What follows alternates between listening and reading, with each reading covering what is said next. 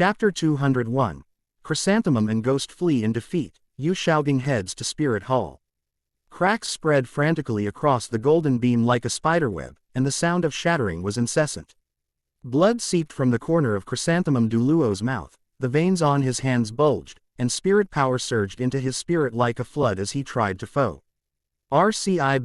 stabilize the energy that was about to collapse. But that scarlet gold blade, carrying a killing intent that could burn everything to ash, actually split the beam right down the middle, as if slicing through clouds. PFF'd. The excruciating pain of energy backlash caused Chrysanthemum Douluo to spray out a large mouthful of blood. His body flew backward like a kite with a broken string, crashing heavily against the collapsing mountain wall and kicking up a cloud of dust. He struggled to prop himself up. The golden light on his spirit had dimmed. He had clearly suffered a heavy blow. Such strong killing intent. Chrysanthemum Douluo wiped the blood from the corner of his mouth. In his eyes, besides shock, there was a deeper sense of wariness. It's over. As the cold voice fell, the last red spirit ring on Lu Chen suddenly lit up. A single sword strike was unleashed. The sword light transformed into a massive azure claw shadow in the air, lunging toward Chrysanthemum Douluo.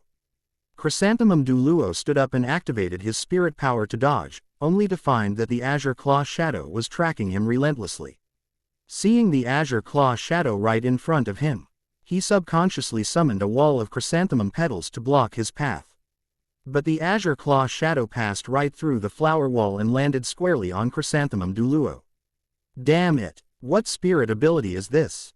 Chrysanthemum Douluo's eyes nearly split from rage. He felt as if his body had been filled with lead. His originally smooth spirit power circulation instantly became sluggish and difficult. And even the movement of raising his hand was half a beat slower. He controlled the spirit power within his body to crash frantically, attempting to break through the binding. Once the Azure Ox numbing divine claw hits, the victim's six senses and physical mobility will all be slowed tenfold. Chrysanthemum Guan. Nearby, Ghost Douluo was dodging pathetically under ZG's attacks. Seeing Chrysanthemum Douluo's defeat, he could no longer care about anything else. His seventh spirit ring lit up. Seventh spirit ability, Ghostly Avatar. Black light surged around Ghost Douluo, and a shrill howl pierced through the dust. Countless distorted black shadows poured out of his body, instantly transforming into a ghostly mist that blotted out the sun. At this moment, Ghost Douluo was no longer composed. His crimson pupils were locked onto Lu Chen. Shoo, shoo, shoo. Dozens of ghostly shadows, identical to the original body, split off from the giant shadow. Half of them rushed toward Lu Chen, while the other half turned into black light, instantly entangling the immobile Chrysanthemum Douluo. The moment those ghostly shadows touched Chrysanthemum Douluo's body, they turned into a viscous black mist, forcibly enveloping his sluggish frame. Go! Ghost Douluo's true body hid within the black mist, carrying Chrysanthemum Douluo along as they sped away into the distance. Trying to escape, the Asura demon sword in Lu Chen's hand slashed down fiercely. The scarlet gold sword light pierced through layers of ghostly mist, instantly shattering half of the intercepting ghost shadows. The ghostly shadows let out ear-piercing shrieks as they dissipated into wisps of black smoke. Ghost Douluo groaned as his true body suffered the backlash, and black blood seeped from the corner of his mouth. Old ghost. Chrysanthemum Douluo couldn't help but cry out. Don't worry, I'm here. Several spirit rings lit up beneath Ghost Douluo's feet.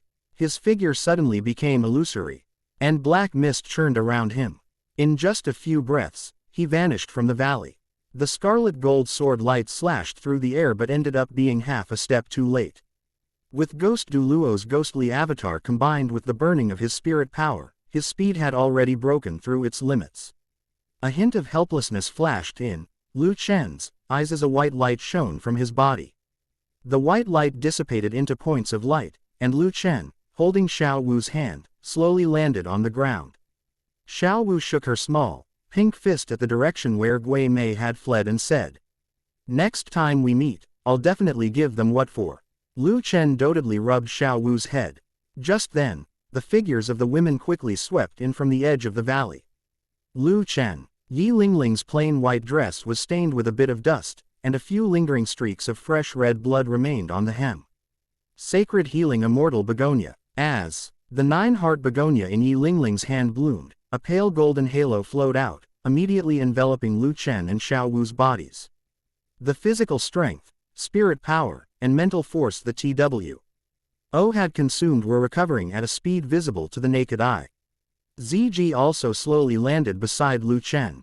She looked at him with a tone of self-reproach. Lu Chen, it's my fault for not being able to stop that man in black. Lu Chen shook his head and said softly, that guy started burning his spirit power at the end. It's not your fault. In a short while, most of the 500 Royal GHTS soldiers had regained their combat effectiveness, except for the warhorses that had already died. The leading knight came to Lu Chen's side, knelt on one knee, and bowed. Pagoda Master Lu, what do you think we should do next? Lu Chen smiled calmly. Continue forward according to the original plan. After this lesson, they won't act rashly again. Yes, continue forward. The entire group continued forward. But the atmosphere had clearly become tense. Inside the carriage, Huo Wu and Shui Binger looked at the letters sent from their respective academies. Both felt a sigh of relief simultaneously. Fortunately, no casualties had occurred in either academy. A few days later, Yu Shaogang, who had set off ahead of time, had already arrived in front of the Supreme Pontiff Palace. Halt! 2 Temple Guard Knights in silver armor blocked the Grandmaster's path. A total of 100 Temple Guard Knights raised their longswords simultaneously. This is a forbidden land. Take one more step, and you will be executed on the spot. Yu Shaogang stopped abruptly, his brow furrowing into a knot, and an undisguised contempt surged in the depths of his eyes.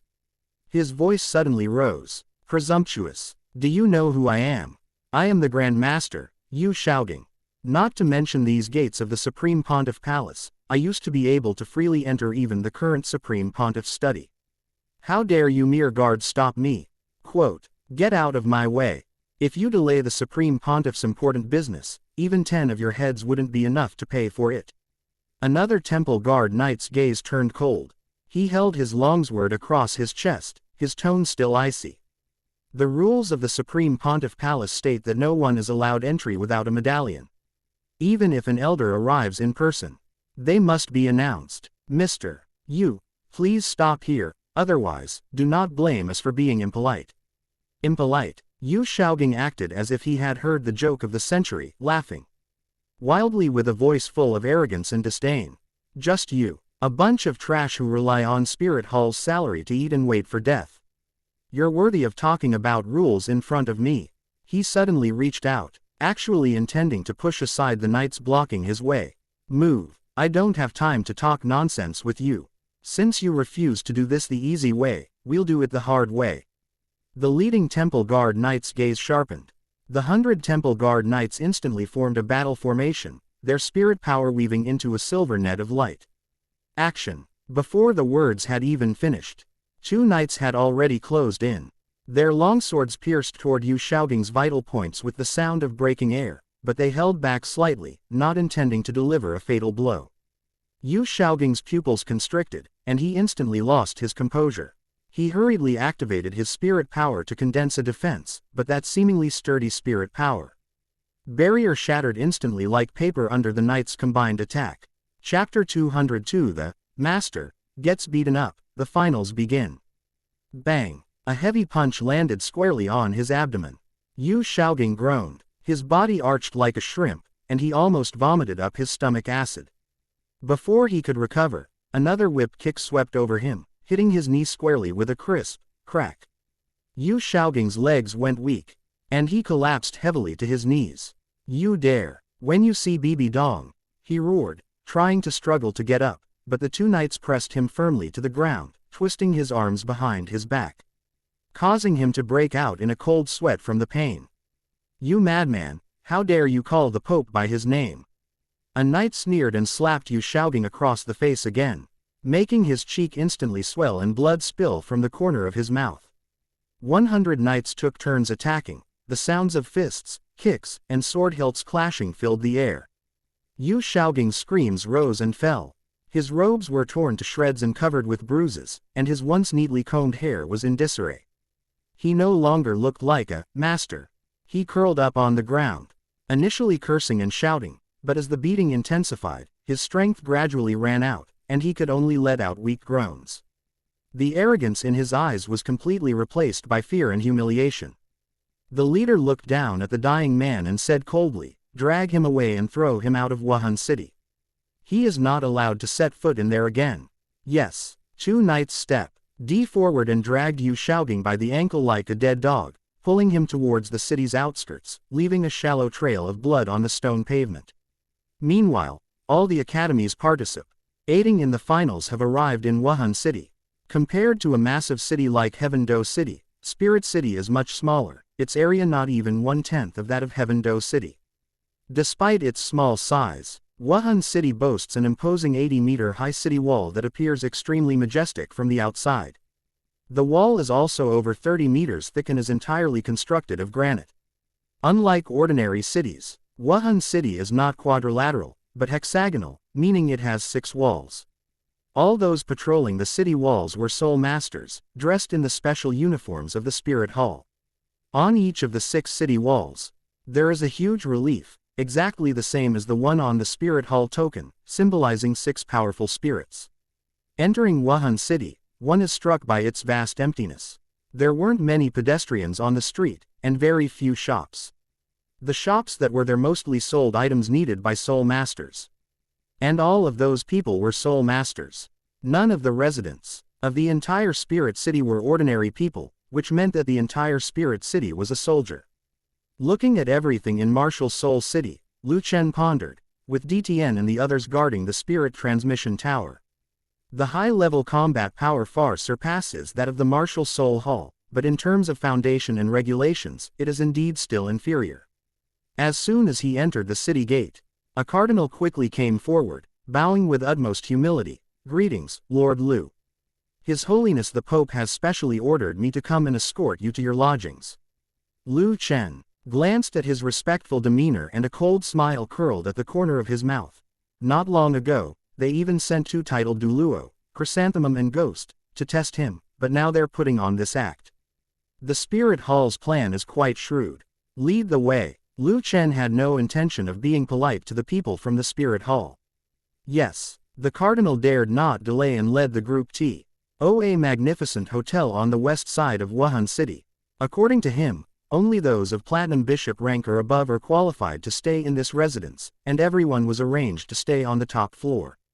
With a wide view overlooking the entire Spirit City, Lu Chen led the women into the master bedroom, which was as spacious as a courtyard.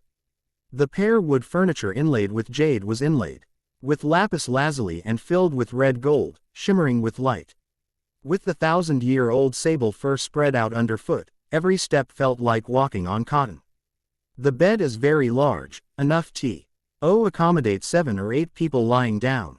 The rosewood bed frame is carved with winged angel patterns, and each wing is inlaid with tiny pink diamonds, which shimmer with starlight under the sunlight. The bed canopy was woven from silver silkworm threads mixed with the fur of an unknown soul beast, giving it a translucent pale gold color. When it hung down, it resembled flowing clouds covering the ceiling. The moment Xiao Wu saw the bed, she jumped onto it. Her delicate pink feet landed on the silk brocade quilt, and the soft touch made her eyes light up. Wow, it's so soft. She lay on her back on the brocade quilt. Her limbs stretched out in a big shape. "Lu Chen, shall we sleep together in this bed tonight?" "Good," Lu Chen replied indulgently, sitting by the window and looking at a hill in the distance. On this hill stand 2 very prominent buildings. The building halfway up the mountain is the most magnificent. It can be clearly seen even from this distance. The dome soars high, and the building's facade is covered with a golden material that glitters in the sunlight.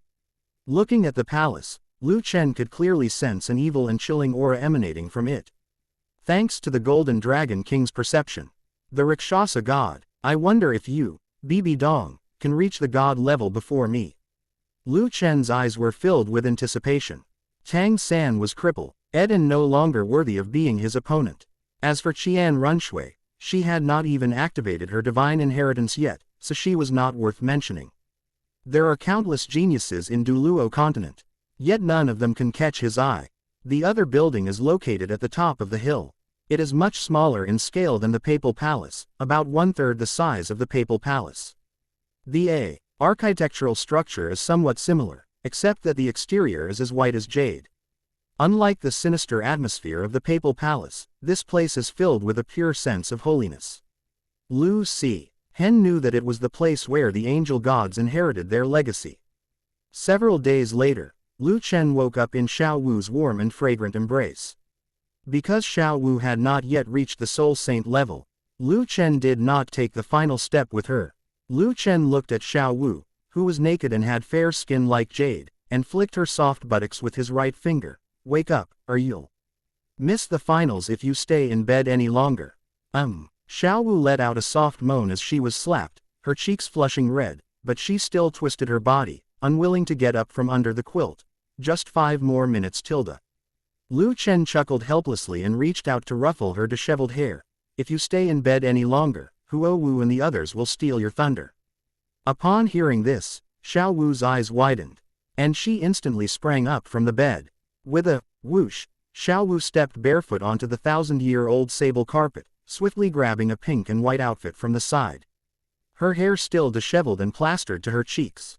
Lu Chen leaned against the bedpost, watching her busy at work, his eyes full of smiles. Just then, a soft knock came from the outside, and Yi Lingling's gentle voice rang out. Lu Chen, Xiao Wu, it's time to get up. The teams from other colleges have already headed to the finals venue. As she spoke, Yi Lingling pushed open the door and entered, skillfully coming to Lu Chen's side to help him change his clothes. Chapter 203 Tianshui Academy Forfeits. The era of soul spirits is coming. The finals consist of only 5 rounds. There is a 1-day rest and adjustment period between each round. Before the final 5th round, there is a 3-day adjustment period. In the first round, the 3 seeded teams will receive a bye, while the remaining 30 teams will compete for 15 qualifying spots, with the losers being eliminated. Therefore, the Heavenly Dough Royal team needs to participate in the second round of the competition. After Lu Chen, Xiao Wu, and the others were ready, they headed to the competition venue under the guidance of a special person from the Spirit Hall. Lu Chen, Xiao Wu, and the Oath successfully reunited with Yu Tianeng, Oslo, Yu Feng, and the 2 Shi brothers at the entrance of the Soul Arena. Your subordinates greet the Tower Master. The moment Oslo, Yu Feng, and the Shi brothers saw Lu Chen, they all bowed in unison. Lu Chen waved his hand and said in a friendly tone, "This is not the Spirit Transmission Tower, there's no need for such formalities." After saying that, he took Xiao Wu's hand and took the lead. Let's go in and check out the venue. Behind the 2, Du Guyan, Zhu Zuqing, and Yi Lingling, dressed in platinum and gold team uniforms, followed closely behind. This enormous arena is reinforced with a large number of soul tools to prevent damage. According to information provided by the Spirit Hall, this venue is strong enough to withstand any attack from a Spirit Master below the level of Spirit Emperor without being damaged. Only a wealthy and powerful organization like the Spirit Hall would do something like this, at least the 2 great empires wouldn't be willing to expend such enormous resources. Directly in front of this arena is the Papal Palace. This place is less than a kilometer away from the hill where the Papal Palace is located. The final 3 will compete in front of the Papal Palace. Each academy has its own dedicated rest area. These rest areas are built around the competition venue, with the VIP judging panel located on the side opposite the Papal Palace. As soon as Lu Chen sat down in the rest area of the Heaven Dough Royal Academy, the surrounding audience focused their attention on him. Everyone was curious about just how strong this young Tower Master really was. Just a moment after they sat down, the Cardinal from before rushed over and personally handed Lu Chen the results of the draw. Lord Lu, these are the Heavenly Dough Royal team's opponents for today. Lu Chen opened the note and saw the 4 large characters, Tianshui Academy, written on it. Just then, Shui Binger walked over, followed by the members of the Tianshui team. Upon seeing Lu Chen, Shui Binger slowly approached him, her voice tinged with helplessness. Lu Chen, our Tianshui Academy is preparing to forfeit. Lu Chen looked at the Tianshui Academy members behind Shui Binger and said, "What? You're giving up before the competition is even over?" At this moment, Shui Yue, who had been following behind Shui Binger, spoke up, "Brother-in-law. You'd better stop joking. We know your strength all too well, and we don't want to get beaten up for no reason." Lu Chen looked at the people from Tianshui and said, "How about this? You do me a favor, and in return, I will find a suitable soul spirit for each of you in the future. How about that?" Upon hearing this, the people of Tianshui's eyes lit up, and they looked at Shui Binger with anticipation in their eyes. They learned about the power of spirits from their captain.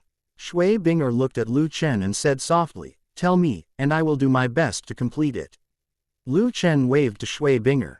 Shui Binger instantly understood Lu Chen's meaning, leaned down slightly, and put her ear to Lu Chen's lips. Lu Chen's fingertips brushed casually against her temple, the cool air gently caressing her reddened earlobe. His voice was so low that only the two of them could hear it. The warm air made Shui Binger's ears burn instantly. She subconsciously held her breath, her eyelashes trembling slightly, and dared not look up at him. After Lu Chen finished speaking, Shui Binger's pupils contracted slightly, and she looked up in confusion. "Do you understand?" Lu Chen smiled slightly at her, and the quick-witted Shui Binger instantly understood what Lu Chen meant, nodding and saying, I understand." After the group from Tianshui left, Xiaowu nestled in Lu Chen's arms and asked curiously, "What did you just say to Binger?" Lu Chen gently pinched her nose, a smile hidden in his eyes. "It's a secret." Soon, the second round of the finals officially began. On the battle stage, Lu Chen, Zhu Zuqing, Du Guyan, and Yi Lingling stood opposite the Tianshui team. Upon seeing that the Heavenly Dou Royal team had only fielded 4 players, the referee asked, "Lord Lu, are you sure you want to start the match with a 4-player lineup?" Lu Chen didn't speak, but simply nodded slightly. Seeing Lu Chen's resolute attitude, the referee raised his right hand and shouted in a deep voice, "The match begins." Before the words were even finished, the 7 students from Tianshui Academy simultaneously released their martial spirits. And various colored spirit rings rose up beneath their feet, with the lowest configuration being 2 yellow and 1 purple. Shui Binger unfurled her ice crystal phoenix wings, and he phantom of an ice phoenix hovered above her head, instantly filling the entire area with a bone-chilling cold. Azure Bull Python. A crimson light suddenly surged from Lu Chen's body. The moment his 100,000-year soul ring lit up, a fierce aura swept across the entire soul arena. The Spirit Hall personnel immediately activated their soul guidance devices to isolate this aura within the soul arena. The referee from the Spirit Hall watched this scene with a solemn expression. A 100,000-year spirit ring? No. It should be a spirit. Immediately afterwards, a giant python covered in cyan gold diamond-shaped scales emerged from the soul ring. 2 curved golden horns on its head pointed straight to the sky, and its cyan gold vertical pupils exuded the pressure of an ancient ferocious beast. It was the 100,000-year-old soul spirit, the Azure Bull Python. Roar. The roar of the bull python made the air buzz, and the illusory martial spirits of the Tianshui Academy students trembled slightly. Even Shui Binger's ice phoenix restrained some of its coldness. Almost simultaneously, Zhu Zuqing's black spirit ring lit up, Hellfire Dragon. A phantom of a purplish-black dragon emerged from the shadows. Its wings seemingly capable of blotting out the sky, its scales as hard as obsidian, and black saliva dripping from its mouth corroding the ground. Its pair of scarlet eyes radiated a bloodthirsty, cold light. As the dragon flapped its wings, the intense corrosive aura collided with the icy aura of Tianshui Academy, creating a visible vortex of airflow. Yi Lingling, Ji and Du Guyan gently raised their hands, and 2 beams of soul light shone simultaneously. The Mother Tree of All Spirits. Blackwater Poisonous Flood Dragon. The Blackwater Poisonous Flood Dragon's body is covered with spiky black scales, and it spews dark green poisonous mist from its mouth, leaving black bubbles on the ground wherever it passes. On the other side, the verdant Mother Tree of All Spirits rose up from the ground behind everyone. Its thick trunk was covered with golden patterns, its emerald green leaves shimmered with the luster of life, and its vines coiled and spread like living things, instantly forming a green barrier. In the audience, everyone's attention was firmly drawn to these 4 spirits. Especially for viewers of Star Luo Empire, most of them were Lear. Ning about the existence of soul spirits for the first time.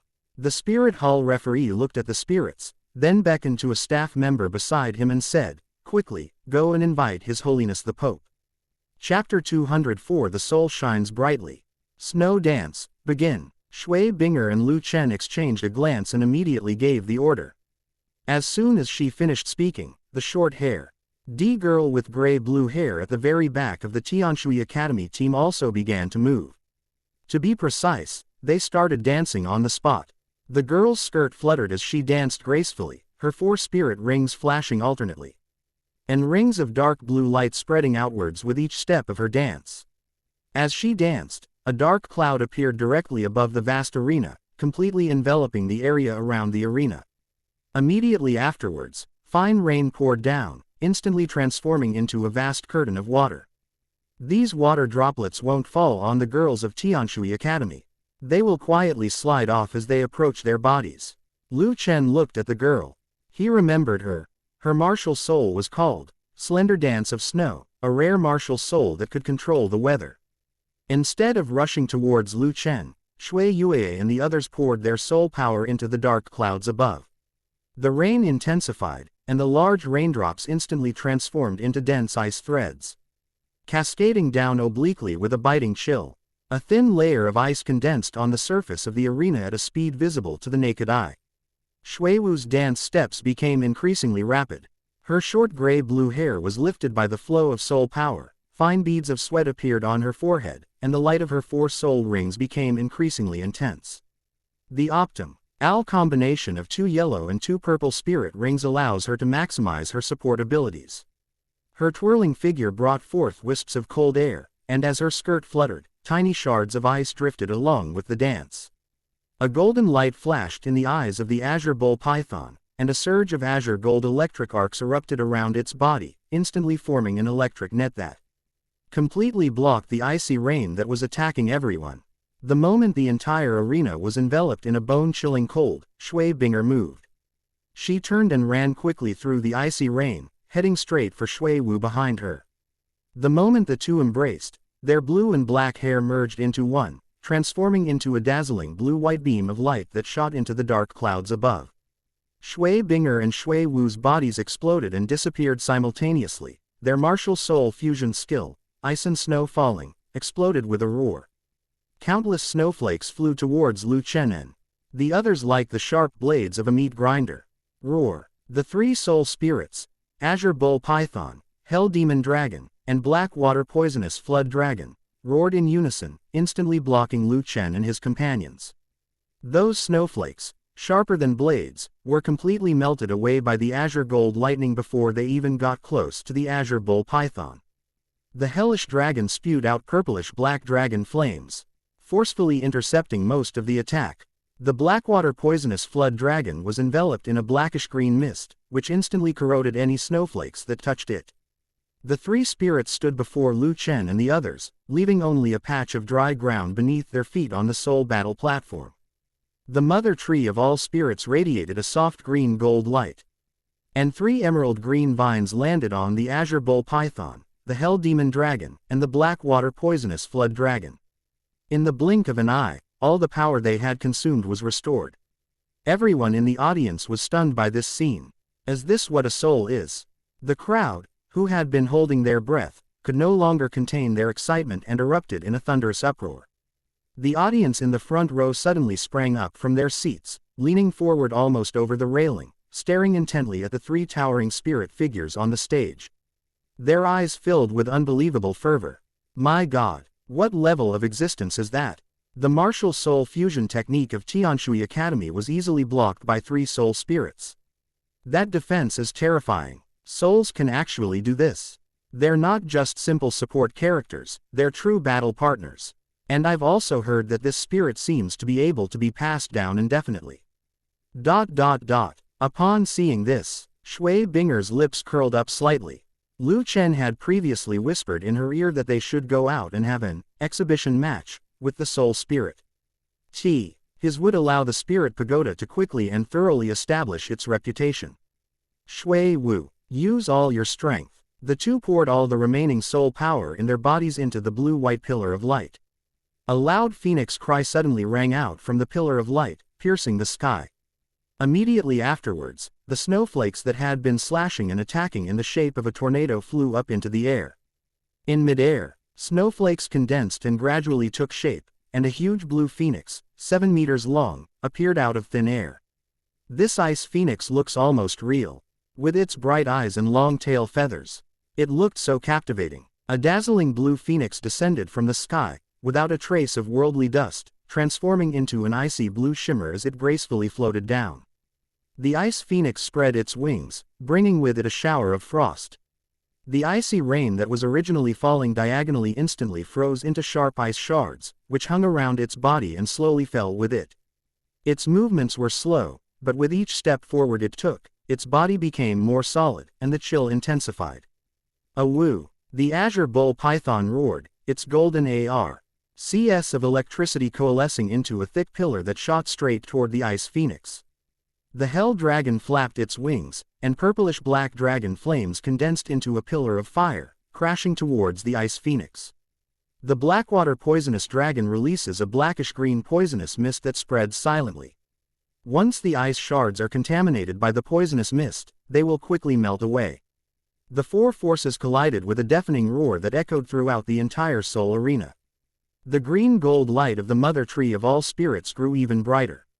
In addition to continuously replenishing the power of the three soul spirits, it also branched out several slender vines that wrapped around Lu Chen and the others' waists, forming a soft protective shield that kept the shockwaves out. Lu Chen stood with his hands behind his back, calmly watching the war.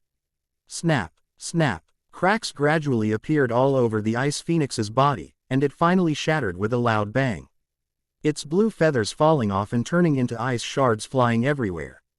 Shui Binger and Shui Wu fell from midair, their faces pale with exhaustion of soul power.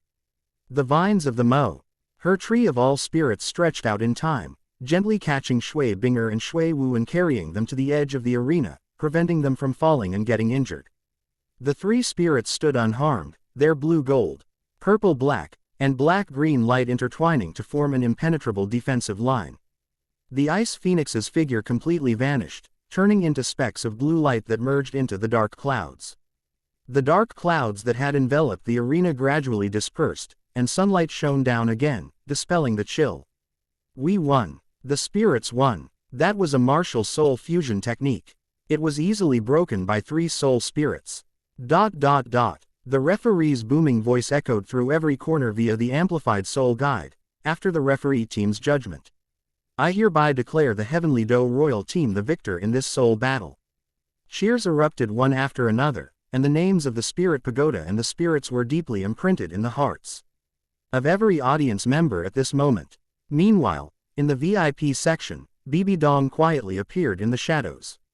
Looking at the spirit in the center of the arena, she murmured, "A 100,000-year-old spirit. Interesting." Chapter 205 Davis's Provocation. Star Luo vs Blue Overlord. The Tian Do Royal Academy's competition has just ended, and the next match will be the Star Luo Royal Academy team's turn. Lu Chen was holding Zhu Zuqing's hand, with Du Guyan and Yi Lingling beside him. Just as they stepped down the steps of the soul battle platform, two figures blocked their way. The man had long, golden hair that cascaded down his back, a lazy expression on his face, and a purple light shining in his eyes, but they were not double pupils. His appearance was at least 70% similar to Dai Mubai's, except that he was a few points taller than Dai Mubai. Behind him followed a tall young woman, almost as tall as him, with an extremely voluptuous figure and skin as white as alabaster. She, too, wore a smile and linked arms with him. The girl was beautiful, and she resembled Zhu Zuqing even more than Dai Mubai did, except that she lacked Zhu Zuqing's coldness. Their identities are already obvious. They are none other than Davis, the eldest prince of the Star Luo Empire, and Zhu Zuyun, the eldest daughter of the Zhu family of the Star Luo Empire. The moment Zhu Zuqing saw Zhu Zuyun, her body trembled violently. Seeing this, Lu Chen tightened his grip on her slightly cool hand and said softly, "Don't be afraid, I'm here. You are no longer the little girl you were back then, you have long surpassed her." Zhu Zuqing nodded gently, her eyes filled with unwavering love as she looked at Lu Chen.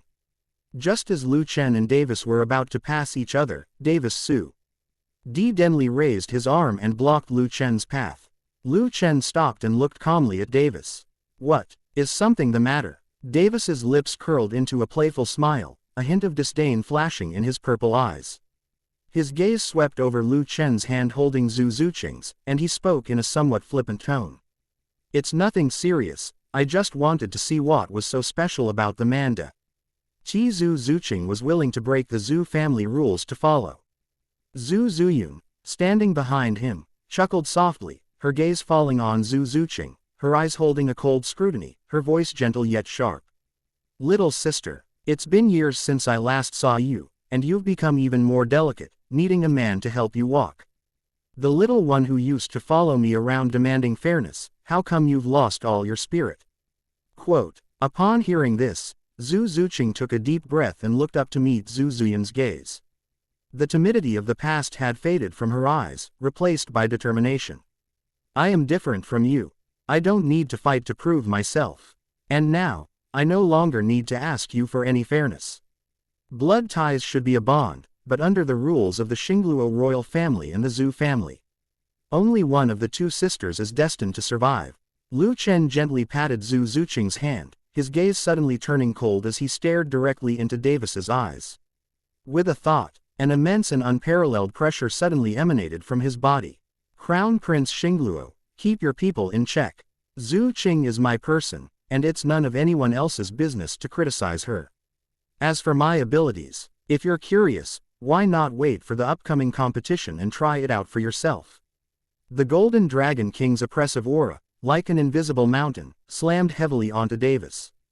Davis's purple eyes narrowed sharply, his soul power surged uncontrollably, and the white tiger martial soul unconsciously appeared as a phantom, with black royal markings faintly appearing on his forehead. His tall frame swayed slightly, his blood surging like a tide. His previous lazy expression vanished, replaced by solemnity and disbelief. What kind of martial soul's pressure is this? A dragon. Why is it so many times more domineering than the blue lightning Tyrannosaurus Rex? Zhu Zuyun behind him also stopped smiling seductively. Her voluptuous body tensed up, and the black soul power of the netherworld cat swirled around her, trying to resist the heart-palpitating oppressive feeling. As soon as her phantom of the netherworld cat appeared, it as slightly distorted by the oppressive force, causing her face to turn pale and her gaze towards Lu Chen to become more wary. In a daze, they seemed to see a giant golden dragon, 10,000 feet long, soaring between heaven and earth. Its scarlet dragon eyes filled with world-destroying ferocity. After a long while, the members of the Star Luo royal team quickly walked over and patted Davis on the shoulder. Captain, what are you doing standing here? Call. Davis finally snapped out of his fear and looked up to see that Lu Chen had already led Zhu Zuqing and the others far away, air figures disappearing at the exit of the Soul Arena. His and Zhu Zuyun's backs were already soaked with cold sweat, their clothes clinging tightly to the panel, the feeling icy and bone-chilling. Zhu Zuyun looked in the direction Lu Chen had left with lingering fear, her voice trembling slightly. Davis's face was so dark it could drip water, and he gritted his teeth and said coldly. Defeat the Blue Tyrant team first.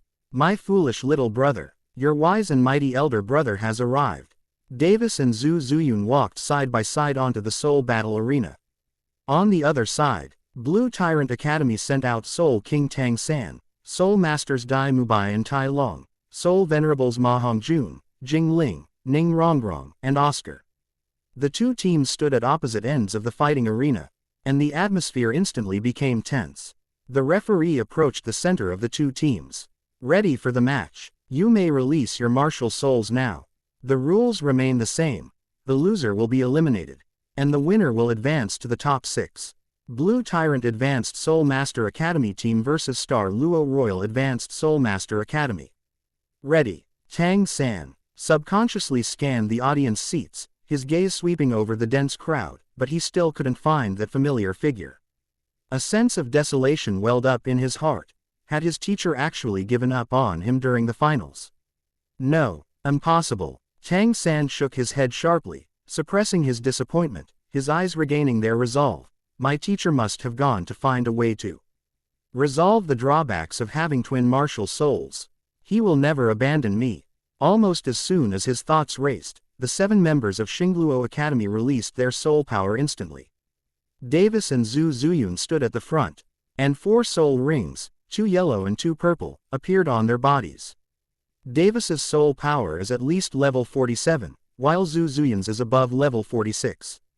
Among the 7 members of the Star Luo Royal Team, with the addition of Davis and Zhu Zuyun, the Star Luo Academy team has as many as 6 soul masters. Tang San gripped the clear sky hammer, and 5 spirit NGS, 2 purple and 3 black, emerged from the hammer's handle. Talon's mighty ape martial soul suddenly possessed him, with 2 yellow and 2 purple rings appearing. His 4th soul ring flashed, and a soul spirit identical to Talon's martial soul appeared beside him. It is enormous and has an imposing presence. This was a powerful soul spirit with an age of nearly 10,000 years, which he obtained from Lu Chen through the contributions of the Power Clan when he reached level 40 of soul power. Roar! Both Mighty Gorilla and Talon let out a roar at the same time. Jing Ling and Ma Hongjun also completed the martial soul possession one after another. Ning Rongrong's soul power is slightly weaker compared to them, although she has been cultivating desperately in order to attract Lu Chen's attention. She is still a level 34 soul master. Dai Mubai looked at his brother, his body trembling slightly.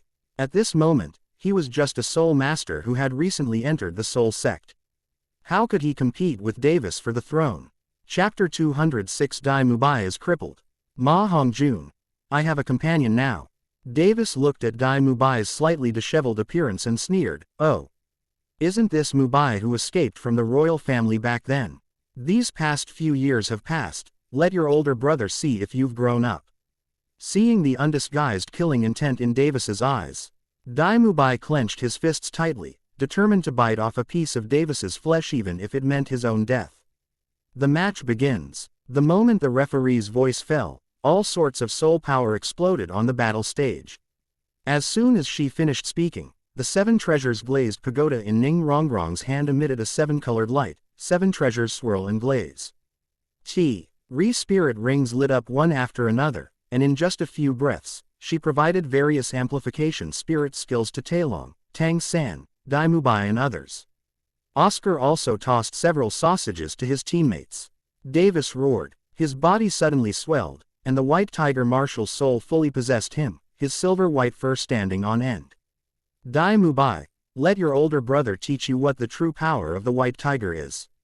Quote, the 4th spirit ring shone brightly with purple light, and the tiger palm of his right hand lit up with a blazing white light, carrying a sharp whistling sound that tore through the air. Heading straight for Dai Mubai's face. Dai Mubai gritted his teeth, his soul power surging wildly within his body. His 3rd soul ring flashed, and the white tiger Vajra transformation empowered him. As he swung his right arm, his 4th soul ring lit up, releasing the white tiger blazing light wave. Dozens of golden orbs hurtled toward Davis, but they were instant. Li annihilated the moment they touched Davis's tiger paw. Boom! The punch landed squarely on Dai Mubai, sending him flying backward with blood spilling from the corner of his mouth. Boss Dai. Ma Hongjun was engulfed in raging flames, his evil fire phoenix martial soul spread its wings, his 3rd soul ring shone with purple light, and then his 1st soul skill, Phoenix Fire Line, shot out directly from his mouth. Your opponent is me. Zhu Zuyun suddenly appeared beside Ma Hongjun, her hands flashing with black light as she struck directly at Ma Hongjun's chest. In desperation, Ma Hongjun could only shoot the flame ray from his mouth at Zhu Zuyun. Zhu Zuyun's figure transformed into a black shadow, brushing past the flames to dodge. Helpless, Ma Hongjun could only keep spewing flames to block Zhu Zuyun's advance. On the other side, Talon stood side by side with his great ape spirit, several spirit rings shining on his body. His great ape spirit possessed immense power. Talon and the great ape spirit were evenly matched in a 2-on-1 fight, and Talon even managed to spare some time to help Jingling. Tang San, wielding the clear sky hammer, was fighting another soul master. He had to eliminate this person in a short time to have a chance of winning. Only Dai Mubai managed to escape in a sorry state under Davis's deadly attacks. Dai Mubai felt as if his Internal organs were being crushed by heavy hammers, and a metallic taste kept rising in his throat. The defense brought by the White Tiger Vajra transformation was as fragile as paper in the face of Davis's absolute power. He staggered to the ground, and the moment his feet touched the stone slabs of the Soul Arena, he was enveloped by Davis's ever-present figure. Run away. You escaped from Shingluo City so quickly back then. Why aren't you running away now? Davis's tiger eyes were full of mockery and ruthlessness, and his silvery claws slashed through the air. He didn't give Dai Mubai a chance to catch his breath. He suddenly gathered strength in his left leg, pouring all the power of the White Tiger martial soul into his calf. Dai Mubai's pupils contracted sharply, and he used the saint bit of his soul power to twist his body, trying to avoid this fatal blow. But Davis was much faster than him. With a flick of his wrist, his tiger paw precisely gripped Dai Mubai's shoulder, his F5 fingers digging into his muscles like iron clamps, pressing his body so that he could not move. Both possess the White Tiger martial soul, but without family training and the aid of immortal herbs. Dai Mubai has no advantage whatsoever standing before Davis. All his attacks seemed incredibly naive to Davis. I told you, I'll teach you what the true power of the White Tiger is. Davis's lips curled into a cruel smile.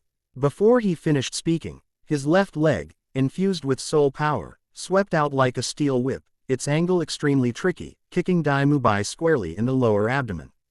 Puff! Dai Mubai froze, his eyes widening instantly, and the color drained from his face at a visible speed, replaced by a deathly pale complexion. A broken sob escaped his throat, a desperate wail.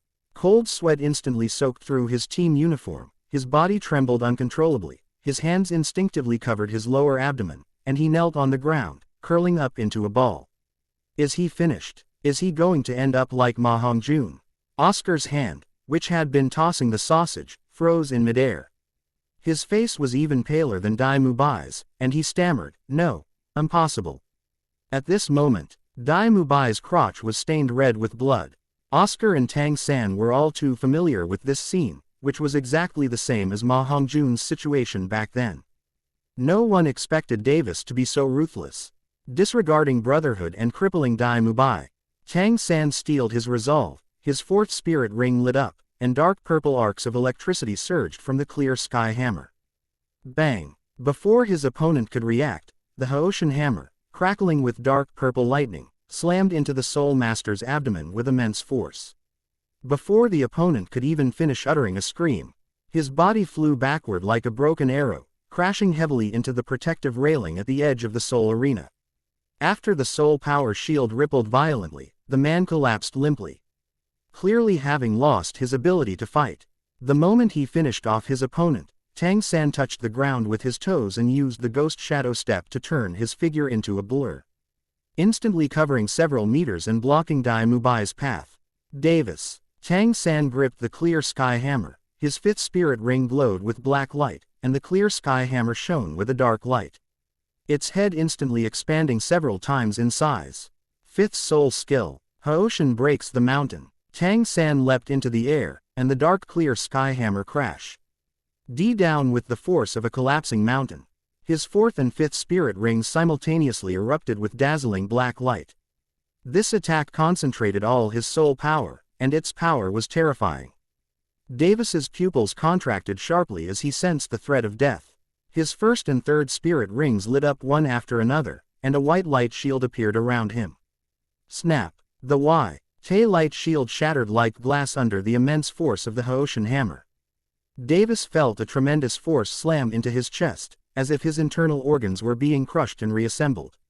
He felt a sweet taste in his throat, and blood gushed out. He tried to block with his tiger paw, but only heard a crisp crack, as the bones in his right arm broke inch by inch, and blood gushed from his arm instantly. Davis's body flew more than 10 meters through the air before crashing heavily into the protective railing at the edge of the Soul Arena. Cough! Cough cough! Davis tried to stand up, supporting himself on the ground, blood gushing from the corner of his mouth, his tiger eyes filled with disbelief and venom. Weiss! Zhu Zuyun exclaimed in surprise, her attack on Ma Hongjun showing an opening. Hey girl, you still have the mind to worry about him. Seizing the opportunity, Ma Hongjun's third soul ring surged with purple light, and the phoenix fire line suddenly thickened. The scorching flames directly reaching the hem of Zhu Zuyun's clothes, forcing her to retreat repeatedly. As soon as Ma Hongjun finished speaking, Taelong's figure appeared behind Zhu Zuyun instantly. And a pitch-black palm slapped directly on Zhu Zuyun's back. Puff! Zhu Zuyun coughed up another mouthful of blood and collapsed next to Davis, immediately losing consciousness. HMPH. You dare to provoke my mistress. Talon snorted coldly and turned to help the besieged great ape spirit. After losing Davis and Zhu Zuyun, the Star Luo royal team was quickly eliminated by Blue Tyrant Academy. Dai Mubai also completely lost consciousness. Chapter 207 Qian Runshui appears. In the third round of the competition, due to the behind-the-scenes manipulation by the Spirit Hall, B. Oath the Heaven Do Royal Academy and the Blue Tyrant Academy received a bye. Lu Chen was happy to see this happen, but he was afraid that he would encounter the Spirit Hall team and be eliminated in advance. Xiao Wu stood quietly beside Lu Chen, holding a small white porcelain bowl in her arms. The cherries in the bowl were plump and very tempting. Xiao Wu carefully picked up a pearl, tiptoed to Lu Chen's lips, and said in a soft voice, "Lu Chen, open your mouth, it's freshly washed and so sweet." Lu Chen smiled slightly, turned his head, and bit the cherry into his mouth. She simply turned her head slightly to make it easier for her to continue feeding. "How is it? Sweet, isn't it?" Xiao Wu pressed on, picking up another one. "I spent a long time choosing, specifically picking these big and red ones." Just as Lu Chen was enjoying this rare moment, Zhu Zuqing suddenly walked over with a platinum gold envelope. Zhu Zuqing pinched the edge of the envelope with her fingertips. "Someone just delivered it to the hotel entrance, specifically asking for it to be given to you. The seal pattern is the one from the Spirit Hall." Lu Chen took the envelope. It was slightly cool to the touch. The platinum gold gilded patterns shimmered in the sunlight, and the edges were decorated with delicate angel wing patterns. Lu Chen opened the envelope.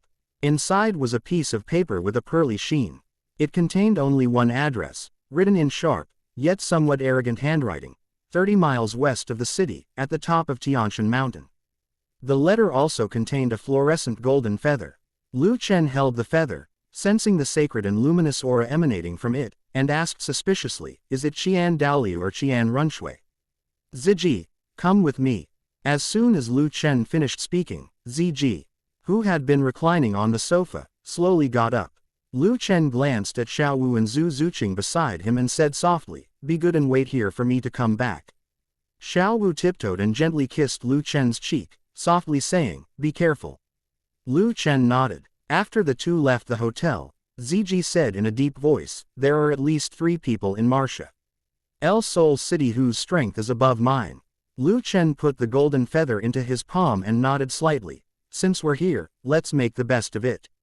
Let's go and meet this distinguished guest from the Spirit Hall." Lu Chen and Ziji unleashed their soul power and sped toward their destination. The journey of 30 miles west of the city was over in the blink of an eye.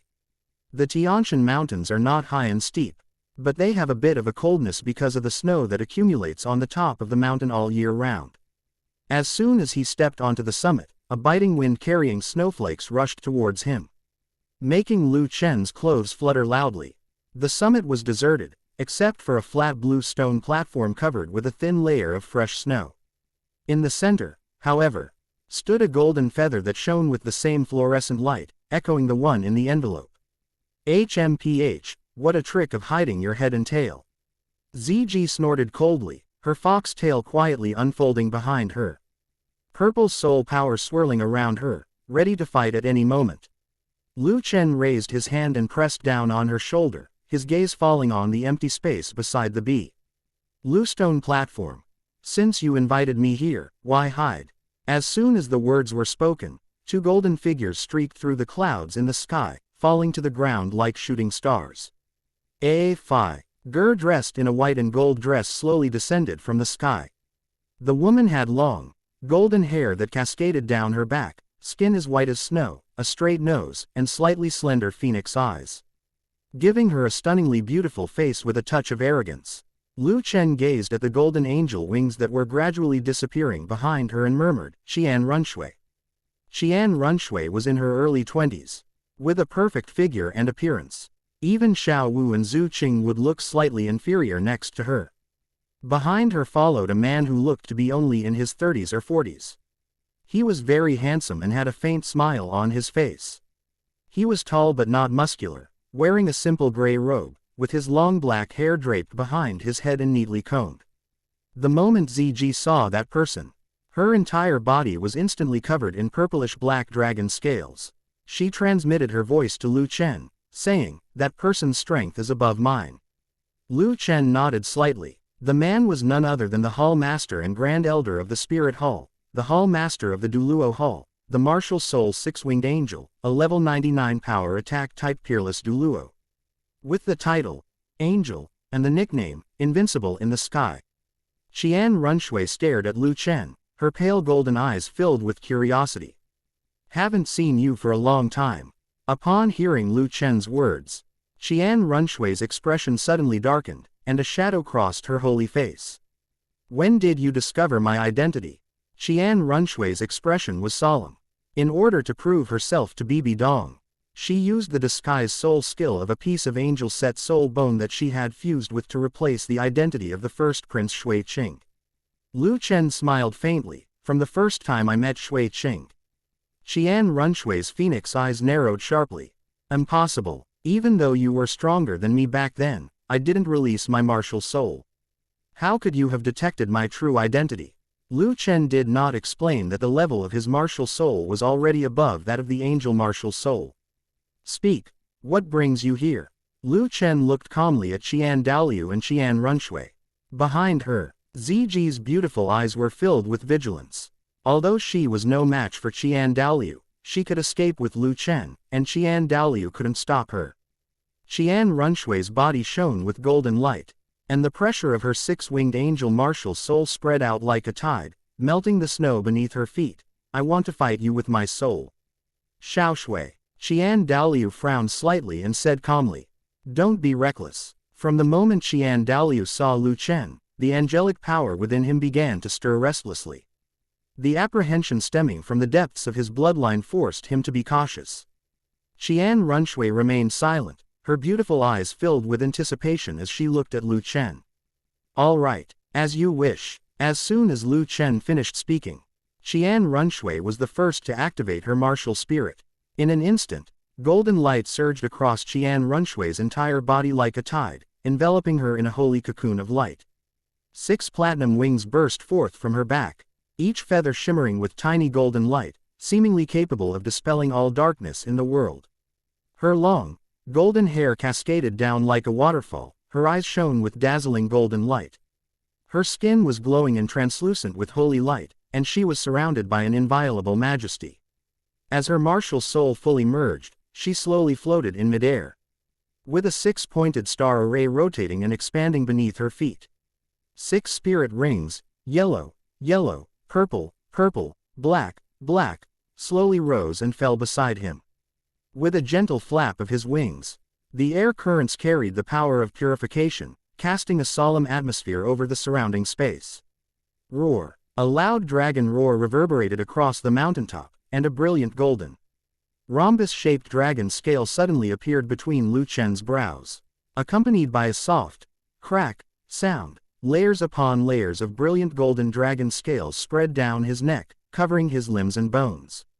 Lu Chen's pupils immediately turned into vertical pupils, his bright golden eyes sharp as blades, and his body was surrounded by visible golden blood energy fluctuations, mixed with the unique ferocity and majesty of the Golden Dragon King, making the air stagnant and heavy. The Golden Dragon King's domineering aura swept across the mountaintop like a tsunami. The originally howling cold wind was violently shaken back, and the accumulated snow collapsed in large areas under this pressure, turning into snow mist that rose into the air. Even the 6-winged angel wings that had furled behind Qian Runshui couldn't help but tremble slightly, with golden feathers fluttering down. At this moment, Qian Runshui looked at Lu Chen with shock in her eyes, and murmured in disbelief, "What kind of bloodline is this? That it can even easily suppress a 6-winged angel?" Chapter 208 Golden Dragon War Angel. Qian Runshui was stunned. Qian Runshui gazed at the 4 dazzling golden spirit rings on Lu Chen's body and murmured, "Is this the legendary Qi and blood spirit rings?" When Lu Chen shook the heavenly battle with the name Golden Dragon King, she sent people to search for the secret of the Qi and blood soul ring, but in the end they found nothing. "Bring it on." Lu Chen looked at Qian Runshui calmly. "Let me see just how powerful the next angel god really is." Upon hearing this, Qian Daoliu's aged eyes lit up with a sharp light. He immediately stepped forward, about to speak, when he saw that Ziji had already shielded Lu Chen behind her. "Qian Daoliu, you have to interfere in the fight between juniors." Ziji's voice was as cold as ice. Upon hearing this, Qian Daoliu laughed heartily, looked at Ziji's youthful appearance, and said, "Speaking of which, this old man hasn't had a chance to get some exercise in a long time." As soon as she finished speaking, Ziji and Qian Daoliu transformed into 2 streaks of light and instantly flew into the sky. The sounds of their clashes echoed continuously from the clouds. At this moment, Qian Runshui's 5th spirit ring lit up, 5th spirit skill, Divine Sword. With a clear shout, Qian Runshui's holy light suddenly converged, and sacred fire surged forth from her soul ring, condensing, contracting, and elongating. Fine golden particles flowed along the edge of the flames, and the sword gradually took shape. The more than 3-foot-long sword shimmered with a glass-like luster in the firelight, and every line of its design was burning.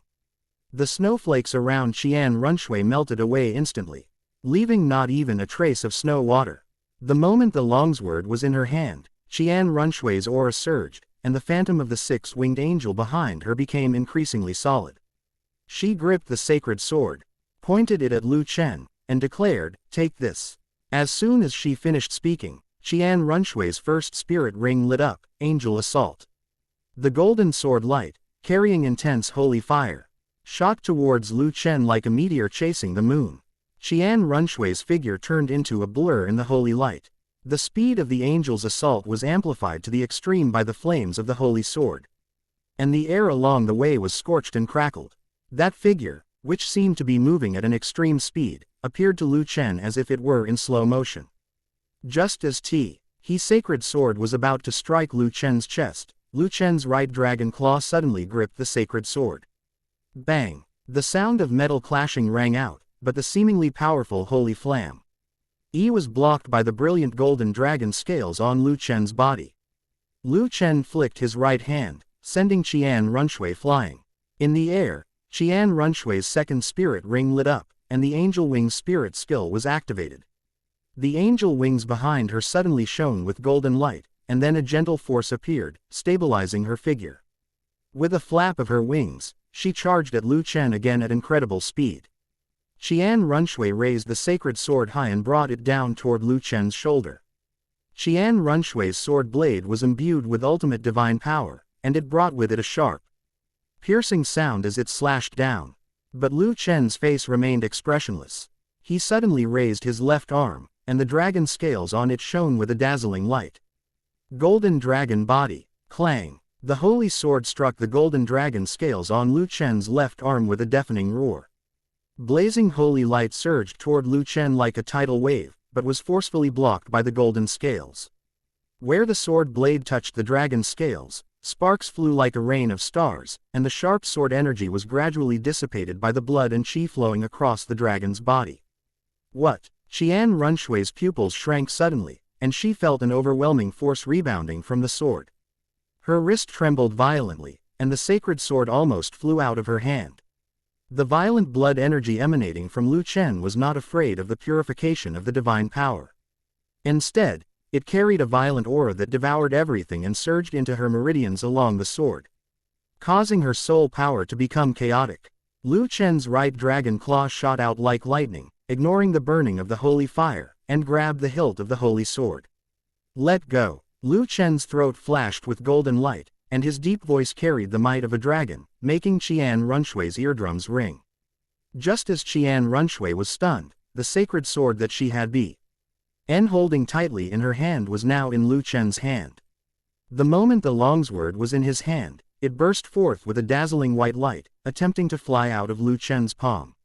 "Quiet!" Lu Chen shouted, and a Shura sword intent flowed from his palm into the sacred sword. The moment the Asura sword intent pierced into the sacred sword, the originally dazzling platinum longsword was instantly eroded by the killing intent.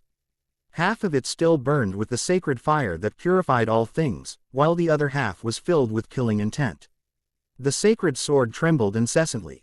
Fine cracks appeared on its blade, and it emitted a humming sound as if it could not bear the weight. Impossible! This sword carries the will of the angel god, how dare you defile it? Qian Runshui roared, a hint of disdain in her eyes. Then, something happened that shocked Qian Runshui.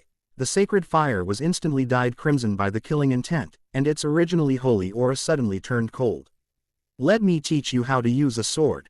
Lu Chen swung his longsword, and a crimson gold sword aura suddenly shot towards Qian Runshui.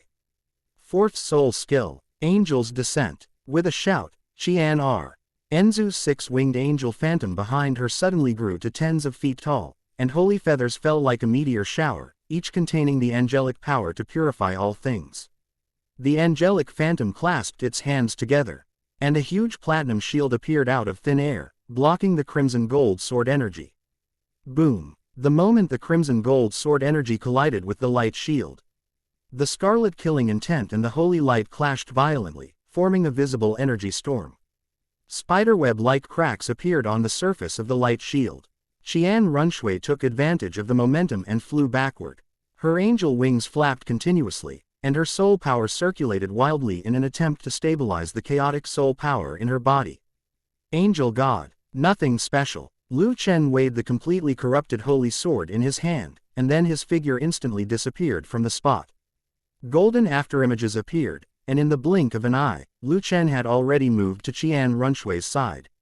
Holding the holy sword against her fair neck, Lu Chen looked at Qian Runshui and said calmly, "Qian Runshui, you lost." "I lost." Qian Runshui closed her eyes and said these words in a trembling voice. Lu Chen flipped his wrist, sheathing the fallen holy sword. His blood energy and soul rings receded simultaneously, and his golden dragon body slowly faded, restoring him to his human form. At the same time, the longsword in his hand turned into wisps of bloody light and dissipated. Qian Runshui suddenly opened her eyes, a hint of humiliation flashing in them, but she dared not say another word. She staggered back a few steps, then flapped her wings and flew towards Qian Daoliu's direction. High in the sky, Qian Daoliu saw that Qian Runshui had escaped danger and stopped fighting with Ziji. He looked at Ziji opposite him and exclaimed, "Young lady, even Tang Hao back then couldn't compare to your talent." "A junior, Tang Hao." Ziji's anger flared instantly. "Old man, die." Just as Ziji was about to make her move, Lu Chen's voice floated down from the ground, "Ziji, come back." Upon hearing this, Ziji snorted coldly at Qian Daoliu, withdrew the dragon flames around her, and returned to Lu Chen's side. Qian Daoliu, along with Qian Runshui, transformed into a golden light and disappeared into the distance, the aftershocks of the battle in the clouds gradually dissipating. Chapter 209 Dugu Yan vs Tang San. Several days have passed since Lu Chen and Qian Runshui fought their soul battle. In the fourth round of the Soul Master competition, the Heaven Do Royal Academy team's opponent happened to be Blue Tyrant Academy. At this moment, in the rest area of Blue Tyrant Academy, Tyrone sat on the stool with a look of utter despair, and said helplessly, "I think we should just admit defeat. The Lord's strength is not something we can test. Indeed, I don't want to get beaten up either." Oscar nodded in deep agreement. "Moreover, Dai Mubai has been crippled. With our strength, we have already exceeded expectations to have come this far." Ning Rongrong nestled beside Zhongzhu and agreed, with Lu Chen's strength, he could defeat us with one hand. "I agree with Tailong's statement." Tang San stood in the corner, staring at everyone present with a gloomy expression. "It's all because of that good-for-nothing Dai Mubai. Why didn't that good-for-nothing just die?" Lu Erlong looked at Tailong and the others, and slowly said, "In that case, we'll forfeit the fourth round." Dean Lu Erlong, "I disagree." Before Lu Erlong could finish speaking, she was interrupted by Tang San, who had been silent all along. All eyes were on Tang San, while Tai Long stared at him speechlessly. "Well, it's that annoying person again. He could have just retired gracefully, but he insists on showing off. How can you be so capable? Lu Erlong frowned slightly and looked at Tang San, saying, Tang San, I know you've always had your own ideas, but right now, Blue Tyrant Academy has no chance of winning against Lu Chen, Shen Feng, or the Martial Soul team. Tang San clenched his right fist tightly, swept his gaze across the crowd, and said coldly, You're afraid of Lu Chen, but I'm not. After saying that, Tang San walked straight towards the Soul Arena. Lu Erlong watched this scene and sighed softly, alas. Such promising talents, ruined by Yu Shaogang, it's pathetic. After saying this, Lu Erlong left the rest area of Lanba Academy. She was going to have a good talk with Lu Chen about the handover of Lanba Academy. On the Soul Battle stage, the referee from the Spirit Hall looked at Tang San standing alone on one side of the stage with disdain in his eyes. Do you think you're Lu Chen? That you can win a match by standing still? Foolish. Although he possesses twin martial souls, His Holiness the Pope has already said that Tang San has been ruined by his idiotic teacher and is not worth paying attention to. Out of professional ethics, he still asked, Tang San, is your Blue Tyrant Academy sure you're the only one going to participate in the soul fighting competition? Tang San stood to the side, holding the clear sky hammer, and nodded. Seeing this, the referee from the Spirit Hall had no choice but to announce loudly, Next, please welcome the Heaven Do Royal team to the stage. To the referee's surprise, the Heavenly Do Royal Academy only sent one person, Dugu Yan. In the rest area of the Heaven Do Royal Academy, Xiaowu held Lu Chen, her voice tinged with worry, and said, Lu Chen. Is it really okay to send only Yan Zi to the field? Tang San's clear sky hammer has 2 purple and 3 black spirit rings after all. Lu Chen rubbed Xiaowu's head and comforted her, Don't worry. Yan Zi has the Azure Phosphorus Dragon bloodline in her body. After staying by my side for so long, she has already entered the true dragon bloodline. Although she has not yet evolved into the Azure Phosphorus Dragon Emperor, she can still be called the Azure Phosphorus Dragon King. Yi Lingling nodded. Moreover, Yanzi also has the external soul bone, Azure Phosphorus Soul Eroding Spear, to help her, making her combat power comparable to a high-level Soul Emperor. Just as Yi Lingling was making her reasoned analysis, Lu Erlong's hearty voice came from not far away. What can Tang San use to fight? His head. Seeing Lu Erlong's unsatisfied eyes, Xiaowu subconsciously hugged Lu Chen tighter and immediately said protectively, Lu Erlong, what are you doing here? Lu Chen looked at Xiaowu's possessive eyes and wondered why Xiaowu always looked like this whenever she saw Lu Erlong getting close to Lu Chen. He ruffled Xiaowu's hair and said helplessly, All right. The competition is about to begin. In the center of the Soul Arena, eerie green and pitch black light suddenly collided. As soon as the referee uttered the words, the match begins, Tang San shot out like an arrow. His clear sky hammer, imbued with 5 spirit rings, 2 purple and 3 black, crashing down on Dugu Yan. The hammer tore through the air, sending dust flying from the edge of the stage. His eyes blazed with malice, wanting to wash away the contempt of the Blue Tyrant Academy members, and even more so to show Lu Chen his strength. Dugu Yan was no match for him. Ignorant of the immensity of heaven and earth. Dugu Yan's red lips curved slightly. Without moving, a pair of emerald green scales suddenly appeared on her back, each scale shimmering with a pale golden light. Nourished by Lu Chen's Golden Dragon King bloodline, her Azure Phosphorus Corrosion Dragon martial soul has evolved, and the dragon wings on her back are one of the abilities brought about by the bloodline advancement. With a flap of her dragon wings, she swiftly dodged the attack of the Haoshan hammer. Then, to everyone's astonishment, one of the dragon wings transformed into 4 emerald spears and stabbed towards Tang San. The spear, about 10 feet long, was covered with fine, pale gold dragon scale patterns. The emerald venom dripping from its tip corroded the stone slab, leaving black spots. Third soul skill, Azure Phosphorus Purple Flame. Dugu Yan let out a soft shout, her third soul ring lit up, and she suddenly unleashed black and purple flames with both hands, instantly enveloping the battle arena. Tang San was prepared. Blue-silver grass instantly surged from his palm, weaving into an impenetrable barrier, and rushed towards the purplish-black dragon flames. The moment the blue-silver grass barrier collided with the azure phosphorus flame, a piercing hissing sound tore through the air. Tang San thought that the blue-silver grass's resilience would be enough to withstand the poisonous fire, but he saw that the blackish-purple flames spread wildly along the grass leaves like a bone-deep infection, and the leaves were instantly scorched and curled up. How is that possible? Tang San's pupils contracted sharply, and he took a half-step back, a stinging pain shooting through his palm. He stared at the purple poison in his palm, his eyes filled with disbelief. What kind of poison was this? It could actually penetrate a soul master's body through their martial soul. Little did he know that Douluo Yan's azure purple flame was no longer an ordinary poisonous fire, but a dragon flame fused with the bloodline of a true dragon. Not only was its toxicity multiplied, but it also contained a domineering power that could burn soul energy. Fourth soul skill, Dark Thunderclap. Tang San watched as the purple poisonous flames drew ever closer, gritted his teeth, and activated his spirit rings. The black spirit rings suddenly lit up, and the H.E.A.D. of the clear sky hammer grew 3 times its original size, with dark purple lightning crackling around the pitch-black hammer body. He gripped the Haoshan hammer and slammed it down onto the ground. The terrifying shockwave, carrying dark purple lightning, instantly extinguished all the surrounding purple poisonous fire.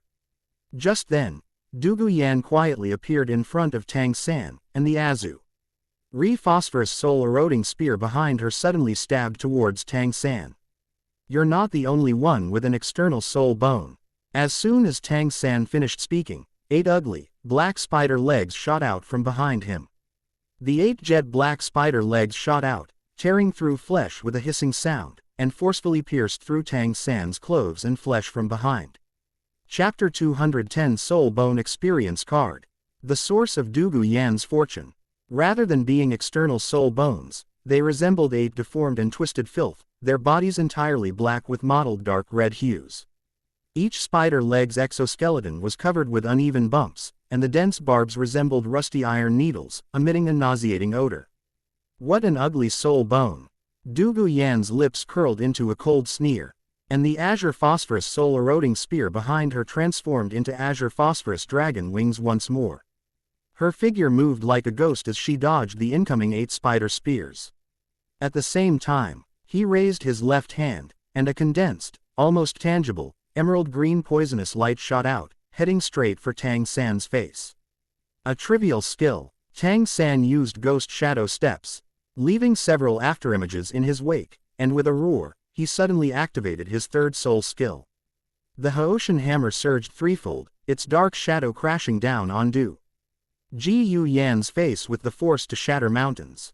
However, Douluo Yan merely shifted her body slightly, effortlessly dodging the powerful attack. She looked at Tang San and said disdainfully, "Your strength is inferior to Lu Chen's." "No. It should be far inferior to Zhu Qing's." 5th soul skill, Poisonous Wave Burst. A sudden surge of emerald green soul power erupted from Douluo Yan's body, transforming into a pervasive poisonous mist. Wherever it passed, the ground was instantly corroded, making a sizzling sound. Tang San's hair stood on end, and his soul power surged hastily to form a shield. But it was instantly eroded by the poisonous fog and became shaky. He could only retreat in a sorry state until he was forced to the edge of the soul arena. Damn it! Tang San abruptly pulled back his clear sky hammer. The moment the Haoshan hammer touched the poisonous mist, emerald green patterns appeared on its surface, and the toxins were frantically invading the body along these patterns. Tang San hurriedly activated the Zhan hand, and his right hand instantly turned as white as jade in an attempt to isolate the poison, but the strange poison continued to spread wildly in his meridians. What kind of poison is this? Even I can't identify it. Tang San looked at the approaching poisonous mist, his eyes filled with apprehension. If the Soul Master competition hadn't prohibited the use of hidden weapons, he wouldn't have ended up in such a sorry state. In a short while, the poisonous fog had already reached Tang San's side.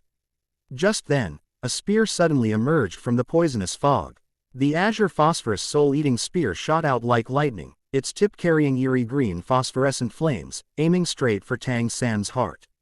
Bite. The spearhead struck the clear sky hammer, and a tremendous force struck, causing the clear sky hammer, known as the #1 weapon spirit in the world, to be directly blasted away. The eerie green toxin spread along the hammer's body, turning the Haoshan hammer's jet black luster green. Your hammer can't stop my poison. Douluo Yan's tone was icy, and her fourth soul skill instantly lit up, Azure Phosphorus Death Ray. The Azure Phosphorus soul-eroding spear instantly erupted with a dark light, its tip tearing through the poisonous mist and piercing straight into Tang San's chest. Tang San's pupils contracted sharply.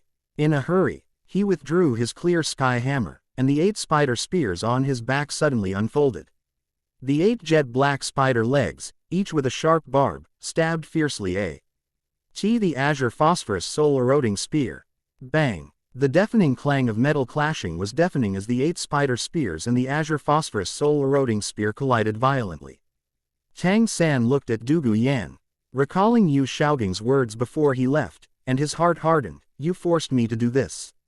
The 8 spider lances on Tang San's back suddenly erupted with a piercing shriek. And the originally curled barbs opened up completely, like countless hungry fangs, biting tightly into the shaft of the Azure Phosphorus soul-eroding spear. He had been hiding a secret.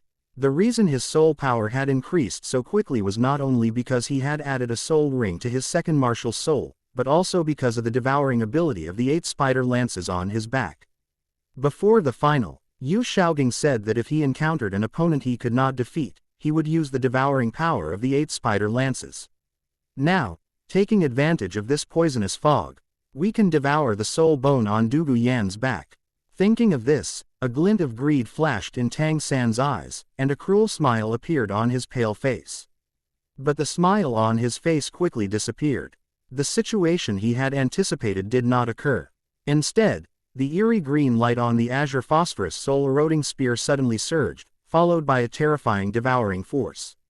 The soul power within the 8 spider spears was forcibly drawn back into the spear shaft. What is this? A hint of doubt flashed in Douluo's eyes, then as if he had thought of something, he looked at Tang San with disdain. You, Tang San. It seems that your soul bone also comes from the human-faced demon spider.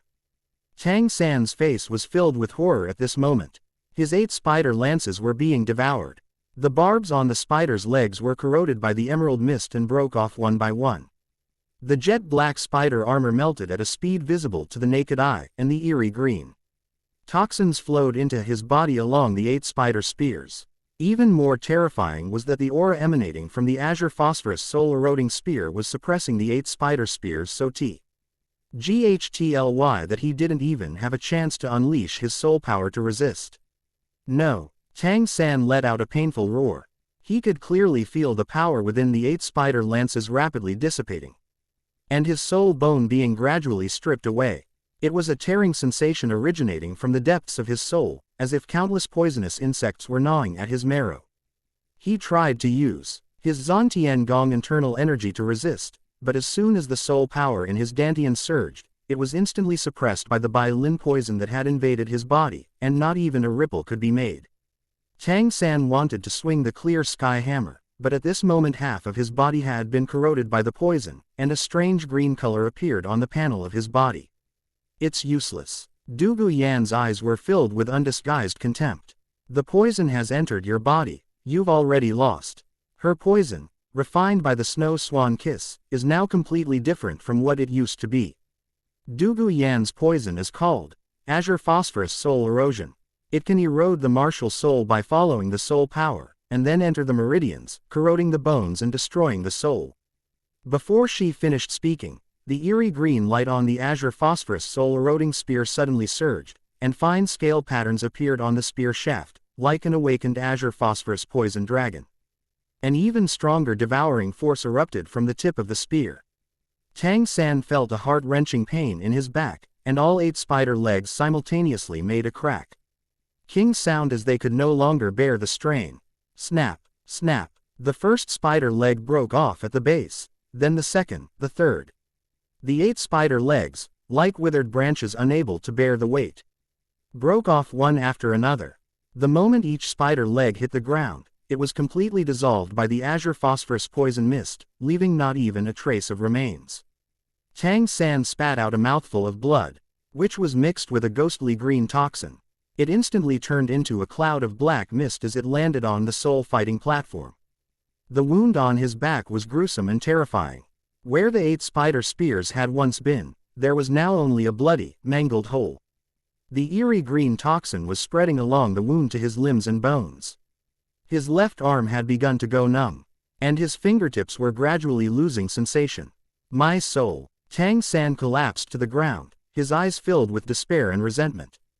Dugu Yan looked at Tang San, who was lying there like a dead dog, and said coldly, "You brought this on yourself. You deserve to die. If you hadn't activated the devouring power of the soul bone, my azure phosphorus soul-eroding spear wouldn't have been able to activate its self-protective function." Upon hearing Dugu Yan's words, Tang San was so enraged that he coughed up a mouthful of black blood and immediately fainted.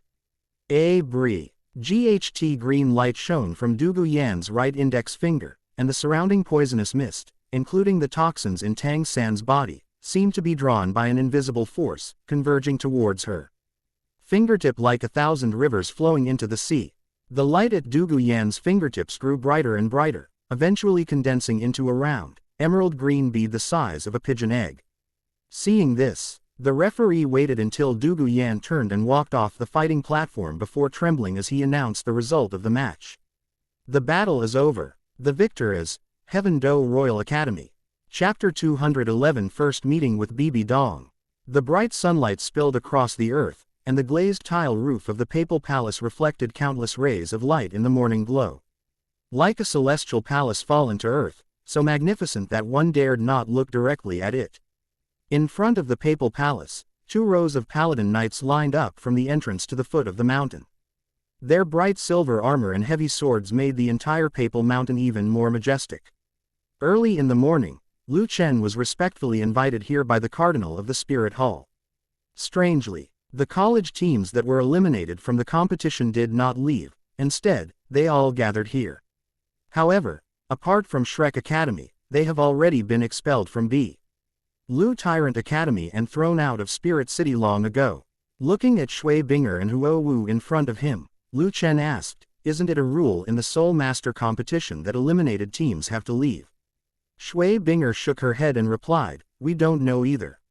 This morning when we were about to leave, we were told that we could watch the final, so we came back." Just as everyone was wondering, a girl suddenly walked up to Lu Chen. The girl had long, short, and neat black hair, a near-perfect figure, and a subtle, alluring charm in her eyes. In terms of appearance, she was in no way inferior to Zhu Zuqing and Xiao Wu, but possessed a maturity and charm that they lacked. "Lu Chen, His Holiness the Pope requests your presence." The girl looked at Lu Chen with curiosity in her eyes. Lu Chen glanced at the golden badge on her chest and said calmly, "You must be Huliena, one of the golden generation of the Spirit Hall." Huliena nodded, said nothing more, and turned to leave. Xiao Wu looked at Huliena, reached out and grabbed Lu Chen, her eyes filled with worry. Lu Chen gently patted Xiao Wu's head and comforted her softly, "Don't worry. With my strength, no on this Douluo continent can easily take my life." Xiao Wu released her grip upon hearing this and whispered, "Then you must be careful."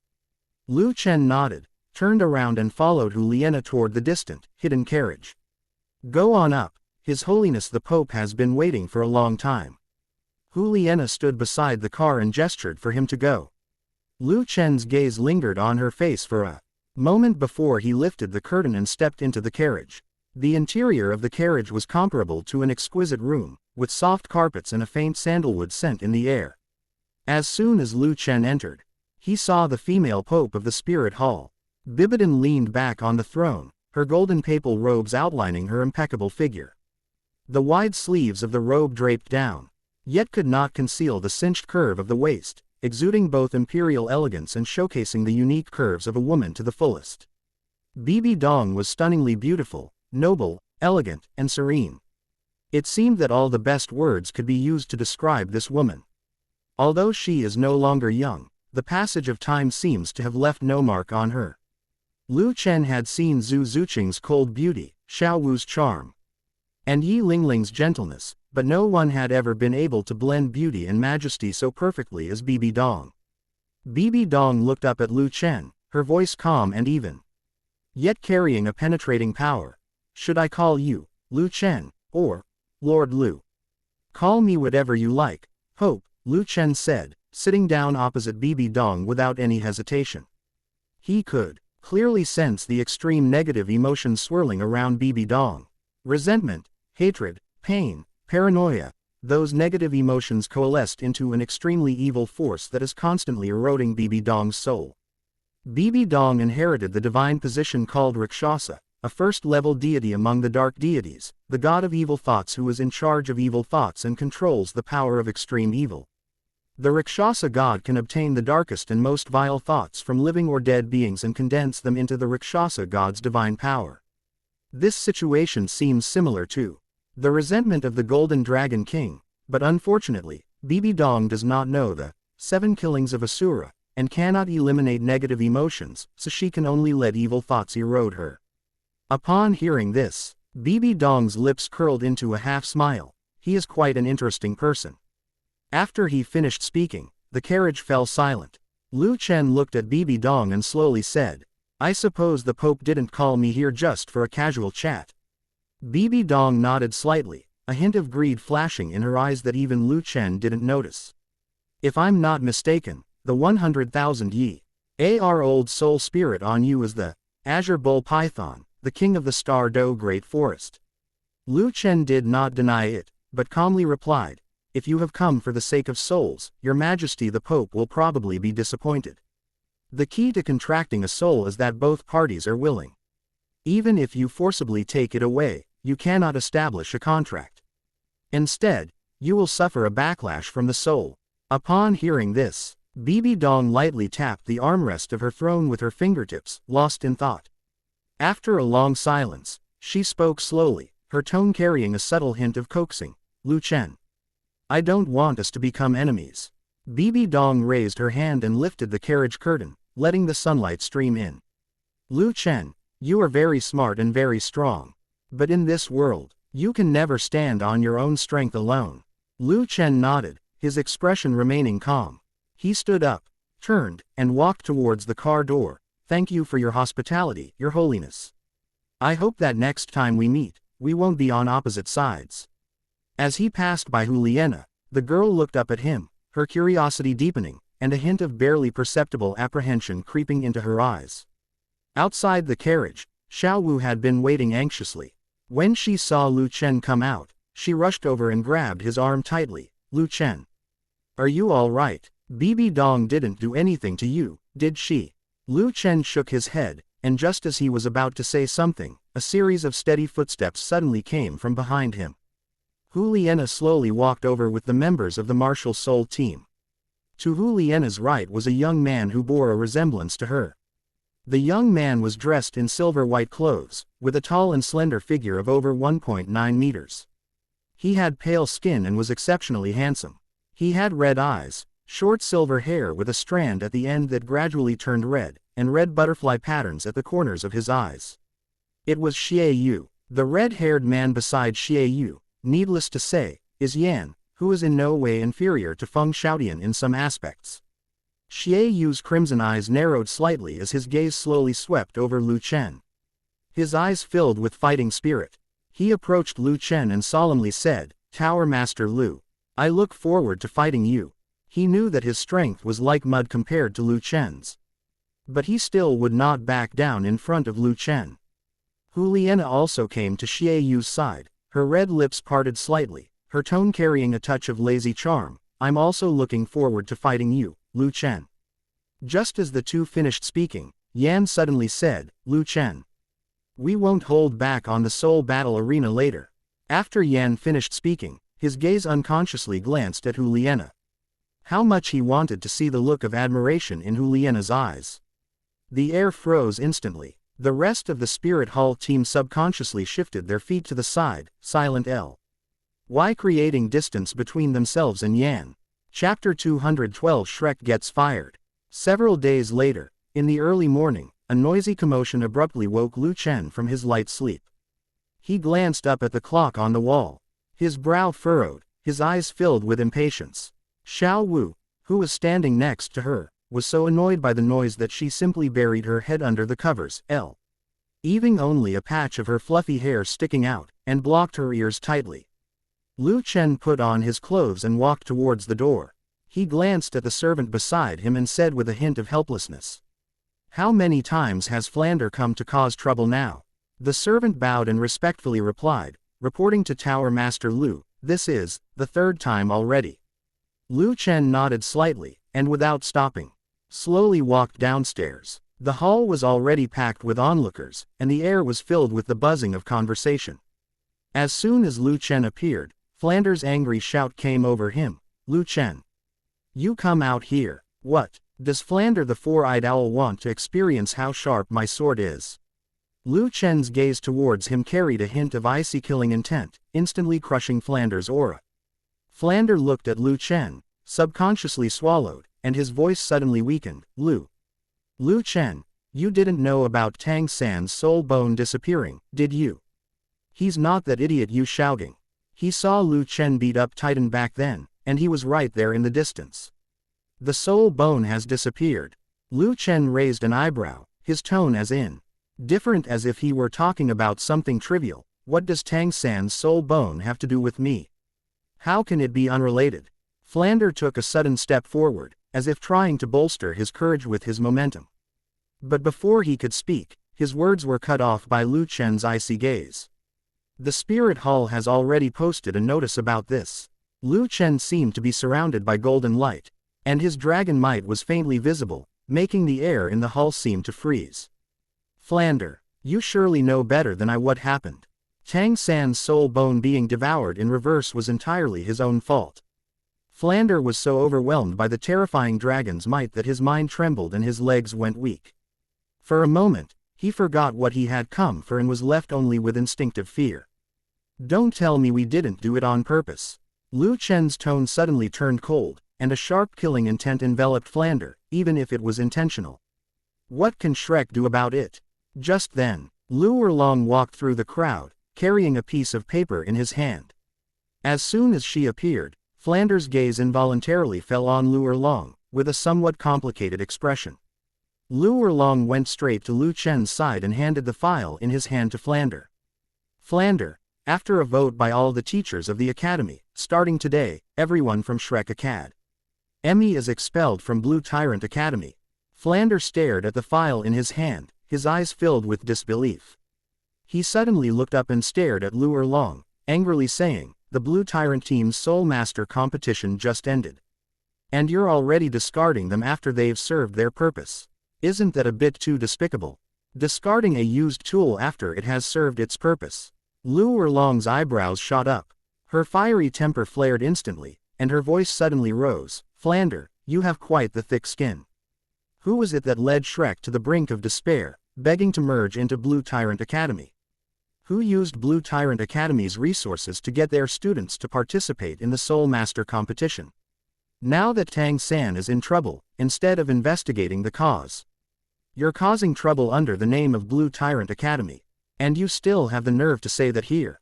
The notice from the Spirit Hall is crystal clear, yet you insist on pretending not to understand. Simply trying to extort money from us." Flander's face turned pale and then red, and he was rendered speechless by Lu Erlong's retort. He did indeed harbor such thoughts. Even though he was genuinely afraid of Lu Chen and wanted to use public opinion to force the other party to make concessions. After Lu Erlong finished speaking, she took Lu Chen's hand and went straight upstairs. Flander was left standing frozen in the middle of the hall, clutching the dismissal file, his face extremely pale. Inside the room, looking at Lu Erlong's protective manner towards her child, Lu Chen laughed and said, "So this is your true nature, Erlong." Lu Erlong rolled her eyes at Lu Chen, annoyed, and said, "Tang San brought this upon himself. He has no one to blame but Yanzi. Besides, every soul master with a cultivation level of Soul Douluo or above saw the entire competition clearly." Lu Chen smiled slightly and asked, "Erlong, what brings you here today?" Lu Erlong lay languidly on Lu Chen. Her alluring curves barely concealed beneath her loose robes, her warm breath brushing against his neck. "I've come especially to bring you some good news today." As she spoke, Lu Erlong's hand slowly slid down, gently brushing across Lu Chen's chest. She propped herself up and knelt beside Lu Chen, her robe slipping down slightly to reveal her smooth shoulders and delicate collarbones. Lu Erlong leaned forward slightly, her beautiful eyes glistening with tears, her nose almost touching his, their warm breaths mingling together.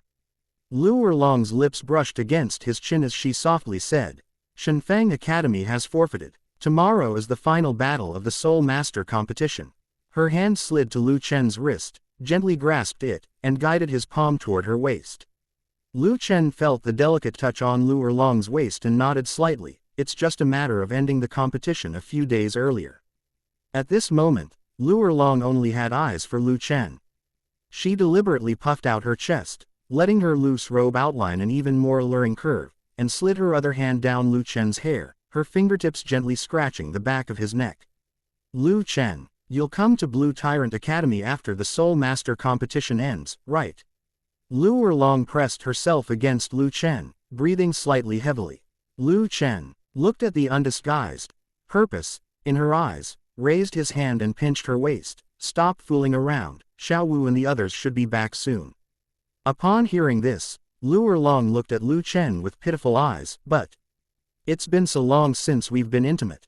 Just then, a knock sounded on the door, and Xiao Wu's clear voice called out from outside, "Lu Chen, it's time for us to eat."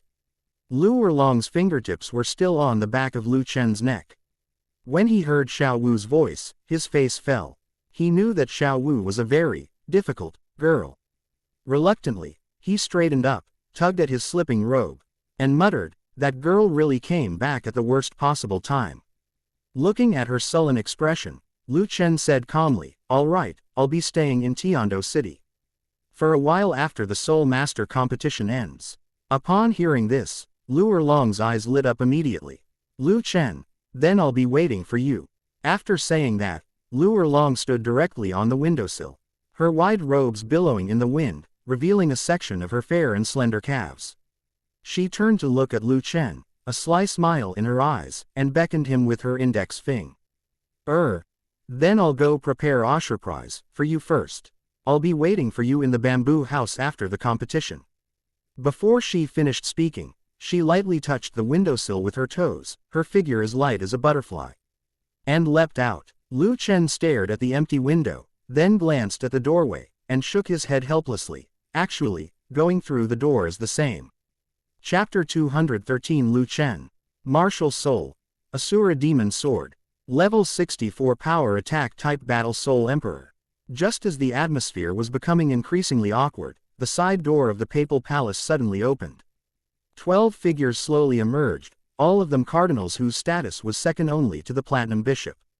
They descended the steps until they stood in 2 rows before the hall, 6 on the left and 6 on the right. The leader stepped forward, his voice booming, "His Holiness the Pope has arrived. Long live, long live, long live." The 3 shouts echoed throughout the entire martial soul city like a landslide and a tsunami. That wasn't just the voice of the neatly arranged paladin knights on Mount Papa, it was also the shouts of all the soul masters in the entire Spirit City who were forbidden from approaching Mount Papa. For them, the Pope is the highest form of faith. The massive palace doors slowly opened, and the 6 emblems on the 2 doors gradually veered off course. Bibi Dong had changed her clothes at some point. Bibi Dong, dressed from head to toe in a long, shimmering gold gown, wearing a purple gold crown and holding a scepter, walked out of the Papal Palace with a solemn expression. The long, shimmering gold gown fit her perfectly, its dazzling fabric sparkling with over 100 red, blue, and gold gemstones. The purple gold crown on her head was even more radiant, and all the light seemed to converge on her at that moment. At this moment, all members of the Spirit Hall knelt on one knee, saying, "Greetings, Your Holiness the Pope." Behind Bibi Dong were 4 people, 3 of whom were dressed in bright red formal attire. Only titled Douluo are qualified to wear this red tuxedo. Clearly, these 3 people are of that status. These 3 people are Chen Xin, a level 96 titled Douluo with the title of Sword, and Chrysanthemum and Ghost, the 2 titled Douluos who fled in a sorry state that day. The moment Chrysanthemum Douluo and Ghost Douluo saw Lu Chen, a deep sense of apprehension welled up in their eyes. Lu Chen was a few years younger than Nana, yet his strength far surpassed that of others of the same level. Absolutely. terrifying. On the other side, the moment Xiao Wu caught a glimpse of Bibi Dong, her body trembled uncontrollably, and a barely perceptible fear flashed across her eyes. Seeing this, Lu Si Hen naturally grasped her slightly cool palm with his right hand, and his warm soul power quietly flowed into her palm. "Don't worry, I've got everything under control." These 7 words echoed in Xiao Wu's mind, and she immediately felt a warmth in her heart, her anxiety slowly dissipating. Bibi Dong didn't notice Xiao Wu's unusual behavior and politely addressed the crowd, saying, "I see hope in you all. Before the Pope's palace, I hope to see all your talents and strength. The ultimate victor will receive the Spirit Hall's greatest reward." As she spoke, she lightly waved her scepter. 3 points of light instantly magnified in front of Bibi Dong, floating in midair. Those were 3 different objects, none of them large, shaped like skeletons: a right arm bone, a skull, and a left leg bone. They each shimmered with fiery red, pale blue, and dark green light, respectively. Soul bones. Those are 3 soul bones. The 3 soul bones are the skull of wisdom formed by spiritual concentration, the right arm of explosive and burning flames, and the left leg of rapid movement. All 3 soul bones originated from 10,000-year-old soul beasts. Among them, the skull of wisdom, formed from concentrated spiritual energy, originated from a soul beast that was over 50,000 years old. It is a top-grade soul bone, second only to external soul bones and the highest-grade soul bones produced by 100,000-year-old soul beasts. The entire audience erupted in uproar. Apart from Lu Chen and his group, the gazes of the other contestants instantly became incredibly intense. Du Guyan even yawned lazily, her expression indifferent. Bibi Dong spoke calmly, "There can only be one winner, and the same goes for the champion. Therefore, these 3 soul bones will belong to the final champion team. I hope that the 3 academies that have entered the top 3 will give their all and win this honor." This morning marks the championship battle for this year's Continental Light Tournament of Advanced Soul Master Academies. The competition will officially begin in half an hour. After Bibi Dong finished speaking, she led Chrysanthemum Douluo and Ghost Douluo inside first. Ning Fengji nodded slightly as he looked at Lu Chen in the crowd, then followed behind Bibi Dong with Chen Xin. A row of gilded chairs was placed in front of the papal palace. At Pope Bibi Dong's signal, she sat in the center. To her left sat Ning Fengji from the 7 Treasure Glazed Tile School and Sword Douluo Chen Xin, and to her right sat Ghost Douluo Gui Mei and Chrysanthemum Douluo Yu Guang. Half an hour passed in the blink of an eye. Soon, both teams entered the square at the referee's prompting. "Prepare for the match. Both sides may release their martial spirits." The cardinal, acting as referee, immediately announced the decision after both sides had taken their positions. The 7 members of the Spirit Hall Academy team moved almost simultaneously, and surging spur. Power erupted from their bodies in an instant. The 3 Xiaoyu standing at the front each had the best spirit ring configuration, consisting of 2 yellow, 2 purple, and 1 black spirit rings. The other 4 people behind them also had the best configuration of 2 yellow and 2 purple spirit rings. The look in each of their eyes became extremely determined. One of the male students standing at the very back quickly took a step back, and a gleaming golden scepter appeared in his hand. Xiaoyu, a level 52 offensive type battle soul king, with the martial soul moon blade. Hu Liena, level 51 control type battle soul king, martial soul, demon fox. Hu Liena and Xiaoyu spoke at the same time, "Please enlighten us." Seeing this, Lu Chen's palm shone with a burst of crimson gold light. And the Asura demon sword materialized instantly, its blade swirling with blood-red color and exuding a chilling killing intent. 6 spirit rings, 2 purple, 3 black, and 1 red, slowly circled the sword. The fluctuations of his spirit power causing the air to hum slightly.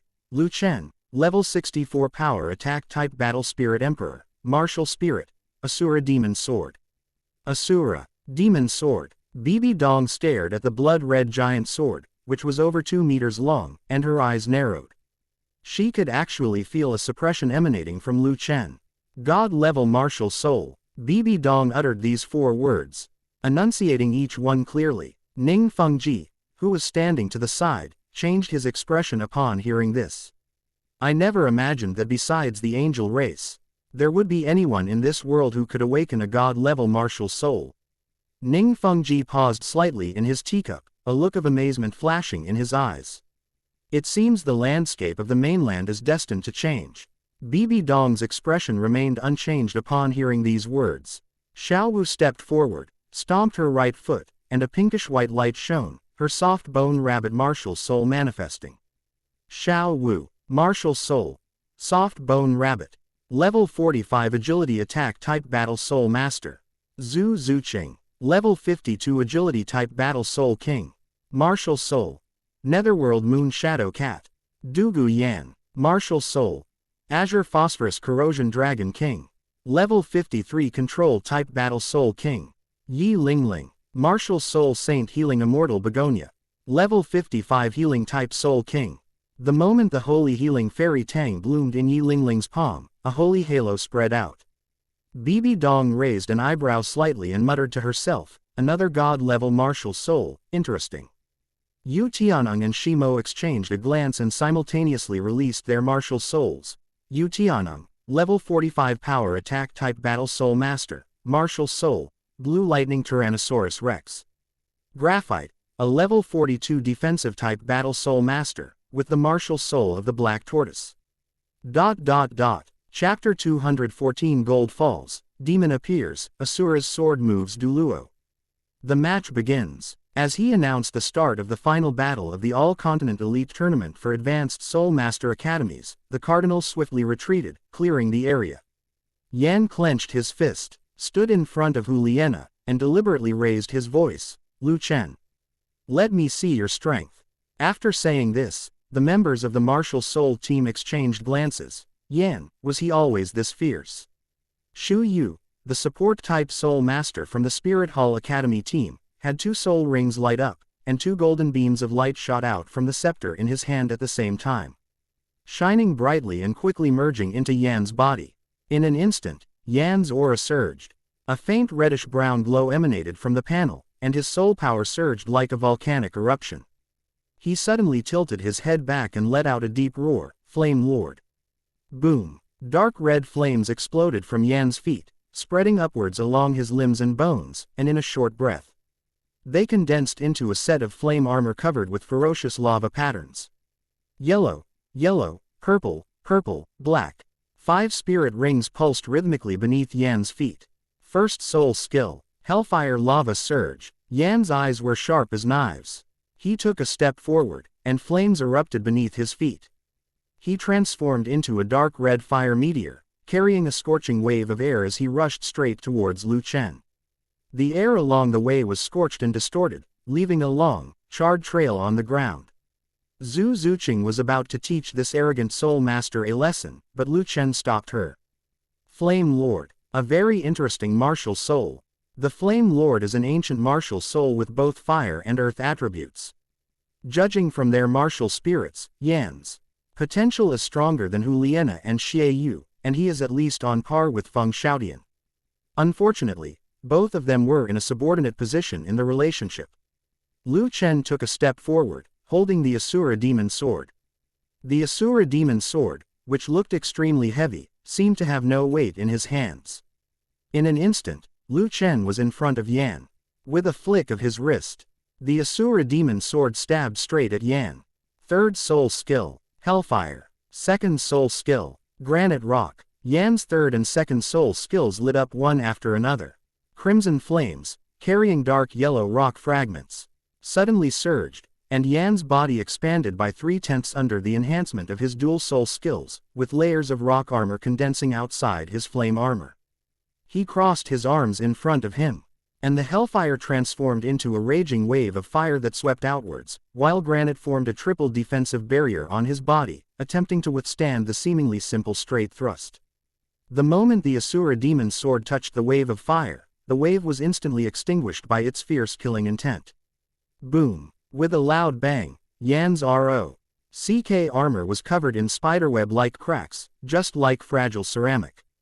Impossible! Yan roared. The flames on his arm suddenly went out, and then a tremendous force struck. Puff! Yan felt as if he had been struck by a heavy blow. his chest heaved with blood and chi, and he spat out a mouthful of scalding blood mixed with sparks. The flying body crashed into the protective barrier at the edge of the field with a dull thud.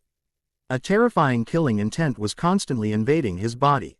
Yan tried to activate his soul power, but found that his meridians felt as if they were being pierced by thousands of steel needles. He let out a painful groan, his body trembling uncontrollably, and the fiery armor on his body completely shattered, turning into sparks and dissipating. Upon seeing this, the referee immediately removed him from the arena. Yan, a member of the Golden Generation, is eliminated. At this moment, only Hu Liena and Xie Yu were still struggling to hold on in the Soul Arena.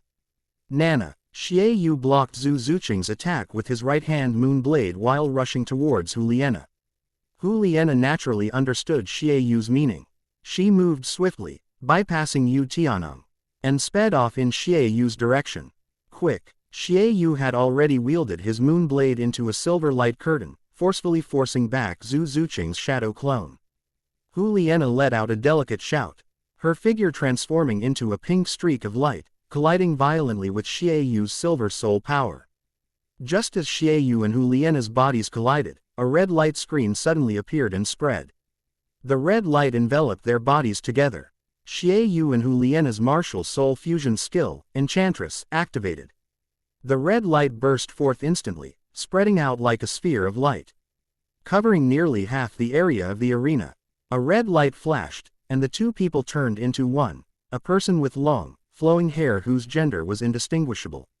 Their hair had turned red, and the figure composed of Xie Yu and Hu Liena began to dance quietly. Two moon blades, magnified by a factor of 2, shimmered with a rainbow-like brilliance at the front of the outstretched arms. As the surging and intense red light suddenly intensified, the combined figures instantly disappeared into the thick red mist. Amidst the surging red mist, a red and W height afterimage suddenly appeared behind Lu Chen. Two crescent blades, gleaming with cold light, slashed down at Lu Chen. Bite. Before the moon blade could even fall, it was deflected by Lu Chen's sword. The two figures flashed like ghosts, instantly appearing beside Lu Chen. The crimson light from the moon blade tore through the air, but Lu Chen's expression remained calm. These tricks are as naive as a baby's compared to his. Lu Chen flicked his wrist, and the killing intent on the Asura demon sword surged. With a hum, the sword slashed out. The crimson gold sword energy, carrying unparalleled killing intent, cleaved a narrow vacuum in the red mist. Upon seeing the sword energy, which contained deadly intent, the demon's pupils constricted, and it had no choice but to cross its twin crescent blades in front of its chest to block. Clang. The deafening clang of metal against metal was deafening, and the demon was forced to retreat repeatedly by the sword energy, while the red mist churned violently. The red light on the combined figure dimmed slightly, and tiny nicks appeared on the two moon blades. Before Xie Yu could even regain his footing, Lu Chen had already moved closer to him. Kill one living being. Lu Chen's aura suddenly surged, and his crimson gold sword intent soared into the sky, instantly turning the sky crimson. Qian Daoliu, far away in the Douluo palace, suddenly opened his eyes. The angelic power within him trembled violently at that moment, the aura of a god. In the stands, Bibi Dong gripped the scepter tightly, her gaze fixed on Lu Chen's figure in the red mist. Seemingly lost in thought, foolishness devours each other, leading to the cycle of karma. As soon as Lu Chen finished speaking, he swung his wrist out and unleashed a sword strike. A crimson gold sword light suddenly detached from the body, stretching for several meters. Its edges emanated an almost pitch-black aura of slaughter, as if it could tear the sky apart. And with a world-destroying power, it slashed down at the demon. Moon Gate, ghostly spirit, save them. Bibi Dong could no longer contain herself, her icy voice carrying an undeniable authority resounding throughout the arena. Before the words were even finished, Chrysanthemum Douluo and Ghost Douluo appeared instantly in front of Xie Yu and Hu Liena. 7th Soul Skill, Martial Soul True Body, 7th Soul Skill, Ghostly True Form, a dazzling white light shone. Chapter 215. The tournament ends. A gigantic, illusory image of the Qirong Tongtian chrysanthemum bloomed behind Chrysanthemum Douluo. Its petals layered upon each other like carved white jade. At the same time, black mist surged around Ghost Douluo, transforming into a ghostly true form 3 jong tall. 2 green flames flickered in his empty eye sockets, causing ripples to spread in the surrounding space. Chrysanthemum Douluo quickly formed hand seals, and the petals of the Qirong Tongtian chrysanthemum burst forth from his body. Dozens of huge golden petals intertwined to form an impenetrable defensive barrier, blocking the crimson gold sword light. Ghostly figure flashed, transforming into a black shadow and merging into the black mist, attempting to interfere with the trajectory of the sword light from the side. At the same time, it stretched out its withered and emaciated hand, reaching out to grab Xie and Huliena. The 2 soul powers merged at this moment, forming a barrier in front of them. Clang! The moment the crimson gold sword light collided with the chrysanthemum petal barrier. A piercing metallic clang resounded throughout the arena, and a terrifying shockwave instantly swept away the surrounding red mist. Snap! Snap! A piercing cracking sound followed the clang of metal against metal, and the barrier set up by the 2 titled Douluo began to crumble. Hold on! The phantom of the Qirong Tongtian chrysanthemum behind Chrysanthemum Douluo trembled violently. While Ghost Douluo's black mist surged wildly into the barrier, the 2 continuously poured their soul power into the barrier. Clang! The second loud bang shook the entire arena. The outermost chrysanthemum petals shattered first, turning into a shower of golden light that was swept away by the shockwave. Chrysanthemum Douluo and Ghost Douluo were violently shaken and staggered back several steps before barely managing to regain their footing. Chrysanthemum Douluo's chest heaved violently, and he forcibly swallowed the crimson stain at the corner of his mouth. The Phantom image of the Qirong Tongtian chrysanthemum behind him had already dimmed considerably. He and Ghost Douluo exchanged a glance, and the 2 of them tacitly put their hands behind their backs at the same time. The hand that was originally surging with immense soul power was now trembling slightly uncontrollably, and the fingertips were turning bluish-white from excessive stimulation of soul power. In contrast, Lu Chen stood tall and straight like a pine tree, his white robes fluttering gently in the aftershocks, as if the earth-shattering blow he had just suffered had nothing to do with him. Seeing the faint smile on Lu Chen's face, Chrysanthemum Douluo and Ghost Douluo instantly understood that Lu Chen was seeking revenge for their earlier attack and probing. The referee was already drenched in sweat, with large beads of sweat sliding down his cheeks. He scrambled to the front of the Soul Arena and bowed to the 2 Douluo, Chrysanthemum and Ghost. He then loudly announced, Rebi declare that the champion of this year's All-Continent Advanced Soul Master Academy Elite Tournament is the Heaven Do Royal Team. The moment the referee finished speaking, it was as if a spark had fallen into boiling oil, and the entire stadium instantly erupted in chaos. The audience, who had been holding their breath, suddenly stood up, and cheers so loud they pierced the sky, causing He surrounding stands to tremble slightly. The top students from all the academies were cheering for Lu Chen and for the Heavenly Do Royal Team. Just as the cheers reached their peak, a majestic aura quietly spread out, like an invisible pressure enveloping the entire venue, and the noise involuntarily subsided. As everyone looked over, they saw Bibi Dong, the Pope of the Spirit Hall, slowly walking out from behind the VIP seats. Bibi Dong walked slowly toward Lu Chen. Her steps were steady and deliberate, each step seeming to tread on the heartbeats of everyone present.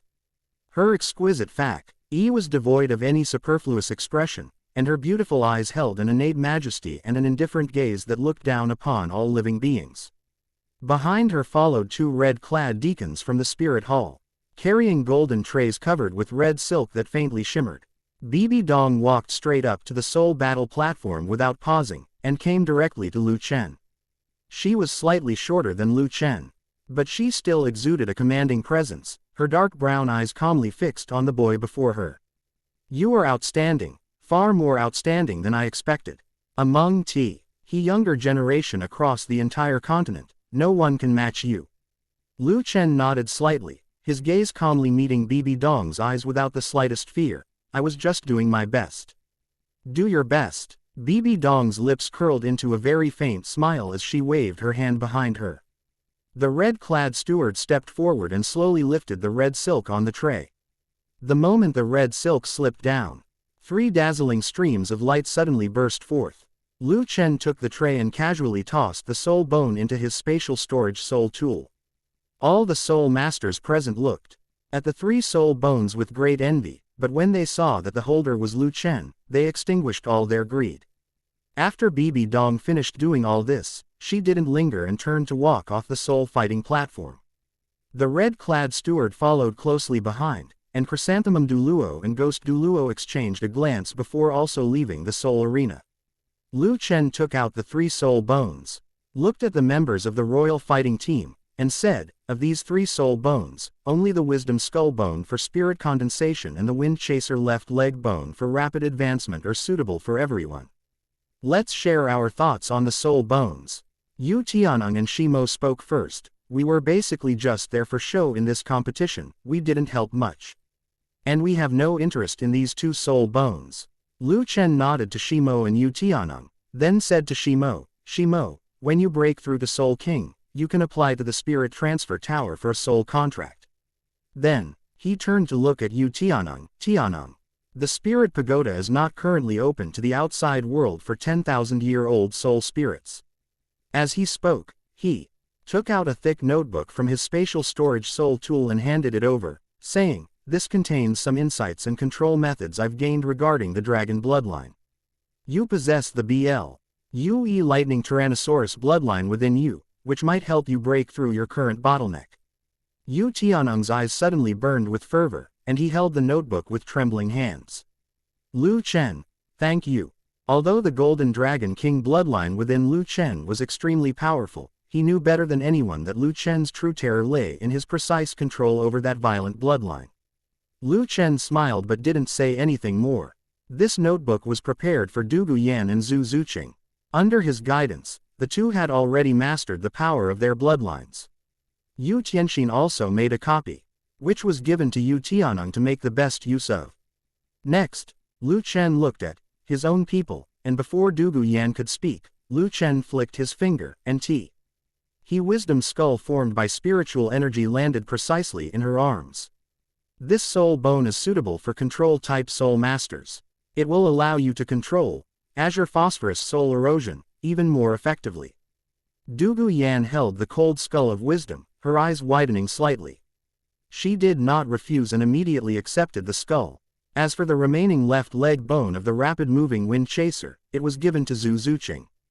However, since Zhu Zuqing had not yet fully mastered the power of the Azure Bull Python's right arm bone, this soul bone was kept by Lu Chen. At this moment, the Continental Elite Tournament of Advanced Soul Master Academies has come to an end. Chapter 216 Zhan Yuan Academy. When Lu Chen returned to Tiando City with the women, it was 5 days after the Soul Master competition ended. The carriage stopped at the Tiando Royal Academy. Led by Meng Shenji, all the teachers of the Heavenly Do Royal Academy were standing in front of the academy gate, waiting for Lu Chen and the others to return. Lu Chen and the women slowly descended from the carriage. He bowed slightly to Meng Shenji and said, "Junior Lu Chen greets Grand Uncle." Meng Shenji quickly helped Lu Chen up. He patted Lu Chen's shoulder and said happily, "Good lad. I've been waiting for you to come back. I already know about your performance in the Soul Master competition back in Tiando City. You not only did not disgrace our Tiando Royal Academy, but you also did not disgrace Jin Nian." Meng Shenji's eyes were full of satisfaction. The group walked along the Bluestone Path, where they were already surrounded by students from the Heavenly Do Royal Academy. Upon seeing Lu Chen and the others return, the students stopped and cheered, their voices rising and falling. "It's Lu Chen. He's really back." And Yi Lingling and the others, their performance in the Soul Master competition was amazing. "I heard that Senior Lu defeated the enemy with a single sword strike. How impressive. Lu Chen led the group of women to Meng Shenji's office. Meng Shenji stroked his white beard, his smile deepening. "I know you have a cool and aloof nature and dislike noise. So I'm awarding you a graduation medal here." Meng Shenji took a gilded medal from the table. The medal had the emblem of the Heavenly Do Royal Academy engraved in the center, and a giant sword W. A dragon coiled around it was also engraved on it. The dragon's scales and sword patterns are carved so vividly that they seem ready to burst through the wall at any moment. Meng Shenji explained, "This is the highest level graduation medal of the Academy, which can only be obtained by those who have made outstanding contributions to the Academy and have been recognized by the Emperor. Historically, No more than 2 people have ever received this medal. Meng Shenji handed each of the special medals to the group, saying, with this token, you can take 1 treasure from the Heavenly Dou Royal Treasury. No price required. Yi Lingling's medal is engraved with a blooming holy healing fairy crab, with delicate petal patterns that seem to exude a faint medicinal fragrance. Xiao Wu's medal is a nimble, supple rabbit with drooping ears and charming eyes. Zhu Zuqing's medal is shaped like a nimble cat poised to pounce, its claws slightly retracted, its posture graceful. Dugu Yan's medal is the azure phosphorus dragon king, its scales gleaming with a deep blue luster. Lu Chen nodded slightly, his voice calm but carrying a hint of solemnity. Thank you, grandfather, and thank you, Academy. He knew that Meng Shenji must have put in a lot of effort to get this token for them. Meng Shenji patted Lu Chen on the shoulder and said slowly, to be honest, I really hope you can street I at the Heaven Dou Royal Academy and teach. He walked to the window, looked at the daylight outside, and sighed softly, it's a pity, the Heavenly Dou Empire can't keep someone as talented as you. Upon hearing this, a hint of warmth flashed in Lu Chen's eyes. I appreciate your kindness, grandfather. The Heavenly Dou Royal Academy is where I grew up, and I will never forget this kindness. However, I have ambitions beyond my hometown and still have unfinished business to complete. Xiao Wu skipped forward, took Lu Chen's arm, and smiled at Meng Shenji. Grandpa Meng, we're going to follow Lu Chen to explore the world. When we make a name for ourselves, we'll definitely come back to see you often. Yi Lingling nodded slightly and said gently, thank you for the Academy's cultivation. If there is any need, I will do my best to help. Zhu Zuqing stood tall and straight, her eyes resolute. I will go with Lu Chen. Dugu Yan stood with her arms crossed, saying nothing more. Ji Shenji had already anticipated this outcome. He shook his head helplessly, but there was no blame in his eyes, only full of expectation. So be it, the fledgling eagle must eventually fly to a wider sky. After bidding farewell to Meng Shenji, the group walked out of the gates of the Heavenly Dou Royal Academy. Looking at the familiar vermilion walls behind them, a sense of emptiness and melancholy welled up in everyone's hearts. This place held so many memories and memories of their growth. Yi Lingling asked softly, where should we go now? Lu Chen pinched Yi Lingling's pretty face and said, Blue Tyrant Academy. My grandfather should have arrived by now. At this moment, inside the Blue Tyrant Academy, the once dashing Lu Erlong was standing respectfully beside an old man with white hair. The old man, dressed in a plain brocade robe, had a kind face but deep, unfathomable eyes. He was none other than Lu Chen's grandfather, Lu Jinian. Beside him, a huge black tortoise lay quietly, its shell covered with ancient patterns. It was the Xuanming armored tortoise, a 10,000-year-old spirit. Lu Jinian surveyed the environment of Blue Tyrant Academy and said slowly, You've managed this academy quite well. Upon hearing this, Lu Erlong's eyes lit up with joy, and he immediately said, It's all thanks to Lu Chen's excellent teaching. Otherwise, how could I have managed Blue Tyrant Academy to its current state? Lu Jinian glanced at Lu Erlong and laughed loudly. I know how capable my grandson is. If he could really manage an academy, he probably wouldn't have asked me to come here. Lu Jinian sized up Lu Erlong and said, Your relationship with Lu Chen isn't simple, is it? That kid won't bully you, will he? Upon hearing this, Lu Erlong blushed and quickly waved her hand, saying, Senior, you misunderstand. Lu Chen treats me very well. Lu Jinian nodded, defending Lu Chen, saying, Although Chen'er is somewhat sentimental, he is by no means a promiscuous person. Lu Erlong stood obediently beside Lu Jinian, remembering everything Lu Jinian said, her blush lingering for a long time. Just then, Lu Chen and the others appeared in front of Lu Jinian. Grandpa. Lu Chen stepped forward and bowed, his voice warmer than when he was facing Meng Shenji. Lu Jinian stroked his long, silvery white beard, his gaze sweeping over the women beside Lu Chen. His eyes lingered on each of their faces for a moment before finally settling on Lu Chen. He laughed and said, Good lad, it's been over a year since I last saw you. You've become even more upright and tall. You do have a bit of my look from when I was young. Lu Chen smiled slightly and said, Grandpa, you're as dashing as ever. The grandfather and grandson looked at each other and burst into laughter at the same time. After laughing, Lu Jinian looked at Xiao Wu and the others, and said in a gentle tone, "You girls have suffered following this brat."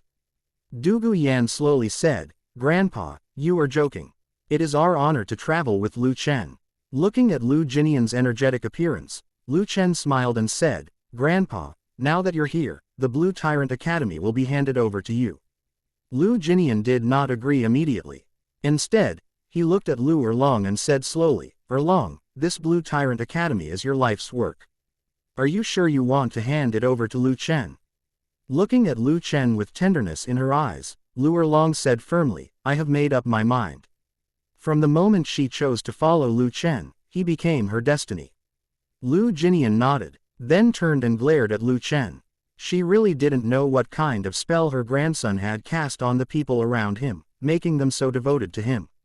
Under everyone's watchful eyes, Lu Erlong removed the gilded plaque of Blue Tyrant Academy. "Since I am not the dean of this academy, the academy's name should be changed. Lu Chen, what do you think should be a good name for him?" After she finished speaking, she looked at Lu Chen, her eyes full of anticipation. Lu Chen took Lu Erlong's hand and slowly said, "Let's rename Lanba Academy to Xuanyuan Academy." His voice was resounding, profound and mysterious, the gateway to all wonders. Profound refers to exploring the mysteries of the soul and comprehending the secrets of heaven and earth. Original, Reef. RS to guarding the original essence of the heart and nurturing the budding of all things. I want this academy to not only cultivate powerful individuals, but also to enable every student to understand and the true essence of the Soul Master's path.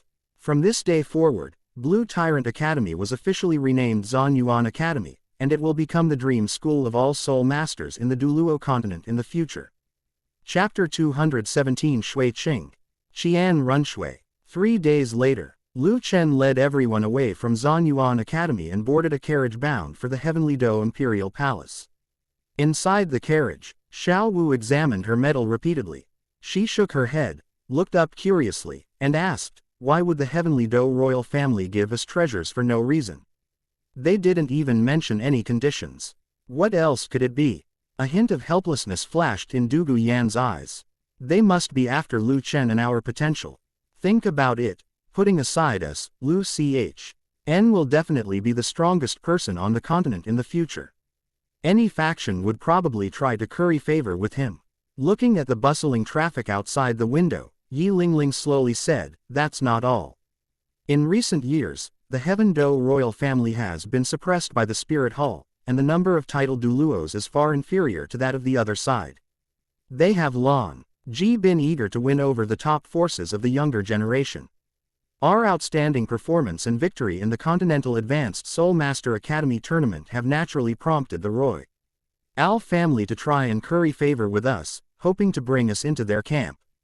Upon hearing this, Xiao Wu frowned, threw the medal onto the cushion, and puffed out her cheeks, saying unhappily, "Then I don't want this treasure anymore. It feels like I've been tricked." Upon hearing this, Lu Chen said softly, "We won the championship of this Soul Master competition for the Heaven Do Empire. This reward is what they should give us. Please accept it without worry." Lu Chen rubbed Xiao Wu's head. He actually had another sentence he didn't say. Emperor Shui wouldn't live for many more years. If they didn't take action now, there was a high chance he would fall into the hands of the Spirit Hall. As for exposing Qian Runshui's disguise, forget it then. A large part of the stupid things that Avalanche did might not have been unintended by his nature. The carriage wheels rolled over the bluestone road with a steady sound. Then, a solemn sound of clashing weapons rang out from outside the carriage curtain. And a palace attendant respectfully announced, "Lord Lu, we have arrived at the palace." Lu Chen was the first to lift the curtain and get out of the carriage. What came into view was the towering vermilion palace walls that reached into the clouds. The glazed tiles reflected a dazzling halo in the sunlight. In front of the palace gate, 2 gilded stone lions stared angrily, exuding a majestic aura. Shui Qing, dressed in a moon-white brocade robe with a jade belt around his waist, stood before the steps. His face was gentle and refined. Seeing everyone get off the carriage, he immediately stepped forward and said with a smile, "Lord Lu, my dear friends, you have had a long journey. The palace has prepared some light tea. Please follow me. In that case, let's go. Lu Chen nodded and led the group into the Heavenly Do Imperial Palace with Shui Qing. The group arrived at a courtyard with a winding corridor and palace lanterns hanging on both sides, their tassels swaying gently in the breeze. Several golden osmanthus trees are planted in the courtyard, and their delicate petals fall with the wind, filling the air with a faint fragrance. Shui Qing placed a cup of hot tea in front of Lu Chen and slowly said, "You have not only brought glory to the Heaven Do Royal Academy by winning this competition, but also made the Heaven Do Empire proud on the continent." She paused, looked at Lu Chen, and continued, "Later, I will personally lead you all to the Imperial Treasury, where you may choose any treasures you desire." Lu Chen glanced at Shui Qing indifferently. His tone slightly teasing, "Where is Emperor Shui Yi? Why hasn't he come out?" Shui Qing lowered her eyes slightly, her tone tinged with sorrow. "My father recently fell seriously ill, and is unable to come and entertain you all, so he sent me instead." "Oh, a serious illness? How could you suddenly get sick?" Lu Chen said those words casually, yet they carried an invisible sense of pressure. Shui Qinghei's fingers tightened slightly as he held the teacup, his lowered eyelids concealing the fleeting glint in his eyes. The imperial physician said it was due to overwork, coupled with the recent pressure from the spirit hall, causing my father to worry excessively. Looking at Shui Qinghei's composed demeanor, Lu Chen was about to tease Qian Runshui, who was disguised as Shui Qing, when he noticed that Shui Qing was looking at him with a strange gaze. "Lord Lu, my father has a few private words for me to convey. Please follow me." Shui Qing stood up, his seemingly MPOSED steps concealing a barely perceptible urgency. "Please, Tower Master Lu." She didn't turn around. Her voice was still as gentle as Shui Qinghei's, but with an indescribable chill. Lu Chen followed slowly, his gaze sweeping over her taut shoulders, a playful smile playing on his lips. Xiao Wu frowned, watching Lu Chen's departing figure, and tugged at Du Yan's sleeve. "Yanzi, don't you think this Shui Qing is strange? His eyes and the tone of his voice always make me feel that something is wrong." Du Yan shook her head. "Xiao Wu, you're being too sensitive. With Lu Chen's talent, I wouldn't be surprised if Shui Qing knelt down before him." Xiao Wu gazed in the direction the two had left, gently bit her lip, and murmured, "I hope I'm just overthinking it." The palace path became increasingly secluded, and the number of guards on both sides gradually decreased until only the footsteps of the two remained, echoing in the silence. A graceful side hall appeared ahead, its door ajar, with a solitary lamp burning inside, its dim yellow light seeping through the crack. Shui Qing and Lu Chen pushed open the door and entered. The moment they turned around, the gentle smiles on their faces had completely disappeared. She turned around and pinned Lu Chen against the palace door, then closed the door behind her. "Lu Chen, what exactly do you want?" Although she was still using Shui Qinghei's voice, she no longer pretended to use Shui Qinghei's tone. Her voice was clear and carried the unique majesty of the young master of the spirit hall.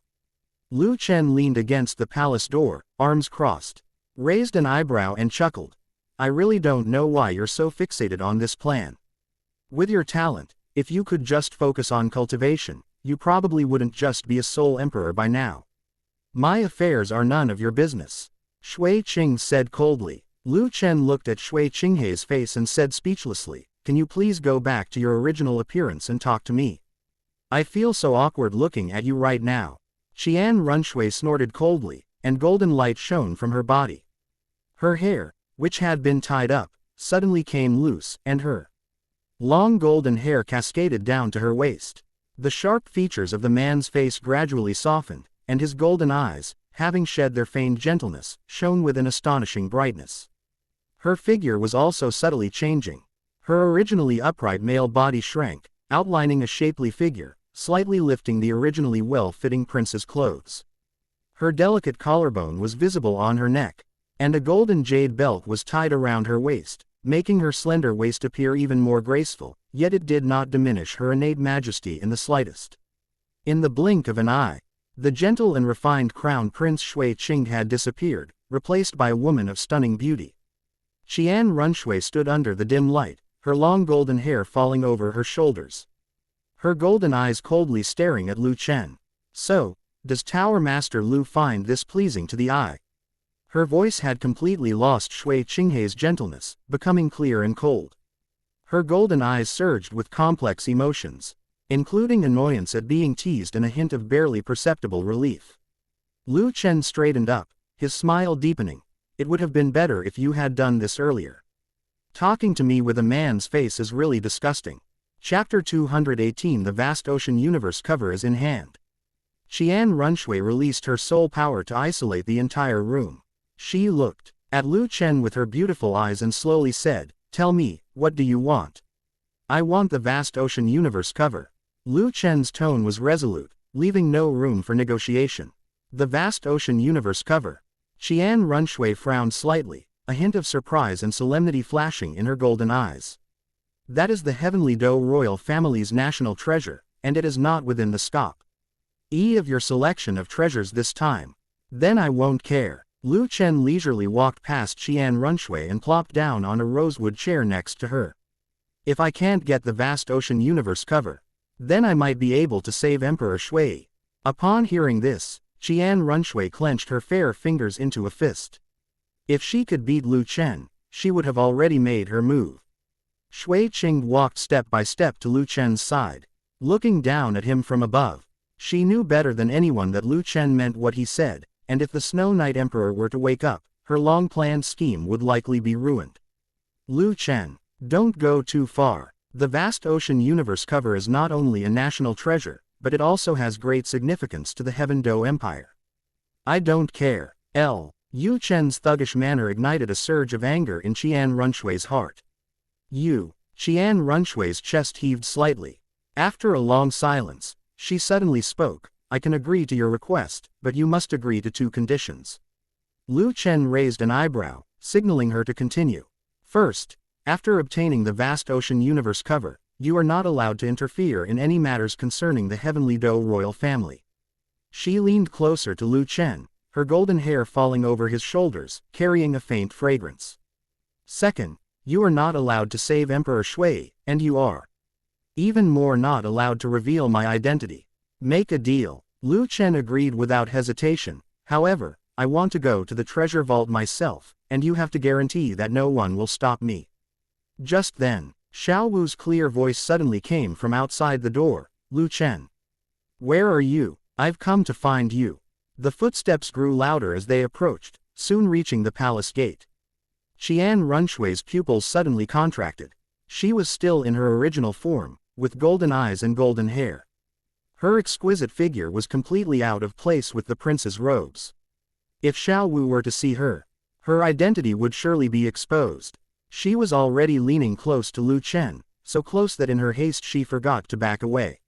She stumbled slightly and fell forward uncontrollably, landing heavily on Lu Chen's lap. Qian Runshui gasped and instinctively reached out to press Lu Chen's shoulder to steady herself. Her other hand reflexively covered Lu Chen's mouth. Afraid that he would say something inappropriate. The sudden soft touch made Lu Chen stiffen. He could clearly smell the cool fragrance emanating from Qian Runshui, feel the tension in her slender waist, and sense the warmth of her body through her clothes. Qian Runshui sensed the abnormality in Lu Chen's body, and her cheeks instantly turned bright red, not a flush of anger, but a blush of panic and helplessness. Her golden eyes were filled with shame, anger, and anxiety as she stared at him intently, as if to say, "Don't move." With a click, the palace door was pushed open by Xiao Wu. It was at this moment that Qian Runshui activated her soul bone to restore Shui Qinghei's appearance. Xiao Wu peeked in and immediately saw the scene before her. Shui Qing sat on Lu Chen's lap, her hands resting on his shoulders. The two were incredibly intimate. Lu Chen, you. Xiao Wu's pink eyes were filled with disbelief. Qian Runshui's heart pounded wildly, and she practically sprang off Lu Chen's lap.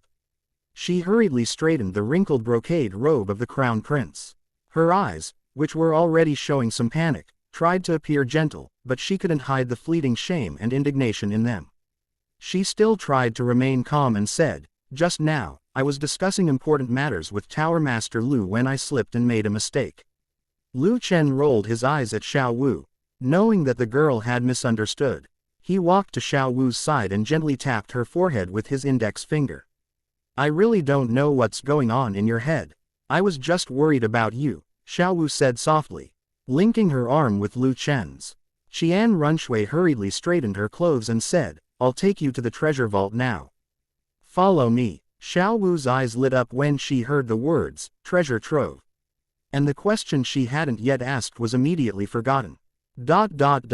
Following Qian Runshui, Lu Chen and his group passed through several quiet palace paths. And a pavilion made entirely of white jade appeared in front of them.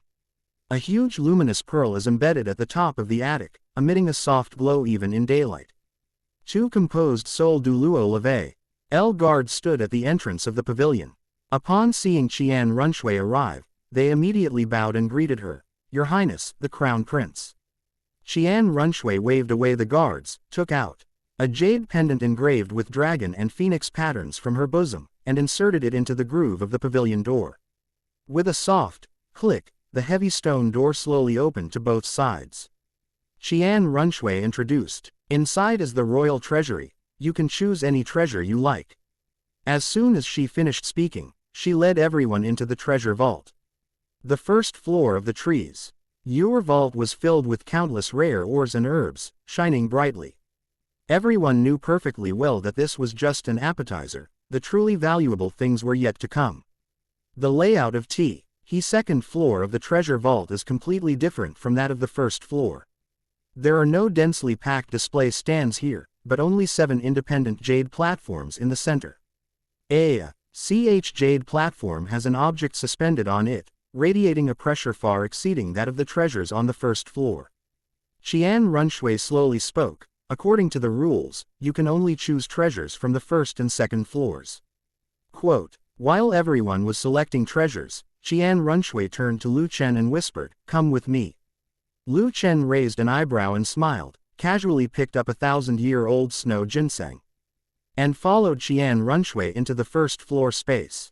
Qian Runshui didn't speak, but went straight to a dragon statue and gently touched the base of the statue with her fingertip. With a hum, a white jade pillar slowly rose from beneath the statue, and a palm-sized treasure floated in the center of the pillar. In the center of the stone pillar, the palm-sized treasure was suspended. It was an extremely strange object, its entire body a crystal-clear blue, and it was 3-dimensionally triangular. The entire piece is carved from sapphire, its crystal cl. Ear blue light shimmering with a subtle glow, and strange energy fluctuations constantly emanating from it. On this blue triangular object, there are ripples like water waves. These patterns don't seem to be carved, but rather they seem to be alive. Circles of blue light shimmer, making the room filled with a faint, precious glow. Thank you, Your Highness. A glint of light flashed in Lu Chen's eyes. Without the slightest hesitation, he reached out and pocketed the treasure. Qian Runshui bit her lower lip hard, cursing inwardly.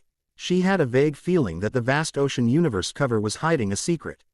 And she originally planned to take it back later so that her grandfather could explore it. But I never expected to run into that bastard Lu Chen. Don't forget our promise.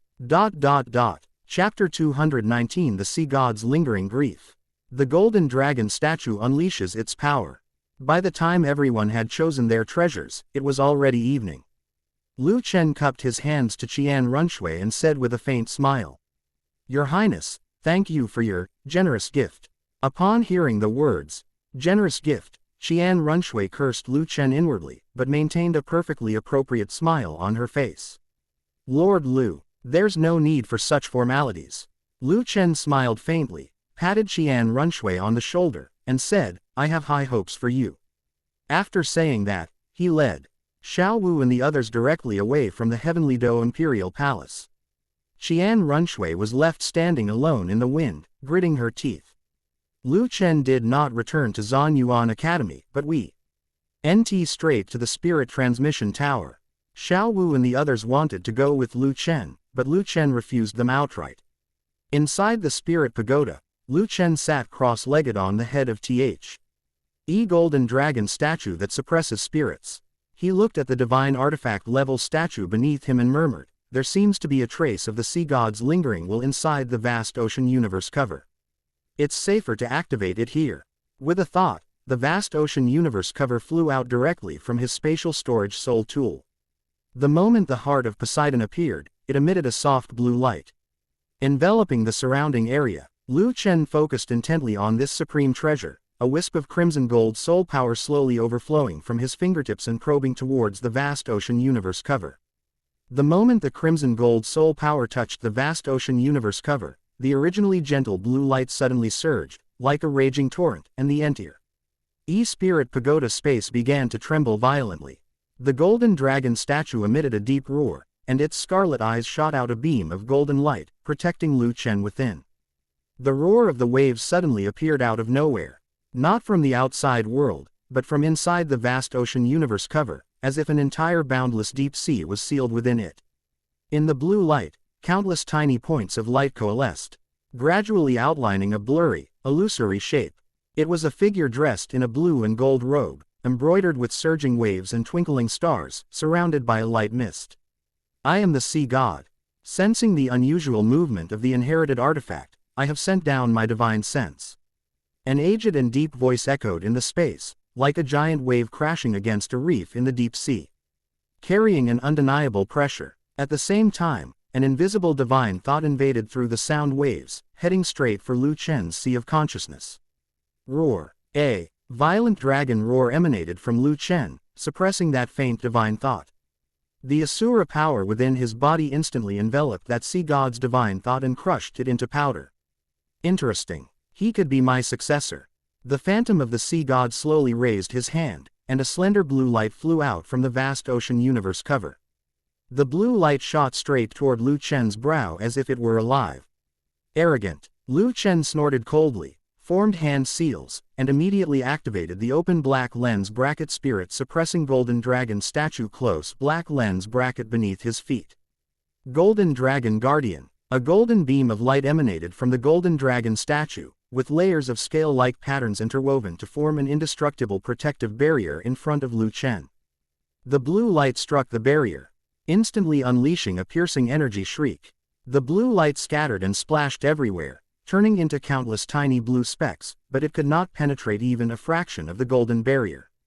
The phantom of the sea god frowned slightly, and for the first time, a hint of surprise appeared in its aged voice. What is this thing? With a wave of his hand, the Ori image of the sea god sent the vast ocean universe cover hurtling towards Liu Chen. World-destroying dragon eye. The golden dragon statue beneath Liu Chen seemed to come alive, letting out a dragon's roar. The tremors in the spirit pagoda space grew more intense, the roar of the golden dragon statue grew louder, and golden light surged from its scarlet eyes. Two beams of golden light, condensed to the extreme, shot out from the scarlet eyes of the golden dragon statue. Wherever they passed, the space was directly torn open with two pitch-black cracks, and even the air was scorched and made to sizzle. Boom! The golden light did not shoot towards the vast ocean universe cover, but instead landed on the remnant spirit of the sea god. Sizzle. Two golden beams, like divine punishment spears, struck precisely the chest of the sea god's lingering resentment. The blue and gold robe was instantly torn apart, and the brilliant blue light dissipated like a tidal wave. The blurry phantom twisted violently, its aged voice filled with incredulous rage. How dare you, you brat! A mere mortal statue dares to injure my divine sense. It's nothing but a lingering regret. Liu Chen's eyes were full of contempt. You brat, cease your arrogance. Even if I am but a remnant of a spirit, I am still a god. He gritted his teeth and suddenly ignited his lingering resentment, causing his blue and gold robes to flutter even without wind. A vast ocean instantly materialized behind him, with waves thousands of feet high, crashing down on Liu Chen with unparalleled power. Today IWILL let you know that the majesty of a god cannot be insulted. Break. As soon as Liu Chen finished speaking, golden light instantly shone from within the remnant body of the sea god. A deafening boom. Golden light exploded within the remnant of the sea god's body, like a golden crow falling into the sea, and the violent energy instantly tore apart the blue-gold phantom.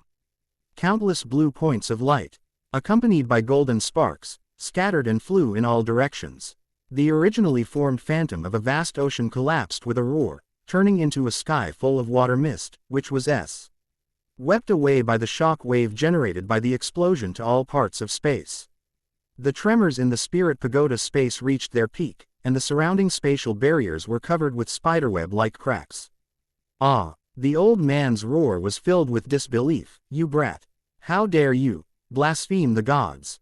The golden dragon statue slowly opened its mouth, and the remaining divine power of the sea god instantly gathered in its mouth, like a whale swallowing and sucking.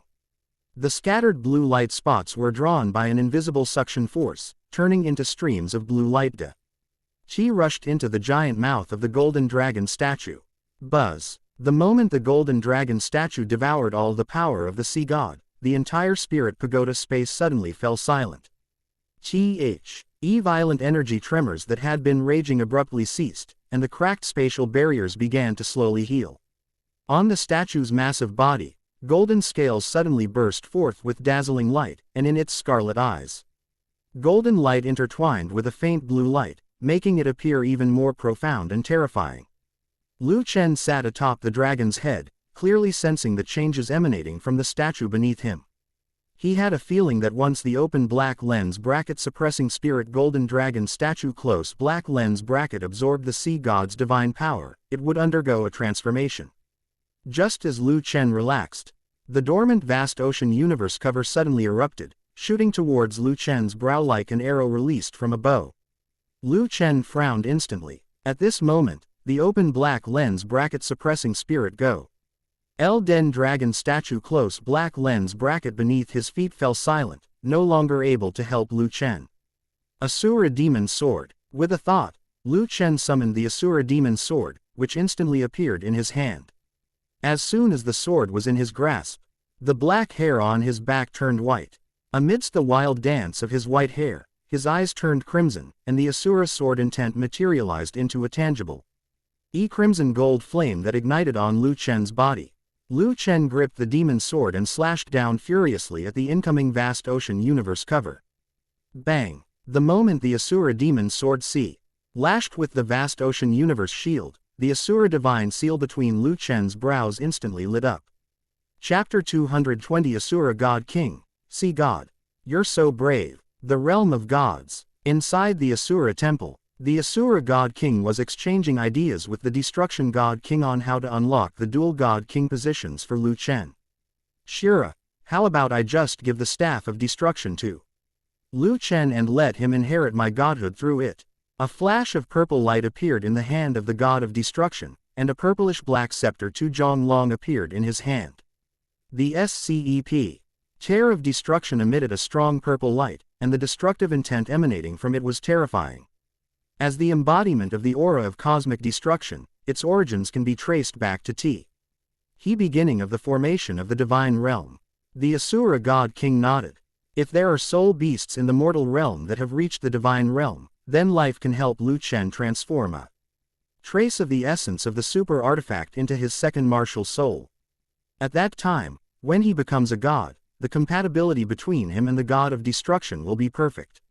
Upon hearing this, the god of destruction's face instantly fell. On Douluo star, soul beasts that want to become gods must undergo a heavenly tribulation. Even a true dragon descendant would likely perish, unless that soul beast is terrifyingly weak.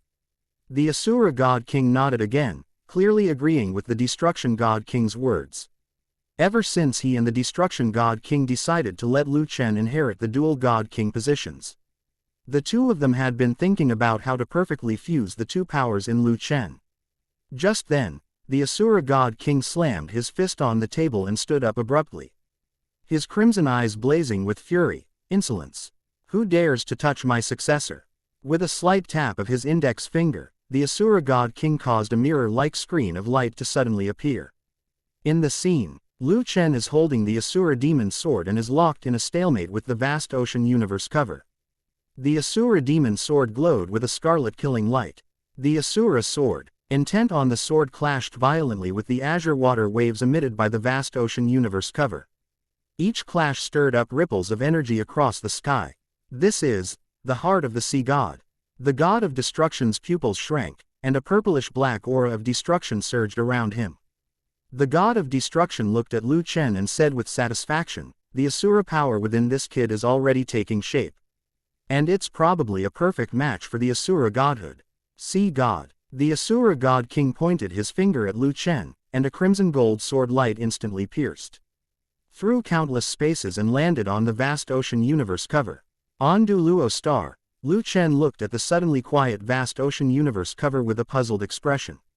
Just then, the image of the Asura god king appeared in his mind. Lu Chen, I have already subdued this thing for you. After you finish dealing with the current matters, head to the city of slaughter immediately to activate the Asura god's inheritance. A map of the killing city immediately appeared in Lu Chen's mind. He sheathed the Asura demon sword, cupped his hands, and said, "This junior understands. Thank you for your help, God King." The Asura god king nodded, his gaze falling on the golden dragon statue beside him. What is this? Before Lu Chen could speak, the Asura god king had already disappeared from his sea of consciousness. The Asura god king's divine sense detached from Lu Chen. Although he was surprised, he did not want to ask any more questions. Everyone has their own secrets. If Lu Chen were to reveal everything, he wouldn't entrust the divine position to him. You see God, if I don't take action, the other gods might think I'm old. With a thought, the Asura god king summoned the Asura demon sword, one of the 5 great divine artifacts of the god realm, into his hand. As soon as the Asura demon sword appeared, its crimson killing light shot straight into the sky, turning the dome of the Asura temple blood red. The killing intent flowing through the sword was 10,000 times stronger than the martial soul version in Lu Chen's hand, and every demonic pattern contained a terrifying power that could tear apart the universe. The moment the Asura god king grasped the sword hilt, his divine might surged, causing the entire divine realm to tremble slightly, as if it were about to be torn apart by this killing intent. The next second, the figure of the Asura god king vanished instantly within the temple. Watching the departing figure of the god of destruction, the god of Asura said helplessly, "Wait for me, I've disliked that guy for a long time." In the realm of gods, the sea god's temple floats above endless blue waves. The temple is carved from sea jade and surrounded by countless soft, aquamarine divine lights. This contrasts sharply with the crimson aura of slaughter surrounding the Asura god king. Sea god, come out. The Asura god king casually swung his right arm, and a crimson gold sword aura instantly slashed towards the sea god's temple. Buzz. Just as the sword energy was about to strike the temple, ripples suddenly spread across the surrounding sea, and countless streams of water god power converged to form a sky-covering water curtain. The moment the sword energy struck it, crimson and azure hues clashed violently. The surrounding space instantly shattered. The shattered fragments of space plunged into the vast ocean below, stirring up thousands of waves, the sound of which made the entire space buzz. Shura, you're going too far in bullying the gods. The figure of the sea god slowly walked out from the main gate of the temple. He was dressed in azure divine robes and held a golden trident. He suddenly rose into the air, and the tip of the trident pointed out, turning into a beam of azure light that directly collided with the sword energy of the Asura demon sword. Boom! The two divine powers collided head-on, and the scarlet divine light and the azure divine light exploded, forming an energy storm with a diameter of 10,000 miles. The ocean below was evaporated, revealing the pitch-black void of the divine realm below. The moment the Asura god king saw the sea god, a sly smile appeared on his lips. Then, the Asura demon sword in his hand suddenly disappeared, transforming into a barrier that enveloped the entire space, sealing off all power below the god king level. I won't use the Asura sword, so that no one will accuse me of bullying the weak. As soon as he finished speaking, the Asura god king vanished instantly. Before the sea god could speak, a fist the size of a sandbag suddenly slammed into his face. PFF'd. Blue gold divine blood splattered, and the sea god was sent flying backward. You dare to try and steal my successor. Asura's figure vanished, appearing directly behind the sea god. He swung his right leg out, striking the sea god's divine body squarely. The sea god's bones creaked under the strain, and he spat out another mouthful of divine blood. His body, like a kite with a broken string, crashed straight into the wall of the sea god's temple. Boom! Dozens of jade pillars supporting the temple shattered instantly, turning the once majestic and sacred sea god temple into a dilapidated ruin in an instant. Shura, how dare you! The sea god roared and struggled to his feet, his azure robes already tattered. Before he could gather his divine power to counterattack, the Asura god king was already following closely behind. With his left hand, he grabbed the collar of his azure divine robe, and with his right fist clenched like a hammer, he slammed it into his abdomen with a sharp whistling sound that tore through the air. You dare to touch my successor? You're truly brave. Quote, puff. Another mouthful of divine blood was spat out, the sea god's abdominal armor caved in, and the sea god's power within his body was shaken into chaos. As the Asura god king roared, he delivered punch after punch, each one precisely avoiding the sea god's vital points. His fist may seem ordinary, but it actually contains an extreme killing intent. When it strikes a divine body, it not only causes a physical impact, but also causes the soul to suffer tearing pain. With another kick, Poseidon was sent flying. At that very moment, the god of destruction appeared beside the sea god. Chapter 221 Poseidon, the bullied one. When the sea god saw the god of destruction, it was as if he had seen a savior. He staggered forward, blood still seeping from the torn parts of his divine robes. Destruction, you've finally come. Asura, he's gone mad. The god king of destruction's lips curled into a playful smile. The surging purplish black, divine power of destruction around him suddenly subsided, and he raised the scepter of destruction in his hand, saying, "Oh, is that so?" Before he could finish speaking, and before the sea god could react, the scepter of destruction slammed heavily onto the top of his head with a whooshing sound. Bang! The dull thud echoed through the temple of the sea god. The already disheveled sea god's vision went black, and he was knocked to the ground. In the realm of gods, several hours later, the Asura god king and the destruction god king sat high atop the ruins of the sea god's temple. The once majestic sea god Poseidon is now huddled among the rubble, looking so miserable he is barely recognizable as a human. His divine robes were tattered and torn, his blue-gold hair clung messily to his dust-covered face, and his body was covered in bruises and welts. Ahem. The Asura god king coughed lightly, just about to speak. Thump. Without saying a word, Poseidon, the god of the sea, immediately knelt down.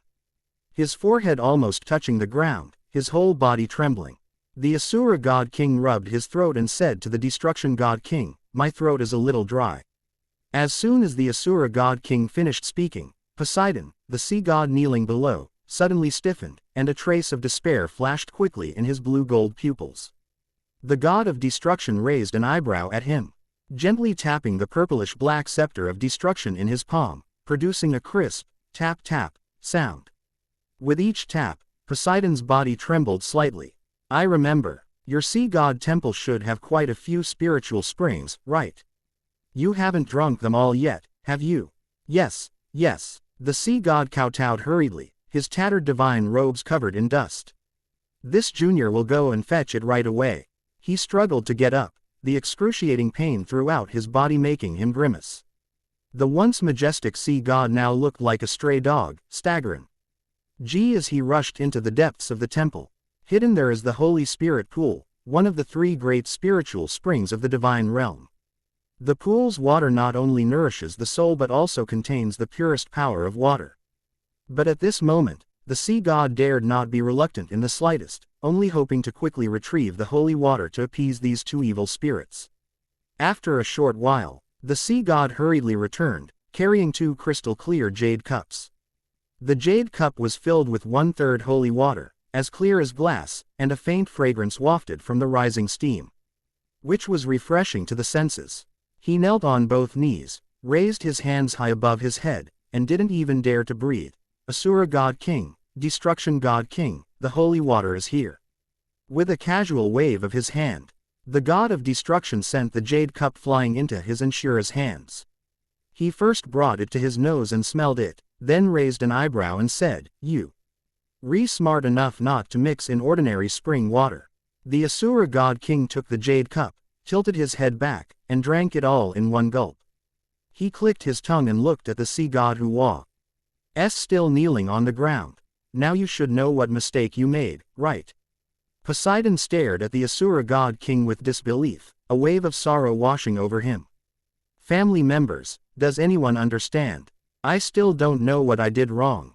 All I know is that this madman, Shura, rushed at me while shouting, "Successor," and stuff. Feed me peanuts. Poseidon looked at the Asura god king and the destruction god king, and said weakly, if I may ask, what mistake have I made? Just as the Asura god king was about to make a move, the destruction god king stopped him, gently tapping the void with his destruction scepter. The scene of Lu Chen fighting against the vast ocean universe cover appeared before the sea god.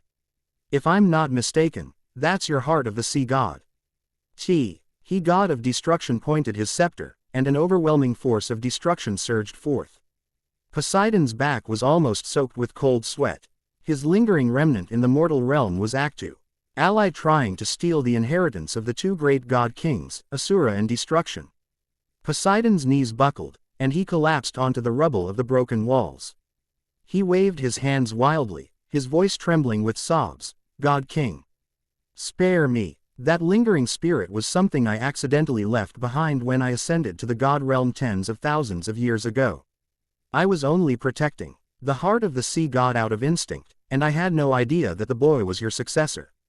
Instinct. The Asura god king suddenly stood up, waved his right hand, and the sword wind swept past, instantly turning the rubble around Poseidon into dust, scaring him so much that he scrambled backward. "You're talking to me about instinct?"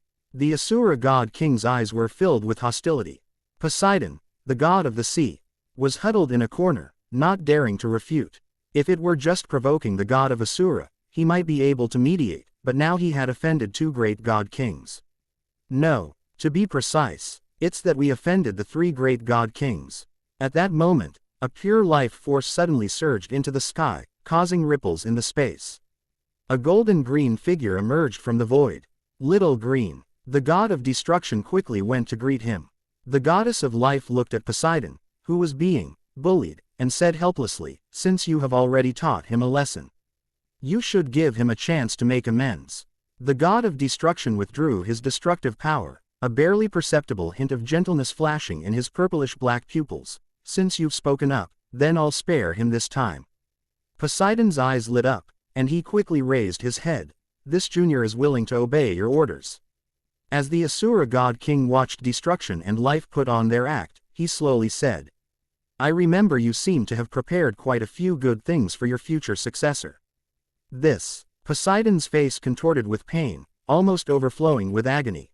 These were divinely bestowed soul rings that he had painstakingly prepared, as well as treasures that could improve the divine body of the successor, but now he had to hand them over to someone else. But he dared not refuse. So he could only grit his teeth and release a dazzling light that landed in front of the Asura god king. "These things are not treasures to Shura, but they are too troublesome to make." With a slight twitch of his fingertips, the treasure within the sphere of light split in two, with one half falling into the hands of the goddess of life. The goddess of life bowed slightly. Why to the Asura god king to express her gratitude? The god of destruction grabbed Poseidon by the collar and said, "If Lu Chen wants to inherit the dual god king positions, he needs a soul beast that has reached the god realm as his second martial soul vessel. For the soul beasts of Douluo star, transcending the heavenly tribulation is as difficult as ascending to heaven, but you, the sea god, control the four seas. You should know where some escaped the net might be hiding, right?" When this matter was mentioned, the sea god looked troubled. "Divine realm soul beasts. I do know one such beast. But getting that soul beast won't be easy." The Asura god king and the destruction god king exchanged a glance and asked simultaneously, "Where are they?" Poseidon straightened his clothes and said seriously, "That guy was originally a very ordinary ice silkworm soul beast, born in the extremely cold northern part of the continent. He cultivated for hundreds of thousands of years by consuming a large amount of ice marrow, during which time he spent most of his time sleeping. I noticed him back then when he was still at sea. That insect had never experienced a tribulation yet became a 700,000-year-old soul beast. I even saved its life and marked it. If we calculate by time, he should be approaching 1,000,000 years of cultivation by now." The god of destruction frowned slightly and said impatiently, "Get to the point, Where is that insect now? Poseidon shrank back and said weakly, beneath the star-dough great forest. The Silver Dragon King is there too. The Silver Dragon King, the Asura God King and Destruction exchanged a glance, and both of them revealed a meaningful smile. Chapter 222 ZG. A sleepless night. On Douluo star, Lu Chen looked at the vast ocean universe cover in his hand and breathed a sigh of relief. Fortunately, he had the help of the Asura God King. He didn't want to get involved with that sea god right now.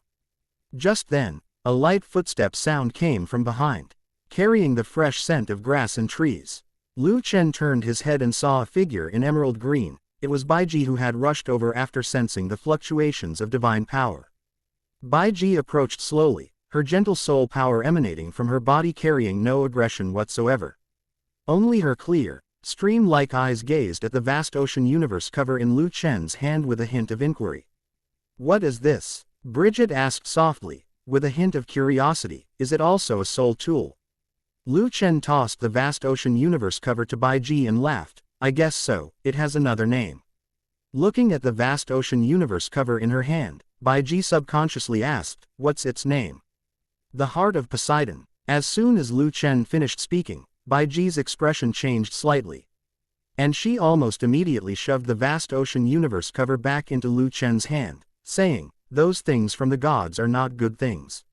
Lu Chen smiled faintly and said, "This is a valuable item that can help with the subsequent construction of the spirit pagoda."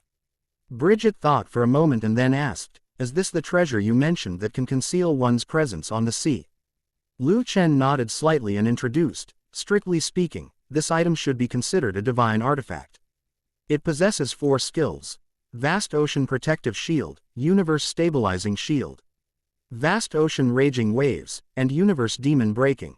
The Vast Ocean Protective Shield can help us conceal ourselves on the high seas. We'll safely reach the Sun and Moon continent." Baiji nodded slightly, then turned her gaze to Lu Chen. "Where is Ziji? How has she been lately? I haven't seen her in a long time. Purple Princess as well, so please rest assured, Senior Jade Princess." Lu Chen handed the vast ocean universe cover to Baiji again, saying, "The divine power within the vast ocean universe cover has been removed.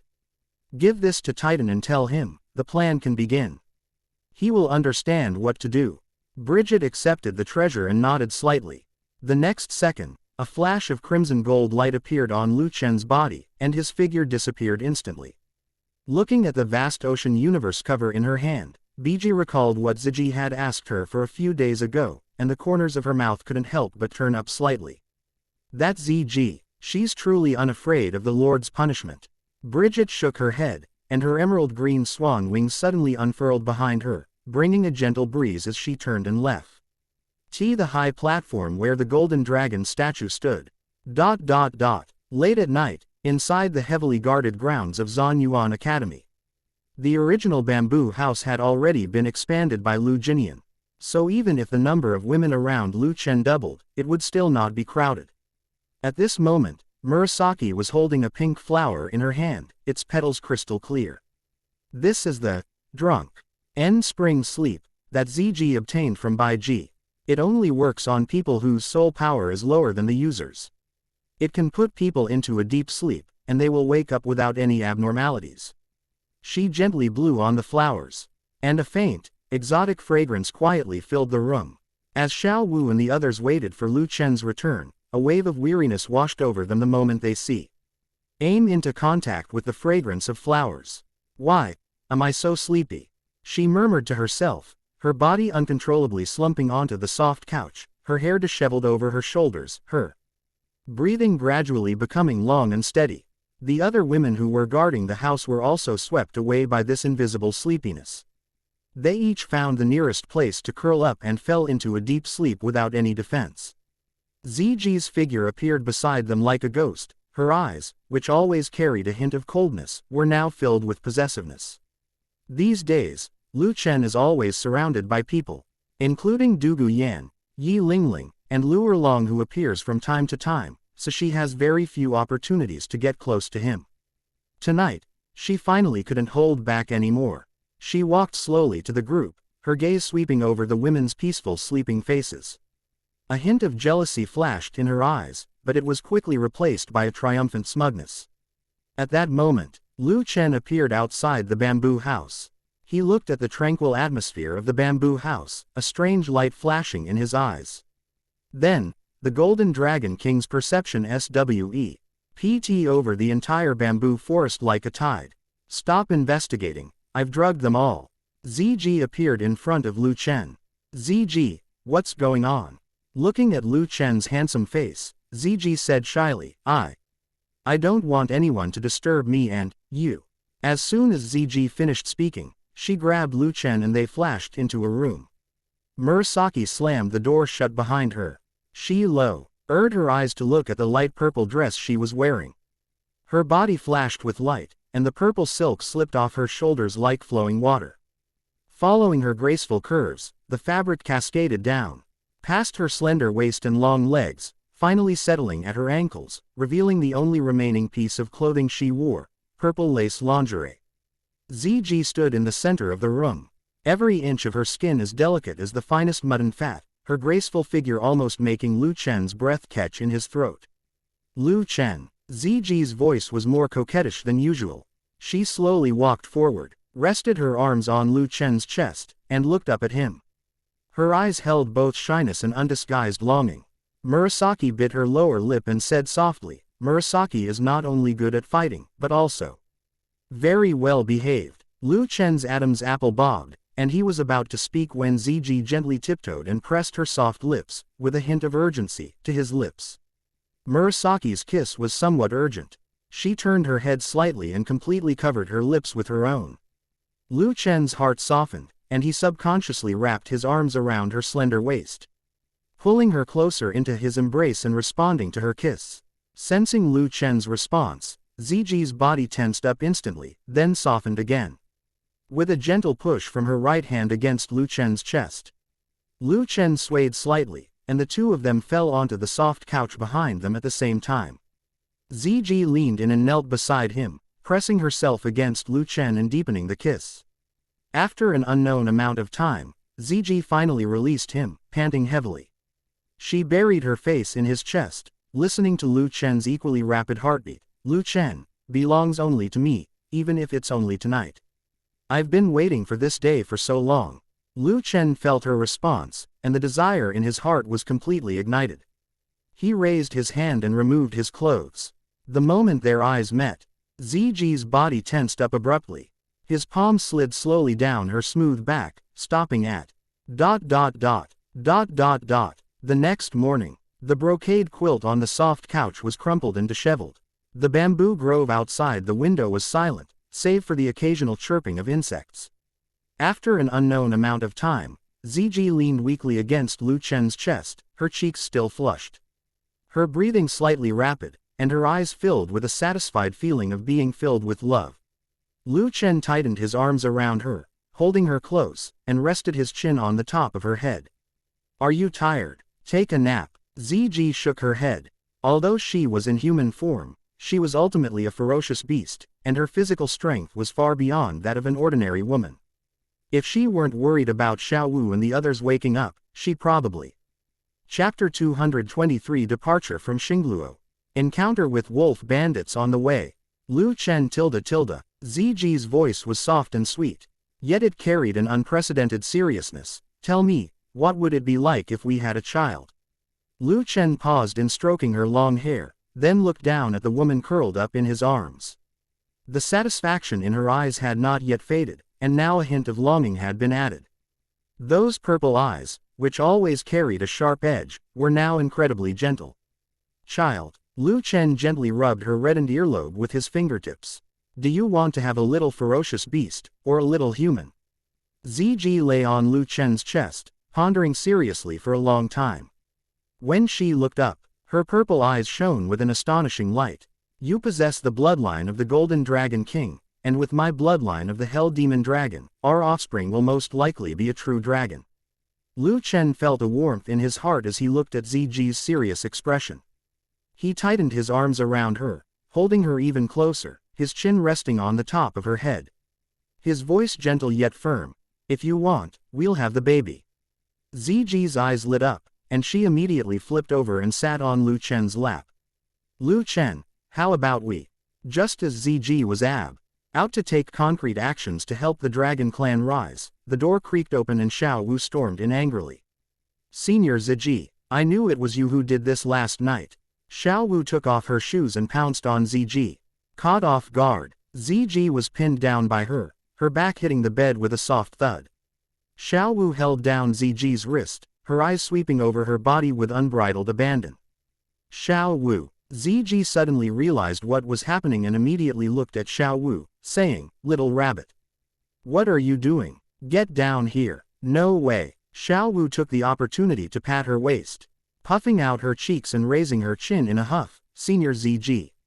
Strictly speaking, you should call me a sister, because I'm Lu Chen's first woman." Ning. ZG was startled by Xiao Wu's sudden action. You shameless scoundrel." ZG's cheeks flushed crimson. With a slight movement of her soul power, she flipped over and pinned Xiao Wu beneath her. The two rolled around in a ball, their playful squabbles filling the room. Lu Chen looked at the two of them with doting eyes, and while they were playing around, he got dressed and went out. When Lu Chen arrived at the living room on the first floor, only Zhu Zuqing was sitting there. Zhu Zuqing was engrossed in reading a letter, so much so that she didn't even notice Lu Chen coming up beside her. Lu Chen slowed his pace and sat down beside her, his gaze falling on the crumpled letter in her hand. "Zuqing, what's wrong? Who sent this letter?" As he spoke, he gently placed his hand on Zhu Zuqing's shoulder. Zhu Zuqing suddenly came to her senses. Her Adam's apple bobbed, and she handed him the letter, her voice lower than usual. "It's a letter from the family. The tribe heard about our victory and wants us to go back." Lu Chen quickly glanced at the letter, a cold smile playing on his lips. "They don't want you to go back. They want the secret to the evolution of the Netherworld cat martial soul." Zhu Zuqing nodded silently, her long eyelashes drooping down to conceal the indifference in her eyes. She no longer felt any attachment to that cold, indifferent family. She looked up at Lu Chen, her tone filled with complete dependence. "What do you think?" All she wants now is to stay by Lu Chen's side, nothing more. Lu Chen placed his right hand on Zhu Zuqing's head and gave it a good, roughing up. "There's no need to be so polite in front of me. Let them wait a little longer. It's time to announce to the world that you, Zhu Zuqing, belong to me, Lu Chen." Zhu Zuqing looked at Lu Chen, her eyelashes trembling slightly. She turned slightly and pressed her cheek against his chest. "It's good that you're here." Zhu Zuqing's voice was very soft, as if she was afraid of disturbing something. And it muffledly reached Lu Chen's ears. She wrapped her arms around his waist, burying herself completely in his embrace, the cool scent of Lu Chen lingering around her nose, a scent that made her feel incredibly at ease. Lu Chen tightened his arms, holding her even closer, resting his chin on the top of her head, and said softly, "Silly girl, I told you, I'll be here for you from now on." 2 months later, Lu Chen took Zhu Zuqing and ZG to the Star Luo Empire. The three of them arrived at a village. As soon as Lu Chen got off the carriage, he sensed something was wrong. There was a faint smell of blood in the air. Something's happened ahead. Lu Chen, Zhu Zuqing, and ZG instantly entered battle mode. The three walked slowly through the dilapidated village, the stench of blood growing stronger. The soil beneath their feet began to mix with dark red bloodstains, and embers of fire rose from the collapsed houses. Scattered among the ruins were the remains of villagers' bodies. But no intact body was left behind. Where the bodies should have been scattered, only messy drag marks remained. The bloodstains stretched from the ruins of the house to the dense forest behind the mountain. Zhu Zuqing stood in front of a thatched hut that had collapsed halfway, her body trembling slightly. The tragic scenes of those innocent villagers flashed through her mind, piercing her heart like needles. Lu Chen bent down and helped up the body of an old woman who had fallen on the threshold. The body was only half intact, and blood kept gushing from the wound. Forming a pool of blood, Lu Chen brushed his fingertips across her wide-open eyes and gently closed them. At that moment, Lu Chen suddenly noticed that the old woman was tly holding a tuft of bluish-gray hair in her hand. Lu Chen picked up a tuft of bluish-gray hair with his fingertips. It felt rough and hard to the touch, and carried a foul, malevolent aura. This hair. ZG approached quietly, her nose twitching slightly, and said in a deep voice, "This is wolf bandit fur." Wolf bandits. Zhu Zuqing looked at her in confusion. Lu Chen said solemnly, "The wolf bandits can be considered human, or they cannot. They are a combination of humans and a kind of spirit beast called the Gale Demon Wolf. The Gale Wolves are inherently lewd, capable of mating with almost any creature of similar size. They particularly enjoy raping human women, and when they mate with human women, they produce a unique breed called wolf bandits. Wolf bandits can be described as half-wolf, half-human monsters. They are born with the physique, speed, and some innate abilities of the swift-wind demon wolf, while also possessing a certain degree of human intelligence. They are extremely bloodthirsty and lustful. Wolf bandits not only plunder, but also kill humans to feed on them. Women were temporarily kept for sexual intercourse, and those who did not conceive would also become their food." Lu Chen's voice was terrifyingly deep, and the Golden Dragon King bloodline around him surged, causing the ground to tremble slightly with its immense pressure. "Zhu Qing, ZG, chase them. Leave no one alive." After Lu Chen finished speaking, the three of them simultaneously activated their soul power and rushed towards the back mountain. The back of this village is connected to a mountain range of spirit beasts. Lu Chen, Zhu Zuqing, and ZG followed the trail of blood and soon caught up with their target. In the distance, the three could already see a dense group of figures ahead. A pack of wolf bandits were dragging the corpses of villagers and binding women as they moved through the woods. Chapter 224 Annihilating the Wolf Bandits. There were about 300 wolf bandits, all of whom were extremely strong. Each of them was over 2 meters tall and had a sturdy physique. Most remarkably, their hair was all gray. The wolf bandits had extremely thick fur, making them look like savages. Their lips protruded outwards, revealing 2 canine teeth several times larger than those of ordinary people, and their faces were covered with dazzling paint. Lu Chen looked at the innocent villagers and coldly shouted, "Make your move." Lu Chen's body shone with golden light, his Golden Dragon King bloodline instantly boiled, and golden dragon scales lit up between his brows. As the golden light flowed, his entire body was covered with dragon scales. Lu Chen's hands transformed into sharp golden dragon claws, hurtling towards the wolf bandits at the forefront with a piercing whistle that tore through the air. The wolf bandit had barely sensed the danger and hadn't even had time to turn around when the golden dragon claw pierced straight through his chest. The blood gushed out, but before it could even touch Lu Chen's body, it was instantly evaporated by the power of his bloodline. Without changing his gaze, he twisted his wrist and forcefully ripped out the other person's heart, then casually threw it to the ground, sending up a cloud of blood mist. Kill. As soon as Lu Chen finished speaking, Zhu Zuqing's moon shadow at martial soul had already possessed her, and her arms transformed into purple-black dragon claws as she charged into the wolf bandits. ZG immediately rescued the villagers, and then stood aside to support Lu Chen and Zhu Zuqing. After all, with her strength, this group of wolf bandits is nothing more than a matter of a dragon flame. It would be better to let the two of them gain experience. Netherworld Shadow Clone. Zhu Zuqing's figure transformed into a blur as she split into several clones, simultaneously attacking the wolf bandits from different directions, her sharp dragon claw precisely slicing through their throats. As she moved swiftly, she left behind only faint black shadows and the constantly falling corpses of wolf bandits. Her movements were crisp and clean, without the slightest hesitation. Suddenly, the howls of wolves echoed through the forest, and the 100+ wolf bandits snapped back to their senses. Dozens of wolf bandits simultaneously emitted a blue light, and dozens of wind blades swept towards Lu Chen and Zhu Zuqing. Lu Chen flashed and blocked Zhu Zuqing's path, and the first chi and blood soul ring under his feet suddenly lit up.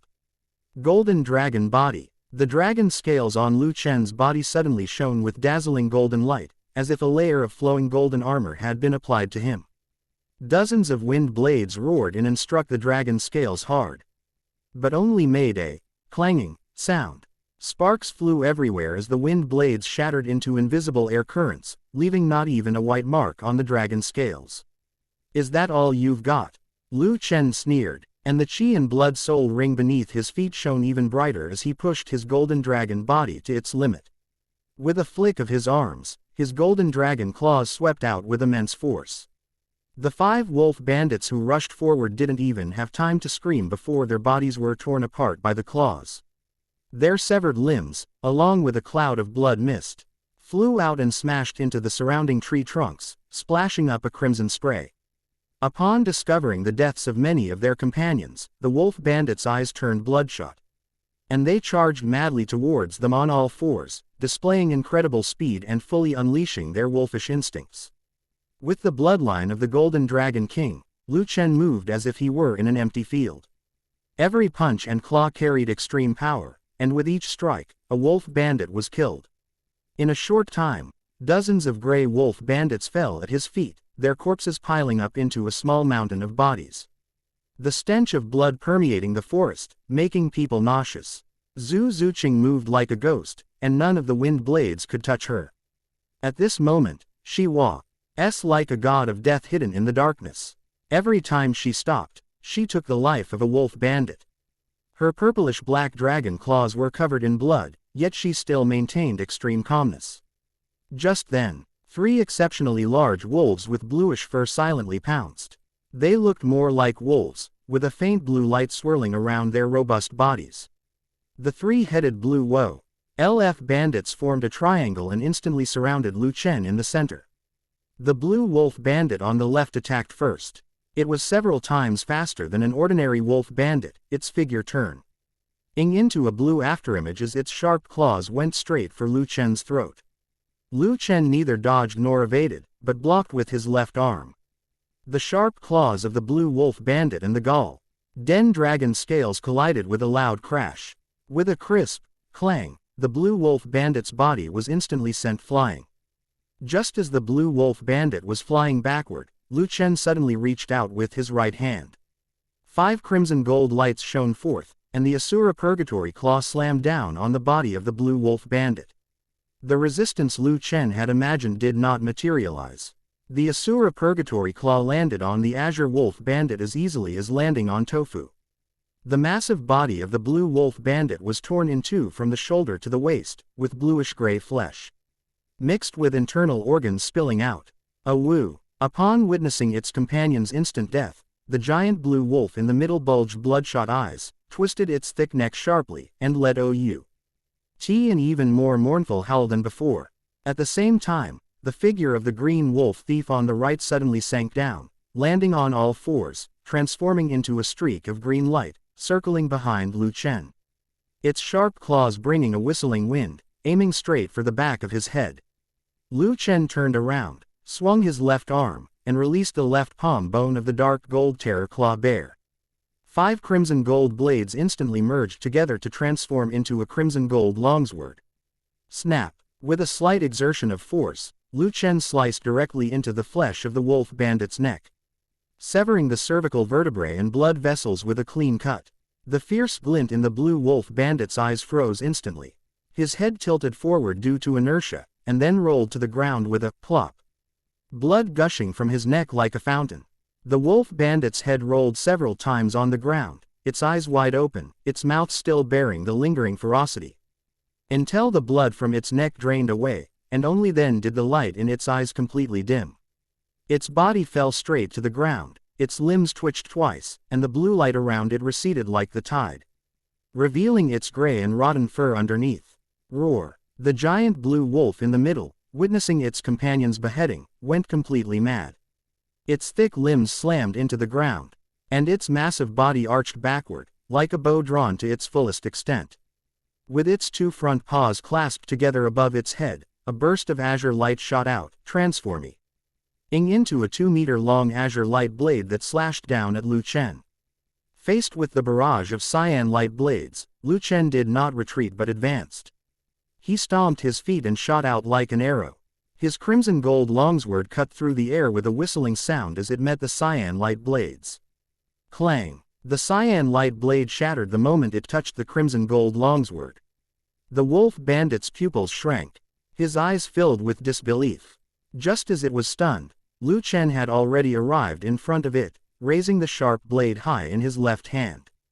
PFF'd. The Cr. Imson gold blade sliced into the giant wolf bandit's head without any resistance, piercing straight down from his forehead and severing his skull and cervical vertebrae. With a flick of his wrist, Lu Chen's longsword swung upwards. And with a whoosh, the wolf bandit's head was forcefully decapitated, arcing through the air before crashing heavily to the ground. The wolf's eyes were wide open, its death unresolved. Having lost their leader, the wolf pack suddenly became lambs to the slaughter. Lu Chen and Zhu Zuqing fought side by side, their howls and screams rising and falling, eventually subsiding in the mountains and forests. Chapter 225 Bloodthirsty Berserk, Hurricane Right Leg. Finally arriving at Star Luo, ZG stood on the boulder in front of the villagers. Seeing that, several wolf bandits were still trying to bypass the main battlefield and pounce on the villagers, she flicked her jade fingers, and several thin dragon flames shot out like meteors. The moment the dragon flame touched the wolf bandit, it exploded with a deafening roar. The purplish-black flames enveloped the wolf bandit, turning him into charred remains in the blink of an eye, without even a speck of ash scattering. Half an hour later, this one-sided killing finally came to an end. Lu Chen and Zhu Zuqing stood on the corpse of the wolf bandit. Both of them were surrounded by a faint yet tangible aura of bloodlust. The mountains and forests were completely silent, except for the lingering, heavy smell of blood. All 300 wolf bandits were killed, their corpses piled up and covered the entire valley.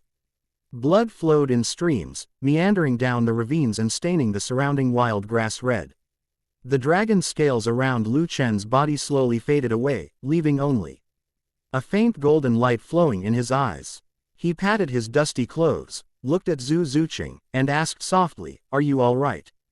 Zhu Zuqing shook the blood off her claws, her breathing slightly rapid. And the purplish-black dragon claws returned to their original state. Her clothes were stained with blood, but that did not diminish her aloof and elegant demeanor.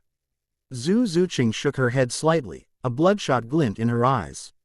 "It's nothing." Seeing this, Lu Chen gently touched Zhu Zuqing's brow with his fingertip, and the power of Asura slowly flowed into her spiritual sea, quiet Why soothing the violent aura brought about by excessive killing.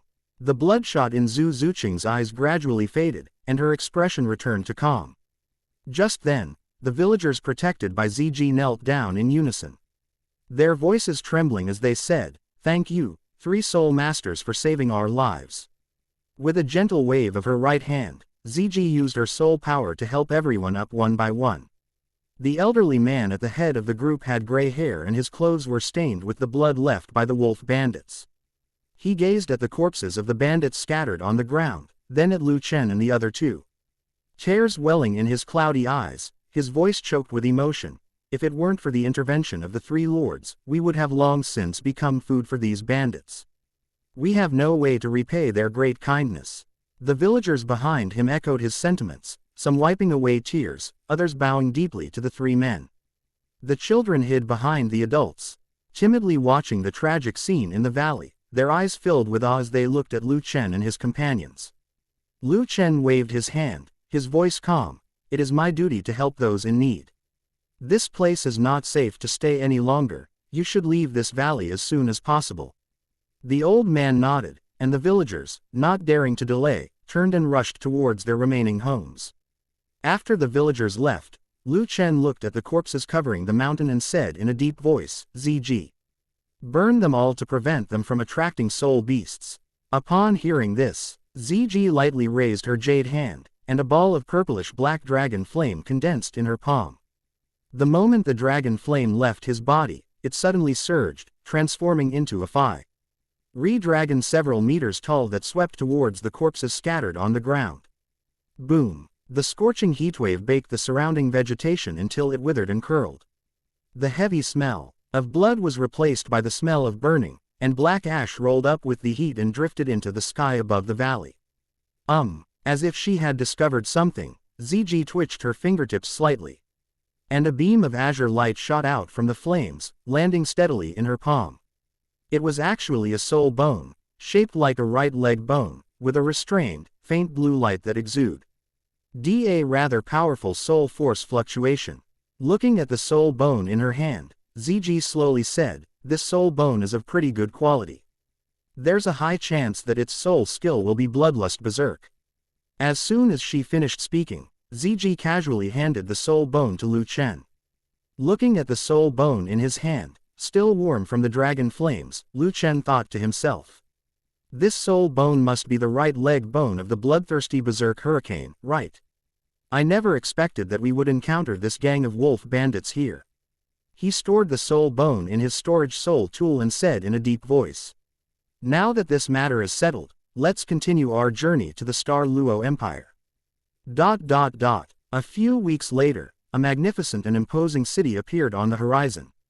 The city wall was built of jet-black boulders, reaching a height of tens of feet, and was covered with menacing defensive fortifications. The soldiers on the city wall wore bright armor and exuded a fierce aura, each radiating the chilling aura of an iron-blooded soldier. Above the city gate, a huge plaque is inscribed with the three large characters, Shingluo City, in a vigorous and powerful style, exuding an inviolable majesty. We've finally arrived. Lu Chen stopped in his tracks, his gaze sweeping over the heavily guarded taxi drivers at the city gate. As expected of Shingluo City, if it weren't for the support of the three upper sects, the Heavenly Do Empire would probably have been occupied by Shingluo long ago. Ziji nodded slightly, clearly agreeing with Lu Chen's point of view. Lu Chen took Ziji's hand on each side, and Zhu Zuqing's on the left and right, and said slowly, let's go. I hope this trip to Shingluo won't disappoint me. When Lu Chen and his two companions arrived at the city gate, they were stopped by two soldiers. Gentlemen, upon entering Star Luo City, please register your names and place of origin. Lu Chen calmly swept his gaze over the register in the soldier's hand. Lu Chen, from Tiando. As soon as Lu Chen finished speaking, the captain at the head of the group bowed sharply, his right hand pressed on his chest armor, his movements precise and respectful. So you are Tower Master Lu of the Spirit Pagoda. My apologies, but we dare not slacken our vigilance in the city's defenses, and we hope you will forgive us, sir. Lu Chen smiled faintly and said to Ziji and Zhu Zuqing beside him, it seems someone has their eyes on us. Upon hearing this, the captain of the soldiers instantly broke out in a cold sweat. 3 months ago, Prince Davis had already sent Lu Chen's portrait to all the city gates, ordering that anyone who discovered his whereabouts should report it immediately. The captain's knees trembled slightly as he said in a panic, Lord Lu, please be wise. His Highness the Crown Prince has personally issued an edict, stating that Lord Lu and his entourage from the Spirit Transmission Tower will arrive in Shingluo City soon, and ordering us to be on high alert and to receive them with utmost respect, without the slightest negligence. Davis, Lu Chen said calmly, let's register. We have important matters to attend to. Yes. The captain dared not delay and personally picked up his pen to take notes, the tip of which trembled slightly. The taxi driver next to them was already too scared to breathe, and his eyes were full of awe as he looked at Lu Chen and his two companions. The three of them did not rush to the Zhu family after entering the city, but instead found a hotel to rest first. As noon approached, Zhu Zuqing led the two into a restaurant with a distinctive local flavor and chose a window seat in the lobby. The surrounding diners chattered incessantly, mostly about recent major events in the Star Luo Empire. Have you heard? The third prince, Dai Mubai, who has been on the run for many years, has been captured and brought back by His Highness the First Prince. I've heard about it too. It's said that this third prince spends all his time in brothels and has neglected his cultivation. It's not just about spending time with women. My distant cousin W.H.O. works in the palace told me that when the third prince was brought back, he had already lost his manhood. Tisk tisk, what a useless piece of trash. Fortunately, there's still His Highness the First Prince. Chapter 226 The Zhu family has arrived. Attack the Zhu family. Lu Chen listened to the discussions around him, and the corners of his mouth curled up slightly. He whispered, it seems this Davis is no simple man. He's probably spreading this information on purpose, building momentum and paving the way. He's quite ambitious and might just become a powerful ruler who stirs up a storm in the future. Upon hearing this, Ziji's eyes revealed a hint of disdain. I have already investigated. There is only one title Douluo in the entire Star Luo city, far inferior to Chen Xin'e. NDGU wrong of the 7 treasure glazed tile school. Even Douluo is no match for him. Lu Chen smiled faintly and didn't say anything more. Just then, a steady footstep sound came from the entrance of the restaurant. Unlike the diner's noise, the footsteps were deliberately restrained. 3 men dressed in light blue outfits walked in. The one in the lead had a resolute face, a short sword at his waist, and an arrogance unique to nobles between his brows. The 3 of them quickly scanned the lobby before finally settling on a table by the window. Upon seeing Lu Chen, the leading man's eyes lit up. He quickly stepped forward, stopped 3 steps away, and bowed respectfully. Zhu Wei of the Zhu family greets the Tower Master of the Spirit Transmission Tower. The 2 people behind I am also bowed in unison and said respectfully, "Greetings, Tower Master of the Spirit Transmission Tower." Zhu Zuqing's fingers, which were holding the teacup, paused slightly. She looked up at the Zhu family members, her eyes suddenly turning cold. "The Zhu family, you guys really acted quickly." Lu Chen asked jokingly, "What's up?" Reporting to Master Lu, the patriarch, upon learning of the second Mrs. return, specially dispatched his subordinates to welcome her. Zhu Wei straightened up, his gaze sweeping over Zhu Zuqing and Ziji, and said respectfully, "The city has been quite unsettled lately. The head of the family is worried that the second miss might encounter misfortune if she returns to the manor rashly, so he has instructed his subordinates to keep an eye out at the major restaurants." He paused, his tone cautious and tentative. "The patriarch specifically instructed that if we encounter the 3 of you, we must invite you to the Zhu residence for a chat, to fulfill our duty as hosts." Zhu Zuqing's eyes gradually turned cold, and she almost cracked the rim of the cup with her grip. She said coldly, "Welcome. When I left the Zhu family back then, why didn't you come to stop me? Now that I'm back, you suddenly remember your identity as a second miss." She glanced up at Zhu Wei and the other 2, her gaze sharp as a blade. "I cannot accept the Zhu family's kindness. Please also tell the Zhu family head that I, Zhu Zuqing, am no longer a member of the Zhu family, and there is no need for me to get involved in the future." Zhu Wei's respectful expression stiffened, and fine beads of sweat appeared on his forehead. He said in a low voice, "Second miss, there are other hidden circumstances surrounding what happened back then. The head of the family has felt guilty towards you all these years." "Hidden story," Zhu Zuqing sneered. "It's just that I was sacrificed for the sake of the family's interests. I can't bear such guilt." Zhu Wei was out to say something when Lu Chen said coldly, "I think we have made our meaning very clear. Please leave." Upon hearing this, a flash of anger crossed Zhu Wei's eyes. Since he was born, no one outside had ever dared to speak to him like that. Zhu Wei's fingers unconsciously tightened around the hilt of the short sword at his waist, and his suppressed aristocratic pride almost broke through his restraint. But out of the corner of his eye, he caught a glimpse of Ziji's casually raised eyes, and the fleeting purple light in them sent a chill down his spine.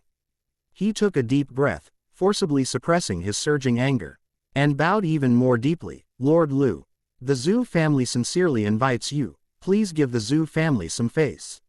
Looking out the window, Lu Chen said calmly, "The Zhu family. Do you think you're worthy?" These words were like a slap in the face to Zhu Wei. He grew up in the noble circles of Shingluo City. When had the Zhu family, as a hereditary noble family, ever been treated with such contempt? "In that case, I'll take my leave." Zhu Wei ultimately didn't make a move, and turned to leave with his men. "Interesting." Lu Chen smiled faintly as he watched Zhu Wei leave. Looking at Lu Chen and Zhu Zuqing, Ziji asked in confusion, "Didn't we come here to go to the Zhu family?" Lu Chen withdrew his gaze, his fingertips lightly tapping the table, making a crisp sound. "We will go, but not be led by the nose by them." He paused, his tone carrying an undeniable air of dominance. "What I want to do is take down the Zhu family." Ziji's eyes lit up, her purple pupils gleaming with excitement. She slammed her hand on the table and stood up. It should have been done long ago. With the Zhu family's meager resources, do they even deserve to put on airs? Her soul power involuntarily leaked out, causing the tables and chairs to tremble slightly. The surrounding diners were so frightened that they shrank their necks and dared not look at her again. "When are we going?" Ziji stared intently at Lu Chen, her tone full of impatience. "First thing tomorrow morning." A complex expression appeared in Zhu Zuqing's eyes.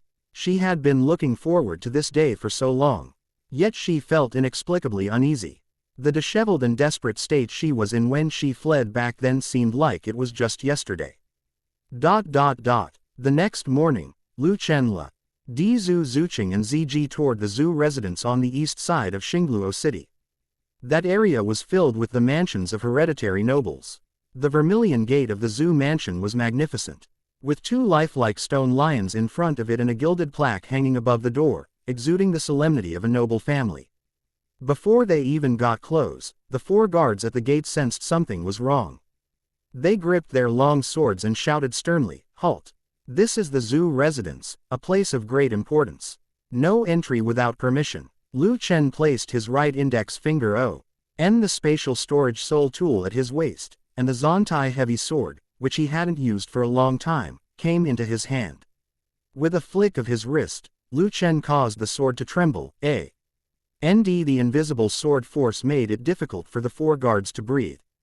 Charge! The 4 guards exchanged a glance, drew their long swords, and charged towards Lu Chen. Lu Chen flicked his wrist, and the Zontai heavy sword swept out with immense force, without any unnecessary frills. Boom! Before the 4 guards could even unleash their soul skills, they were sent flying by the SW. Ord energy and crashed heavily into the stone wall of the Zhu residence. The vermilion gate shattered under the residual force of the heavy sword, and amidst the flying wood chips, a large number of guards appeared in the courtyard, clearly indicating that the Zhu family had already learned of what was said in the restaurant yesterday. Presumptuous! A deep shout came from the direction of the main hall, accompanied by heavy footsteps, and an old man dressed in a dark red brocade robe slowly walked out. He was tall and strong, with white hair and beard, a faint scar on his forehead, and a jade pendant engraved with the character, Zhu, hanging from his waist, swaying gently with his steps. The old man was followed by a dignified middle-aged man. The middle-aged man was none other than Zhu Weiren, the current head of the Zhu family, Zhu Zuqing's biological father, and an 83rd level soul Douluo. The old man was none other than Zhu Gai, the strongest member of the Zhu family, an 89th level agility type soul Douluo. Lord Lu, you have gone far too far. Zhu Weiren's face turned ashen. As his soul power surged, 8 soul rings suddenly rose from beneath his feet. Yellow, yellow, purple, purple, black, black, black, black, black, the 8 soul rings were neatly arranged, and the pressure of a soul Douluo level being fully unleashed. My Zhu family has no grudge against you. So why did you destroy my mansion and harm my clansmen? Zhu Gai stood beside Zhu Weiren, his aged face filled with solemnity, and 8 spirit rings rose up as well. His gaze was fixed on the heavy black iron sword in Lu Chen's hand, and he said in a deep voice, "Tower Master Lu, always leave room for maneuver, so that we can meet again in the future." The Zhu family has been established in Shingluo City for thousands of years, with deep roots, and is not someone to be easily manipulated. Chapter 227 Sword presses down on the Zhu family. The Zhu family. Lu Chen snorted coldly and said sarcastically, "It's nothing more than a corrupt family." A surge of sword intent rose from Lu Chen's body, and a phantom of a Shura seemed to flash behind him. The heavy iron sword in his hand hummed, and the dark blade even emitted a faint reddish gold light. The invisible pressure of the sword made the Zhu family guards turn pale and involuntarily take half a step back. "I'm here today for only one thing." Lu Chen's gaze was sharp as a sword, and his voice was firm and powerful. "Zhu Zuqing, my wife. Today, I will avenge her all the justice she has suffered over the years." Presumptuous. Zhu Gai frowned as 8 soul rings spun rapidly beneath his feet, radiating a blinding black light. "Tower Master Lu, stop spouting nonsense. The Zhu family is a hereditary noble family of Star Luo City, and we have always upheld propriety. You have destroyed my mansion and injured my clansmen without any regard for right or wrong. Do you really think the Zhu family can be bullied? The Zhu family has strict rules and prioritizes family interests. Some sacrifices are normal. As the second young lady of the Zhu family, it is an honor for Zhu Qing to shoulder the family's mission. How can there be any talk of bitterness, sacrifice, glory?" Zhu Zuqing took a step forward abruptly, her eyes brimming with tears and anger that she had suppressed for many years. My own father watched helplessly as Zhu Zuyun poisoned me. If I hadn't risked my life to escape, I would have long since become a sacrifice for the family's interests. How could I be where I am today? Yu Weiren's face turned pale and then red, but there was no remorse in his eyes. Zhu Zuqing, shut up, you traitorous and despicable wretch. He pointed at Zhu Zuqing's nose and mocked, but that makes sense. Just because you hooked up with the Tower Master of the Spirit Tower, you think you can turn things around.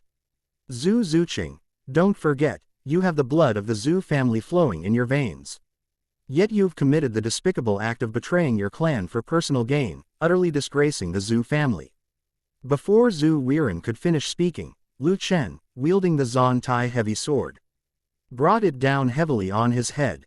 Arrogant. Zhu Weiren's soul power surged, and as the purplish-black soul power surged, a semi-transparent phantom of a ghostly cat condensed behind him. Zhu Weiren's pupils gleamed with a cold, eerie green light as he confidently raised his right arm to block. Lu Chen's reputation in Tiando City did not reach Xingluo. In their eyes, Lu Chen was just a genius under the protection of a powerful figure. The next second, he paid the price for his recklessness. Clang! The Zontai heavy sword slammed into the Netherworld cat's shield, the black light on Zhu Weiren's body began to tremble violently. The illusory image of the Netherworld cat let out a mournful roar. Zhu Weiren was shaken by the immense force, his blood surging, and he staggered back 5 steps. A trickle of blood spilling from the corner of his mouth. Just when he thought he had blocked the attack, a crimson gold sword aura swept past his ear. Sizzle. The crimson gold sword energy, imbued with the intent of Asura sword, tore through Zhu Weiren's soul power as easily as cutting tofu, and precisely slashed at Zhu Weiren's raised right arm. The crisp sound of bones breaking and the muffled sound of flesh tearing erupted simultaneously, and blood gushed out like a fountain, staining the stone slab in front of him red. Zhu Weiren's body flew backward instantly, his confidence freezing on his face, replaced by shock and excruciating pain. The severed right arm traced an arc in the air before crashing heavily to the ground, its 5 fingers still twitching unconsciously. He stared blankly at his empty right shoulder, blood gushing from the severed wound. The excruciating pain made him let out a piercing scream. Ah! My arm! My arm! The Phantom of the Netherworld cat lost its soul power support, let out a mournful cry, and then dissipated. Zhu Weiren staggered backward, pressing his left hand tightly against the bleeding wound. His face was ashen, large beads of sweat rolled down his cheeks, and his eyes were filled with disbelief and fear. Lu Chen gently pressed the tip of his Zontai heavy sword against the ground. Looking at Zhu Weiren, he said coldly, "If you dare to speak rudely again, your head will be the one flying away." "How dare you, you brat!"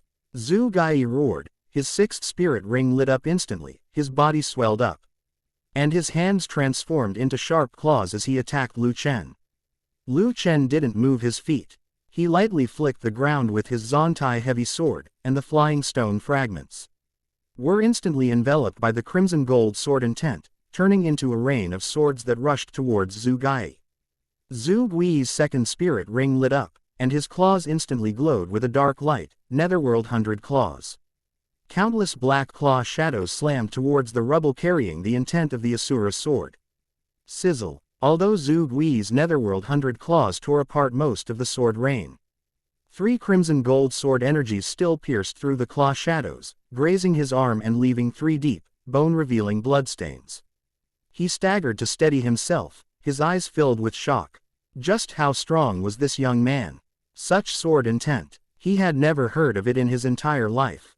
With just the sword's momentum, it can easily suppress the soul skills released by a soul Douluo. Lu Chen looked at Zhu Gai and said calmly, "What? Do you want to continue?" Zhu Gai covered the deep, bone-revealing bloodstain on his arm, his dark green eyes churning with shame, anger, and madness. He had lived for nearly 100 years and was a renowned soul Douluo in Star Luo City. When had he ever suffered such humiliation? If word got out that Zhu family would be utterly humiliated by a mere youth, how could they possibly save face? "You arrogant brat, today I'll show you the difference between a Contra Master and a mere child." With a roar, Zhu Gui's 7th spirit ring lit up instantly, 7th spirit skill. Netherworld true body. His body swelled at a visible speed, and in the blink of an eye, he was over 3 jong tall. His loose robes were torn by his expanding muscles, revealing his strong body covered with fine black hair. Its face elongated, transforming into the ferocious head of a ghostly cat.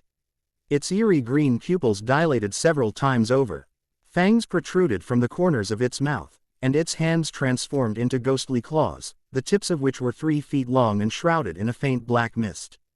Roar. The Netherworld cat let out a roar, its body swayed, and 3 afterimages detached from its body. Zhu Gui's icy voice came from the Netherworld cat, Lu Chen. The Zhu family's Thusa, ND-year-old foundation is not something a mere brat like you can handle. Lu Chen looked at the Netherworld cat, his expression turning serious. As that's so, he swung his right hand out suddenly, ND the Zontai heavy sword shot directly towards the Zhu family's door plaque. That plaque is a symbol of the Zhu family's 1,000-year glory. It is made of the finest sandalwood from Shingluo City, and the 2 gilded characters, Zhu Mansion, on the surface are written in a powerful and vigorous style by the Dai family's ancestor himself. How dare you, you brat! Call out. Zhu Gai wanted to turn around to stop him, but he was locked in place by the sword intent that erupted from Lu Chen. If he made a move, he would definitely be suppressed by Lu Chen in the next moment.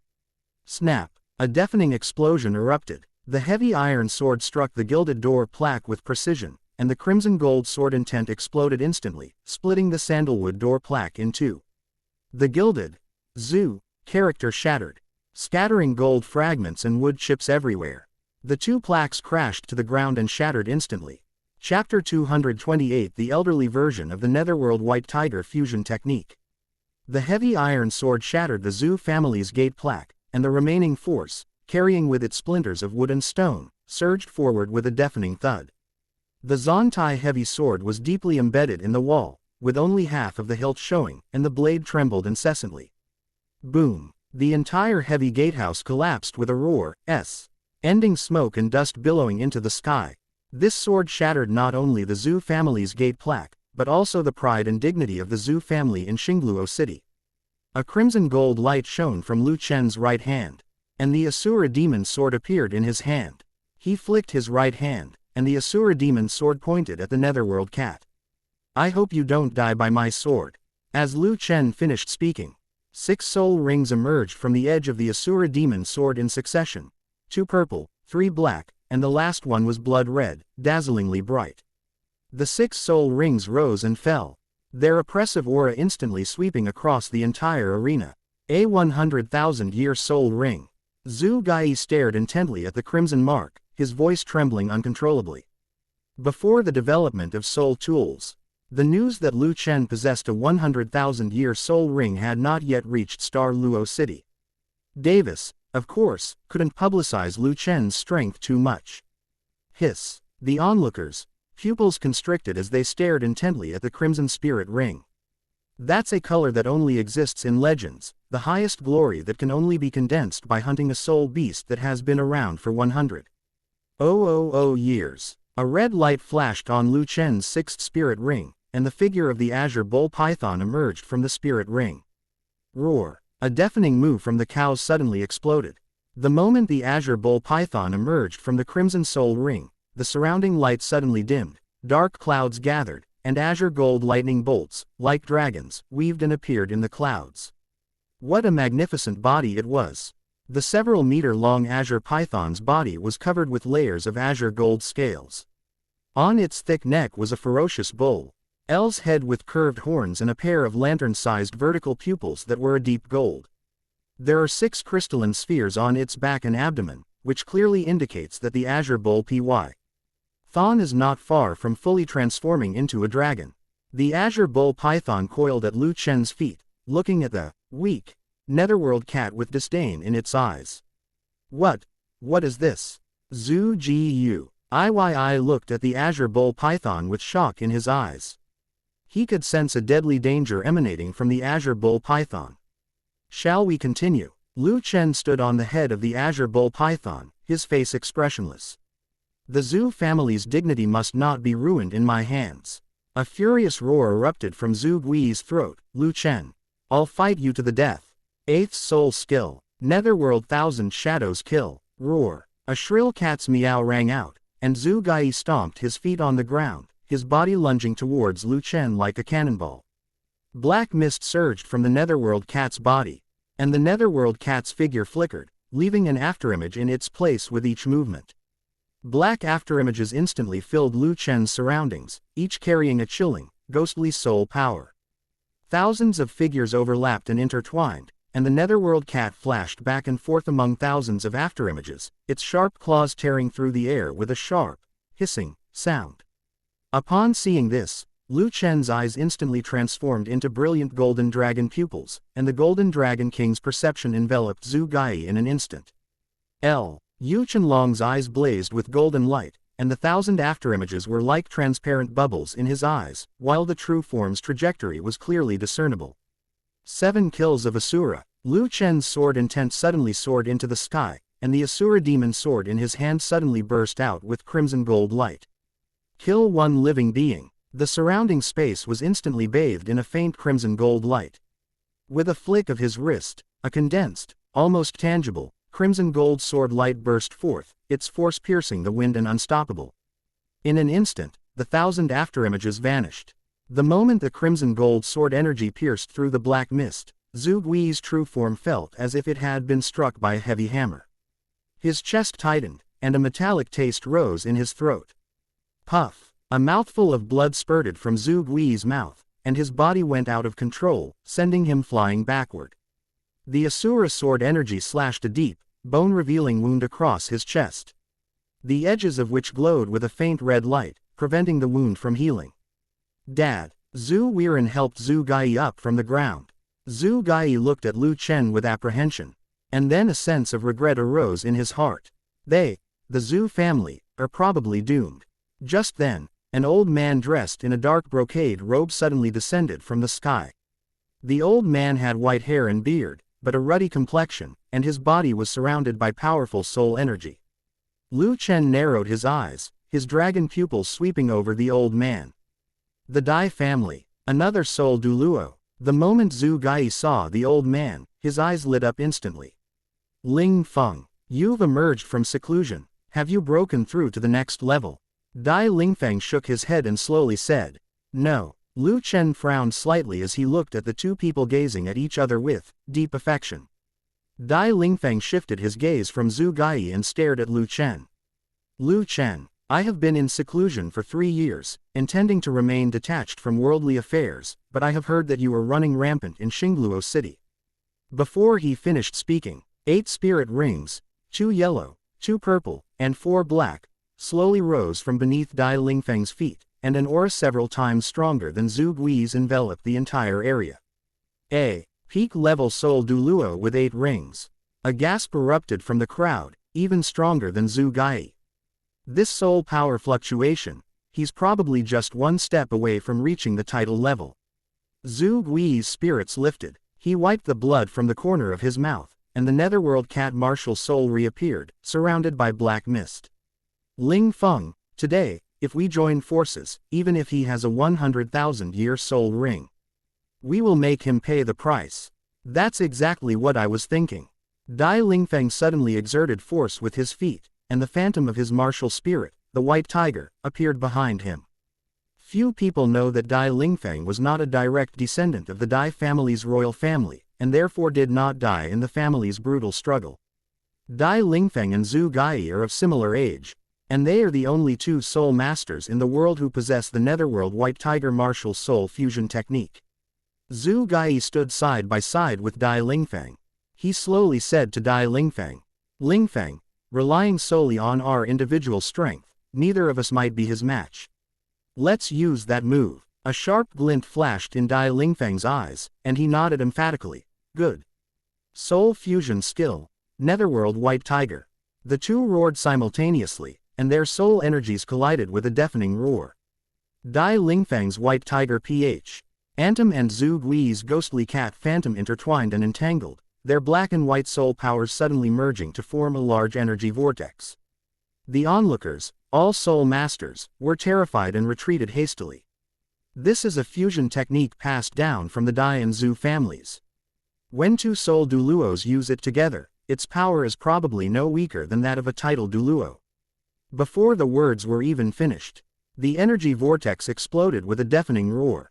A 15-meter-long netherworld white tiger emerged from the air, its entire body pure white with black stripes as black as ink. And its pair of purple eyes flashing with a ghostly light, its pupils swirling with a murderous aura that soared to the sky. It stood suspended in midair, its body surrounded by a black and white intertwined soul power. Its oppressive aura enveloping the entire area like Mount Tai pressing down. Chapter 229 Breaking Through the Netherworld. Slaying the White Tiger. The netherworld white tiger's purple eyes narrowed, and its massive jaws snapped open, unleashing a torrent of black and white intertwined soul power. Such a powerful pressure. The onlookers had already retreated more than 100 meters away, and many low-level soul masters were even knocked unconscious by the shock. Lu Chen stood atop the azure bull python's head, the golden light in his dragon eyes shining even brighter. Great Ming. At Lu Chen's command, the azure bull python let out a deafening roar, and azure gold lightning crashed down from the clouds. The next second, the azure gold lightning, like the wrath of a god, crashed down from the thick clouds, transforming into dozens of lightning pillars that slammed into the netherworld white tiger. Boom, boom, boom. The azure lightning collided with the black and white soul power, creating ripples of energy that filled the sky. The black mist was torn apart by the lightning, revealing the ferocious true form of the netherworld white tiger. At that very moment, Lu Chen made his move. Crimson gold flames erupted from the Asura demon sword, instantly enveloping Lu Chen. A towering Asura phantom, 3 jong tall, materialized behind him. Its 6 arms each wielding an Asura sword, its murderous aura soaring to the heavens, causing even the world to lose its color. What is that? Dai Lingfeng's pupils shrank sharply. He had expected that Lu Chen not only had a 100,000-year soul ring, but also possessed such a terrifying ability, the power of which far surpassed that of an ordinary martial soul true body. Zhu Gai was terrified. He finally realized that he should never have provoked this boy in the first place. Triple kill hell. Lu Chen's figure transformed into a streak of crimson gold light, leaving a long afterimage in the air. The Asura true form swung its 6 arms simultaneously, unleashing 6 extremely refined sword energies that intertwined into a net, directly slashing towards the head of the netherworld white tiger. Not long ago, Lu Chen completely absorbed the primordial sword soul pill within his body. From then on, his sword intent was second to none among humans. Perhaps only the Snow Emperor of the far north could barely contend with him in terms of sword intent. However, it's only a matter of resisting. The netherworld white tiger roared and swung its giant claws, its black and white soul power condensing into a shield in an attempt to block the sword energy. But how domineering is the Asura sword chi?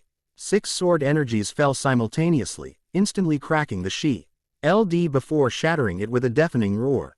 PFF'd. The sword energy, still powerful, slashed fiercely at the netherworld white tiger's left shoulder. The densely patterned black fur was instant torn apart by the crimson gold sword energy, and blood gushed out. At this moment, Lu Chen appeared above the netherworld white tiger's head and coldly shouted, 8 hot 8 cold soul shattering abyss. On the Asura demon sword, the crimson gold sword light suddenly surged, transforming into a huge sword blade tens of feet long.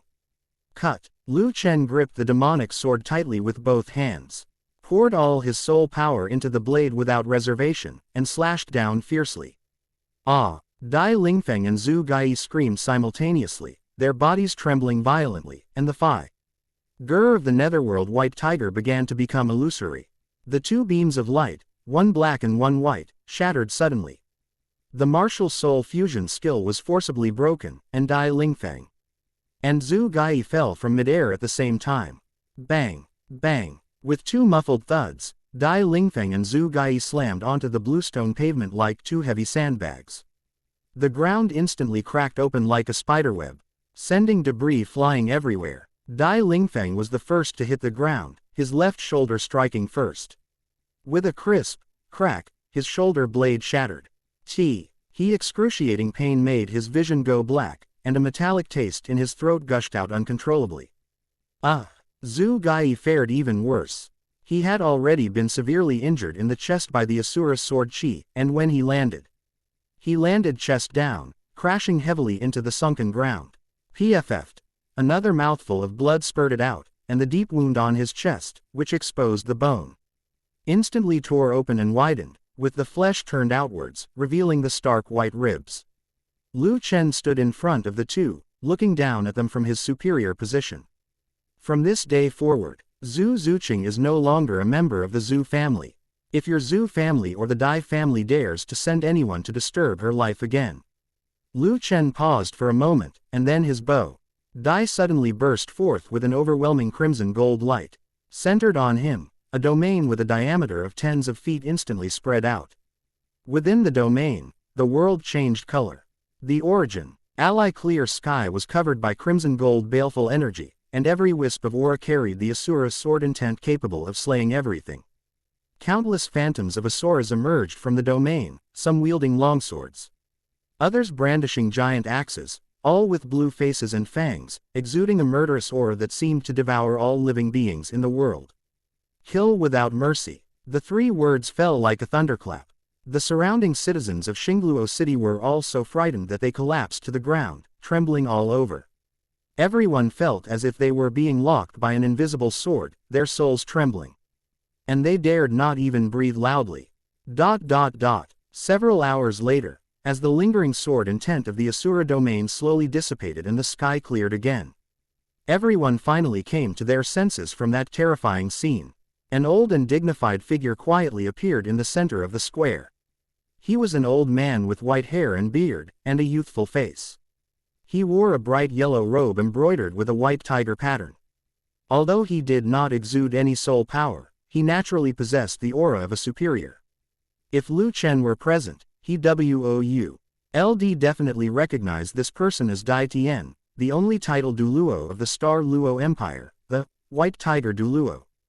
Greetings, Your Majesty. Upon seeing this, the people of Shingluo immediately knelt down again, their voices filled with awe and fear. Big brother. Dai Lingfeng lay on the ground, blood gushing from his mouth, barely breathing.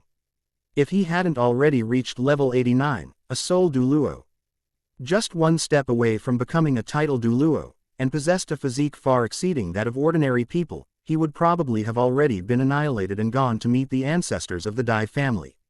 You're still as reckless as ever. White Tiger Douluo shook his head, a hint of disappointment in his eyes, and with a grab of his right hand, lifted Dai Lingfeng up from the ground. He frowned slightly as he looked at Zhu Gai, who was also on the verge of death, and said coldly, "Consider this a lesson learned. Even if I personally took action, I wouldn't be a ma. TCH for that woman in purple beside Lu Chen." At this point, a hint of worry flashed in Dai Tian's eyes, and he sighed softly. "I only hope that this matter will not incur the displeasure of the Spirit Pagoda, otherwise the Star Luo Empire may face a great calamity." As soon as he finished speaking, he picked up Dai Lingfeng and then Zhu Gai, and in a flash, he headed towards the palace, early intending to take the two back to heal their injuries. At this time, Lu Chen, along with Zhu Zuqing and Ziji, had left Shingluo City and arrived at a remote village. As Lu Chen watched the sky gradually darken, he said to Zhu Zuqing and Ziji, "It's getting late. Let's rest here for the night and continue our journey tomorrow." Zhu Zuqing nodded slightly. After what had just happened, her heart was filled with tenderness. Ziji had no objection, but she scanned her surroundings warily, remaining on guard at all times. The 3 entered the village, and soon an elderly man with white hair and beard, wearing a dark blue long robe, came quickly over, leaning on a cane. "I am Uncle Li, the village chief of Qingfang village." The moment the old man saw Lu Chen, he quickly stepped forward and bowed deeply to him. "Greetings, Soul Master. It is a great honor for our village that you have graced Qingfang village with your presence." Chapter 230 Taking Down Zhu Zuqing. Lu Si. Hen nodded slightly and cupped his hands to Uncle Li, saying, "I'll borrow a place to stay for a couple of days to rest." Yes. Uncle Li quickly responded, his face full of respectful smiles. The best courtyard in the village has long been prepared, clean and tidy, and can also provide shelter from the wind and rain. If you don't mind, please come with me. On the way, Lu Chen noticed that there was no soul power in Uncle Li's body and asked in confusion, "Old man, why haven't you awakened your martial soul?" Thinking of this, a trace of helplessness appeared on Li Bo's aged face. "When I was a child, no soul master helped me awaken my martial soul, so I did not have a martial soul." Upon hearing this, Lu Chen frowned slightly and asked, "Old man, have none of the children in the village awakened their martial spirits?" Quote. Upon hearing this question, a bitter look appeared on Li Bo's aged face. He sighed and said, "Master Soul Master, you may not know this, but since my grandfather's generation, no one has ever become a soul master in our Qingfang village."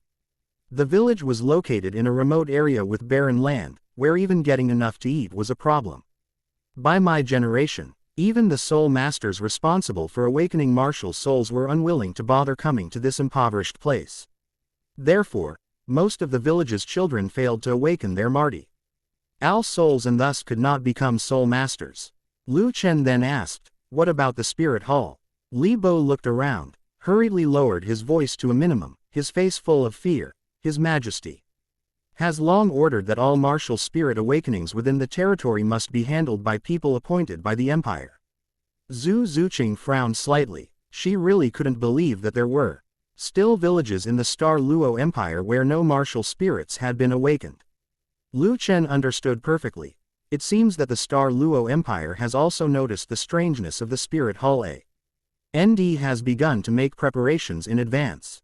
Lu Chen and his two companions followed behind Uncle Li, passing through several paths paved with bluestone slabs, until a simple courtyard came into view. The courtyard was small, but it was kept very clean. There was an old osmanthus tree in the courtyard with lush branches and leaves. The 3 brick and tile houses face south, with bright and clean windows. The rooms have been cleaned and are fully furnished with tables, chairs, beds, and even brand new bedding. "Sir, this is the best place to stay in the village." Uncle Li rubbed his hands together and said cautiously, "I've already had hot water boiled, and I'll personally bring dinner. It'll be just ordinary farm dishes from the village, please make do with them. If you need anything, just call me, and I'll be there in no time. Don't worry, the villagers all follow the rules and will never disturb your rest." Lu Chen looked at the old man, took out a pill from his waist and handed it to Uncle Li, saying, "This pill can improve a person's aptitude and awaken their martial soul. With this pill, we can at least cultivate a soul venerable for your village." Li Bo stared at the perfectly smooth pill, his hands instinctively pulling back, his voice trembling uncontrollably. My lord, this is unacceptable. This is unacceptable." Lu Chen smiled faintly and stuffed the pill into Uncle Li's hand. "Consider it as payment for one night's accommodation." After saying that, he didn't give Uncle Li a chance to refuse, and turned around to lead Ziji and Zhu Zuqing into the house. Night is falling. The oil lamp in the room had long since burned out. After finishing her meal, Ziji went to the next room on her own initiative. Before leaving, she winked at Zhu Zuqing, which made Zhu Zuqing's ears burn slightly. Inside the room, Lu Chen noticed that only Zhu Zuqing was there and asked in confusion, "Where's Ziji?" Zhu Zuqing did not answer, but activated the silent shadow seal. And a dark blue light enveloped the entire room, isolating all movement. Zhu Zuqing raised her hand, her fingertips gently hooking the zipper on her tight-fitting clothes, and pulled it lightly. The black coat slowly faded away. The black coat slipped down Zhu Zuqing's slender shoulders, revealing her fair and jade-like back. Her skin glowed with a delicate sheen under the moonlight, and her waistline was slender and firm, without an ounce of excess fat. Zhu Zuqing put the silent shadow seal aside and turned to face Lu Chen. Looking at Zhu Zuqing's clothes, Lu Chen suddenly felt his mouth go dry and his lustful desire was hard to suppress. At this moment, Zhu Zuqing was only wearing a set of black lace lingerie with cutouts.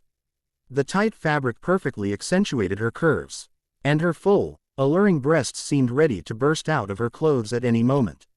Zhu Zuqing walked slowly to Lu Chen's side and gently placed her right hand on his wrist. Her breathing was slightly rapid, and her warm breath brushed against Lu Chen's neck, carrying a faint fragrance of herbs. Lu Chen. I'm not young anymore. Before Zhu Zuqing could finish speaking, Lu Chen's heart softened, and he reached out to pull her into his arms. Zhu Zuqing trembled slightly, wrapped her arms around Lu Chen's neck, and her beautiful eyes were full of love. Lu Chen's hand gently stroked her smooth back. Zhu Zuqing's body became increasingly supple, and she nestled into his arms, her breathing becoming more rapid due to tension and anticipation. I know. He lowered his head, his nose gently brushing against her reddened earlobe. Lu Chen carefully supported her waist, then slowly lowered his head and kissed her lips. Zhu Zuqing's eyelashes trembled suddenly, and she subconsciously tightened her arms, pressing herself even closer to him. Zhu Zuqing's lips were slightly cool, with a hint of sweetness. Zhu Zuqing was a little awkward at first, her lips stiffening slightly. But she gradually relaxed and responded skillfully. The moment their lips touched, a tingling, electric-like sensation spread from her lips to her limbs, causing her to let out a soft moan. Her cheeks instantly turning bright red. After an unknown amount of time, Lu Chen slowly released her, his forehead touching hers, their breaths mingling together. Zhu Zuqing's cheeks were flushed. Her eyes were dreamy, but a sweet smile lingered on her lips, and her long eyelashes were glistening with fine tears. Lu Chen raised his hand and gently whipped the water from the corner of her lips.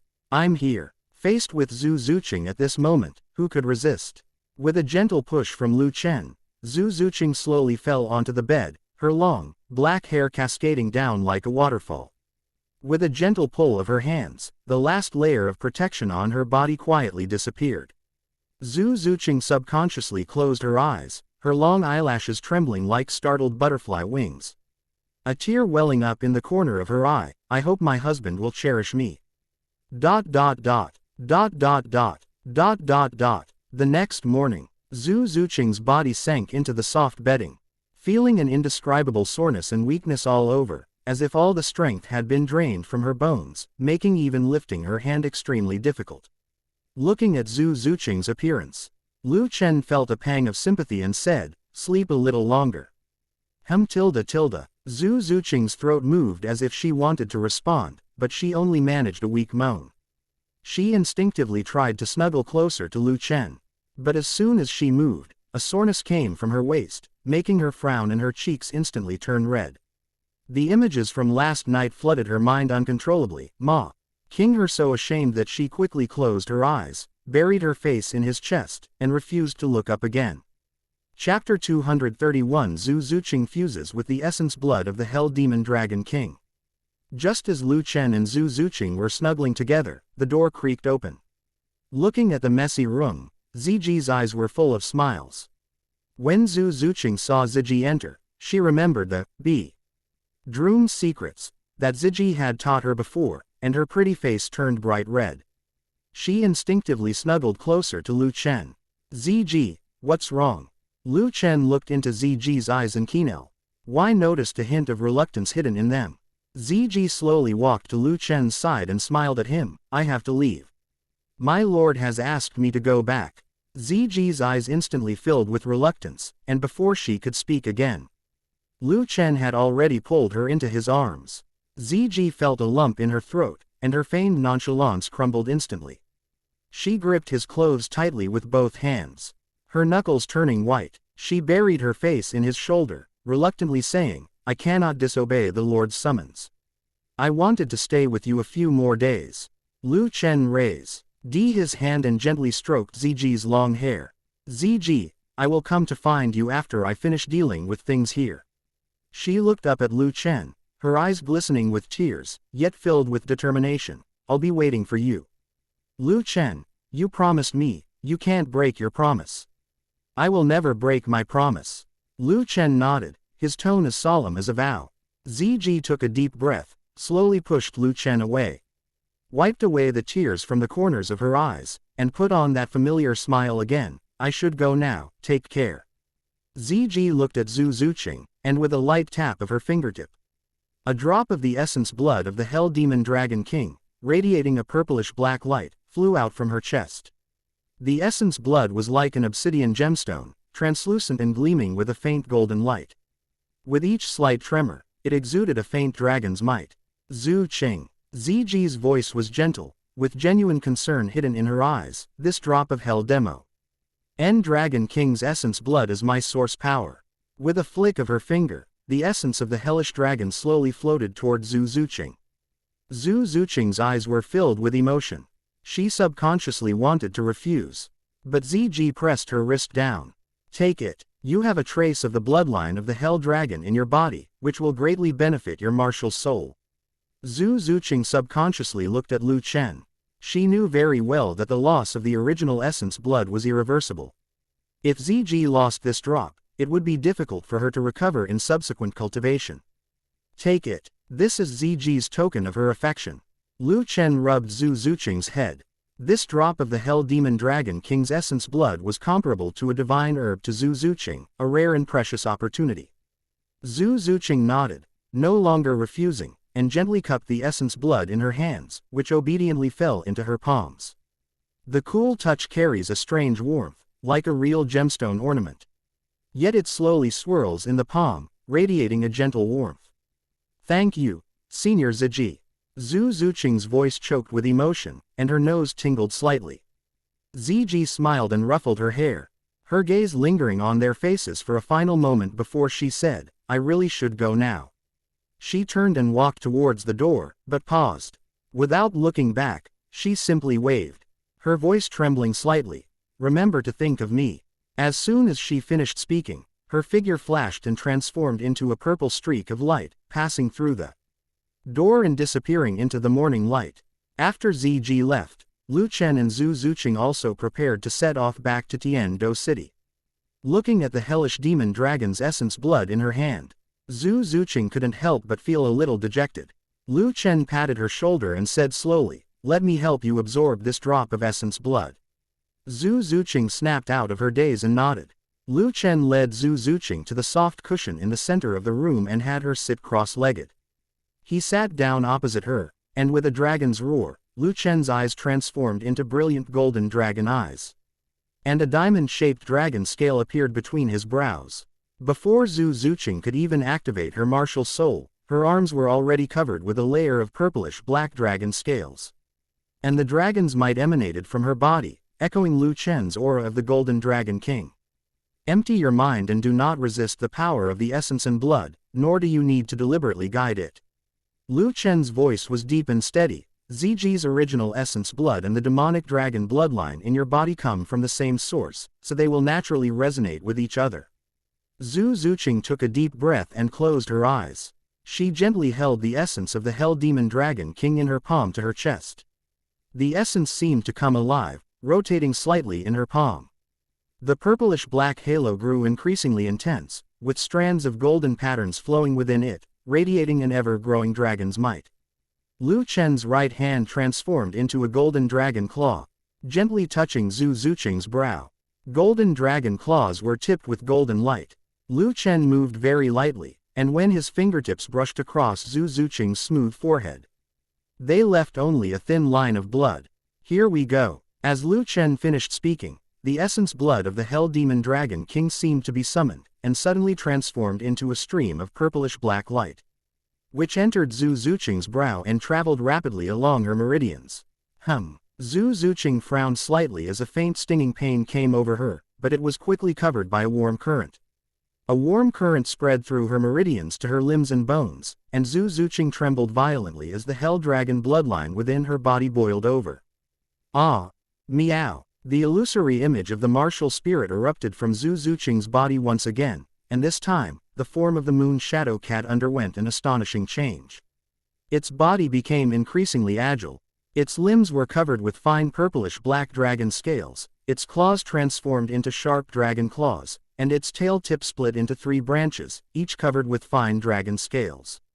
Zhu Zuqing let out a low growl that sounded like both a dragon's roar and a cat's meow. The crescent mark between her eyebrows turned from silver gray to purple, and even her eyes turned into purplish-black dragon eyes. Dark purple dragon scales began to spread across her body, quickly covering her entire upper body. At the same time, Zhu Zuqing's soul power also began to rise. The barrier of level 52 shattered instantly, reaching level 53, level 54, until it slowly stopped at the peak of level 54. Zhu Zuqing slowly opened her eyes, a purplish-black light flashing in them. She could clearly feel the surging power within her body, as well as the powerful true dragon bloodline within her. It's a success, she said softly, her voice tinged with weariness, but filled with excitement and awe. Lu Chen reclaimed the Golden Dragon King's bloodline. He looked at Zhu Zuqing in front of him and smiled with satisfaction. Congratulations, Zuqing. With Zhu Zuqing's current strength, she could easily become a peerless Douluo even without any help in the future. Zhu Zuqing got up and threw herself into Lu Chen's arms, then pushed him down to the ground, wrapping her arms tightly around his neck. Lu Chen, I feel like I'm becoming more and more dependent on you. Before she could finish speaking, she leaned down and gently pressed her soft lips against Lu Chen's. After an unknown amount of time, the two slowly separated, their noses still touching, their breaths mingling. Zhu Zuqing's cheeks flushed, and the purplish-black light in her eyes became even more alluring. Lu Chen lightly tapped his fingertip to close the door. Before he could speak, Zhu Zuqing softly hummed in agreement, and her neatly arranged clothes slipped down again. Chapter 232 The Yin-Yang Well of Ice and Fire. The remnant soul of the Dragon King. It was a month later when Lu Chen and Zhu Zuqing returned to Tiando City. Inside Zanyuan Academy, Xiaowu stared at the two with a scrutinizing look. Like a wary little beast locking onto the returning pair. Zhu Zuqing. Xiaowu threw herself at Zhu Zuqing, angrily saying, "You're clearly younger than me. You went OUT for a while and you actually got together with Lu Chen." Zhu Zuqing's ears turned red. She avoided Xiaowu's burning gaze and turned to look at Lu Chen, her eyes filled with a helpless plea for help. Seeing this, Lu Chen pulled Xiaowu away from Zhu Zuqing and then hugged her in his arms, saying affectionately, "All right, this time it's not Zuqing's fault, it was me who couldn't control myself." Xiaowu was held firmly in Lu Chen's familiar arms, and her heart softened immediately. However, when she thought about the time he had spent alone with Zhu Zuqing over the past month, the evances and jealousy in her heart surged up like bubbling soda. Her cheeks puffed out, her long eyelashes fluttered, and her pink eyes glared at Lu Chen as she muttered, "You always protect her." The next second, she tilted her head back slightly, opened her soft lips, and gently bit Lu Chen's shoulder with her sharp little tiger teeth. Lu Chen chuckled softly, letting her do as she pleased, since it didn't hurt anyway. Xiaowu snorted, her teeth loosened slightly, and she gently licked the spot she had just bitten with the tip of her tongue, as if apologizing to the wound. "Are you calm now?" Lu Chen affectionately rubbed Xiaowu's head. Xiaowu gently twirled her fingers around Lu Chen's clothes, burying her head in the crook of his neck and nuzzling him. "I'm almost over it, but you have to make it up to me." Lu Chen chuckled, lowered his head and planted a gentle kiss on the top of her head. "Okay, what kind of compensation do you want?" Xiaowu thought for a moment and said, "I will stay by your side for the next month." Lu Chen nodded and said, "In that case, you can come with me to the Ice and Fire Yin-Yang Well." The Yin-Yang Well of Ice and Fire. Lu. K of confusion flashed in Xiaowu's eyes. "What are you going there for?" Lu Chen smiled faintly. "Do you remember when I told you before that there was a treasure hidden in the Yin-Yang Eye of Ice and Fire?" Upon hearing this, Xiaowu's beautiful eyes lit up instantly. She got off Lu Chen and exclaimed excitedly, "A treasure! I love it the most." Lu Chen looked at Zhu Zuqing beside him and said softly, "Zuqing, why don't you come with us too?" Zhu Zuqing nodded, and the three of them quietly slipped out of Zanyuan Academy before anyone noticed. The three of them walked on the back of the hellish dragon, their wings cutting through the sky and soaring over layers of clouds. In less than half a day, they arrived at the depths of the Sunset Forest, where the Ice and Fire Yin-Yang Eyes were located. Looking into the distance, the valley was still shrouded in green mist, with icicles standing tall on one side and a chilling atmosphere, and lava surging on the other side and a scorching heat wave. The three landed outside the valley. Xiaowu broke free from Lu Chen's hand and skipped to the edge of the valley, exclaiming, "Wow! It's still so magnificent." Lu Chen quickly caught up and pulled her behind him. Lu Chen's eyes transformed into brilliant golden dragon pupils as he gazed at the immense aura of the Ice and Fire Dragon Kings in the sky, and murmured, "I wonder if you still have any remnants of your divine consciousness." As the three stepped into the valley, a rich fragrance of grass and trees mingled with the scent of ice and fire rushed towards them. Various kinds of immortal herbs grew wildly at the boundary between ice and fire. Looking at the herb garden that Douluo had taken excellent care of, Lu Chen suddenly seemed to have thought of something. He took out a blue-silver grass from the Rui Beibao pouch at his waist. The grass was emerald green all over, with faint golden veins hidden in its leaves. Xiao Wu saw the blue-silver grass in Lu Chen's hand and asked in confusion, "Lu Chen, why do you have a blue-silver grass in your Rui 100 treasures pouch?"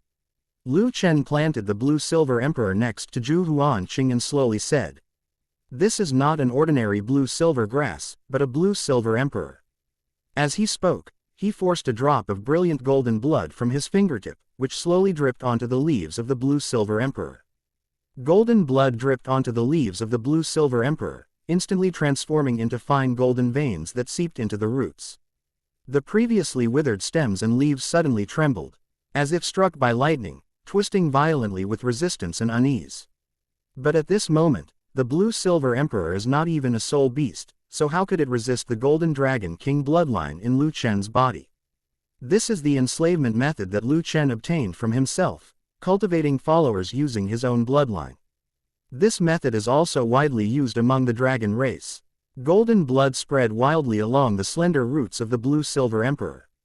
In just 3 breaths, the leaves of the entire immortal herb were covered with golden dragon scale patterns. The violent trembling gradually subsided, replaced by a gentle tremor of submission. Lu Chen forced out 2 more drops of blood from his fingertips, this time dripping them directly into the soil where the blue-silver emperor was rooted. It seems to have stopped moving. Xiao Wu peeked out and carefully poked the blue-silver emperor's leaves. The blue-silver emperor slightly bent its leaves, as if responding to her touch. Lu Chen pointed his index finger at the leaf, and 3 slender, jade-green vines suddenly snaked out from under the leaf, gently encircling his index finger like tender little hands. Caressing it affectionately, full of dependence. Lu Chen smiled slightly. The reborn blue-silver emperor will not only forget all his previous memories, but will also completely obey his orders. Lu Chen withdrew his index finger and went straight to the yin-yang eye of ice and fire. The spring water was still half icy blue and half fiery red, and Lu Chen felt completely different now than before. Previously, he could only sense the auras of the Ice and Fire Dragon Kings within the Ice and Fire Yin-Yang well. This time, the feeling was even clearer, as if the Ice and Fire Dragon Kings below were summoning him. "I'm going down now." Lu Chen turned to look at Xiao Wu and Zhu Zuqing, his tone solemn. "No matter what happens, you must never get even half a step closer to the Ice and Fire Yin-Yang well." Xiao Wu and Zhu Zuqing nodded, and both said at the same time, "You, be careful." Lu Chen nodded slightly, and with a thought, the Golden Dragon King's bloodline surged. "Hold head high." With a resounding dragon roar, golden light flowed, and Lu Chen's body was covered with brilliant golden dragon scales. Amid Xiao Wu and Zhu Zuqing's worried gazes, Lu Chen leapt into the Ice and Fire Yin-Yang well. 2 completely different forces attacked from the spring water, but were steadily blocked by the dragon scales. Without further hesitation, Lu Chen continued to dive down the spring water, speeding towards the mysterious space at the bottom of the lake. At this moment, within the mysterious space of the Ice and Fire Yin-Yang eye, 2 figures lay quietly in the center. Enveloped in crimson and gold flames, the flickering flames seemed capable of incinerating everything, and the scorching heat caused the surrounding space to distort slightly. The other figure stood amidst the deep blue ice mist, the cold air condensing into frost, the extreme cold seemingly capable of freezing everything. The 2 were none other than the Fire Dragon King and the Ice Dragon King. 2 of the 9 Dragon Kings. The 2 Dragon Kings slowly opened their eyes, and the Fire Dragon King spoke first. "Were you also awakened by that aura?" The Ice Dragon King nodded slowly, his gaze fixed on the direction of the spatial entrance, and said in a deep voice, "That is, the aura of the Golden Dragon King." Meanwhile, Lu Chen had already swum to the bottom of the Ice and Fire Yin-Yang well. Chapter 233 Ice and Fire Divine Bones. The Asura reappears. Lu Chen stared at the rippling space before him, and with a slight thought, the golden drag on spear appeared out of thin air in his palm. He stared at the spatial rift before him, his bloodline emitting bursts of dragon roars, the things inside constantly drawing in the golden dragon king's bloodline. The closer Lu Chen got, the more violently the spatial ripples trembled, and two streams of energy, one icy and one scorching, surged out from the cracks. Hold head high. A dragon's roar emanated from Lu Chen's body, and the golden dragon spear shone with a dazzling golden light. The spear tip resounded with dragon's roars, blocking the two energies. This power, it really is the power of those two. It seems their remnant souls are still intact. Lu Chen could clearly feel the attraction emanating from the depths of the spatial rift growing stronger, and the golden drag on king bloodline within him surged wildly, as if it had been parched for a long time and now receiving timely rain. He gripped the golden dragon spear tightly, its tip pointing directly at the crevice, and leapt in without hesitation. The moment you pass through the crack, the surrounding scenery changes abruptly. There was no energy turbulence as I had imagined. Instead, there was only deathly silence. And beneath my feet lay a chaotic land interwoven with red and blue. Looking up, two enormous stars, one red and one blue, were suspended in the air. The two enormous stars suspended in the air exuded an earth-shattering pressure. The red star is engulfed in flames, its surface flowing with patterns like lava, and each flash bursts forth with heat capable of scorching mountains and boiling seas. Blue star is covered with ice that has never melted for thousands of years, and the emanating cold air can almost freeze a person's soul. Looking at this space, Lu Chen exclaimed in admiration. No wonder it belongs to the two great dragon kings, Ice and Fire. Just then, two enormous figures appeared suspended in midair. They were the Fire Dragon King and the Ice Dragon King, Who had just awakened in the mysterious space. At this moment, the two Dragon Kings had reverted to their true forms. The Fire Dragon King's entire body was covered in red and gold scales, and his wings spread out like a raging wildfire, each flap of which stirred up waves of heat. The Ice Dragon King was clad in azure ice crystal armor, surrounded by swirling ice mist, his claws gleaming with a cold light. And the air around him seemed to freeze into ice crystals. Humans, no. The Fire Dragon King's deep voice carried a scrutinizing tone as his gaze fell upon Lu Chen, his pupils suddenly contracting. The bloodline flowing through your veins is that of the pure Golden Dragon King. The Ice Dragon King's eyes sharpened, and an aura of extreme cold swept over you. The Golden Dragon King perished 10,000 years ago. How do you possess his bloodline? Looking at the two enormous dragon kings before him, Lu Chen slowly said, I am indeed human. But I am also the Golden Dragon King. As Lu Chen spoke, he stepped forward, and the Golden Dragon King's bloodline suddenly boiled, with four brilliant golden soul rings emerging from his body. Sensing the pure Golden Dragon King bloodline within Lu Chen, the Ice Dragon King laughed loudly. What a human! What a Golden Dragon King! No matter who you are, once you obtain the bloodline of the Golden Dragon King, your fate will be inextricably linked to that of the Dragon Clan. The Ice Dragon King looked at Lu Chen and slowly said, if I'm not mistaken, you came here for what we left behind, right? Lu Chen answered without hesitation, that's right. The Ice Dragon King and the Fire Dragon King exchanged a glance, a hint of approval flashing in their eyes. The icy mist surrounding the Ice Dragon King gradually softened, as expected of someone who inherited the bloodline of the Golden Dragon King. But you are certainly not the Golden Dragon King born to destroy everything.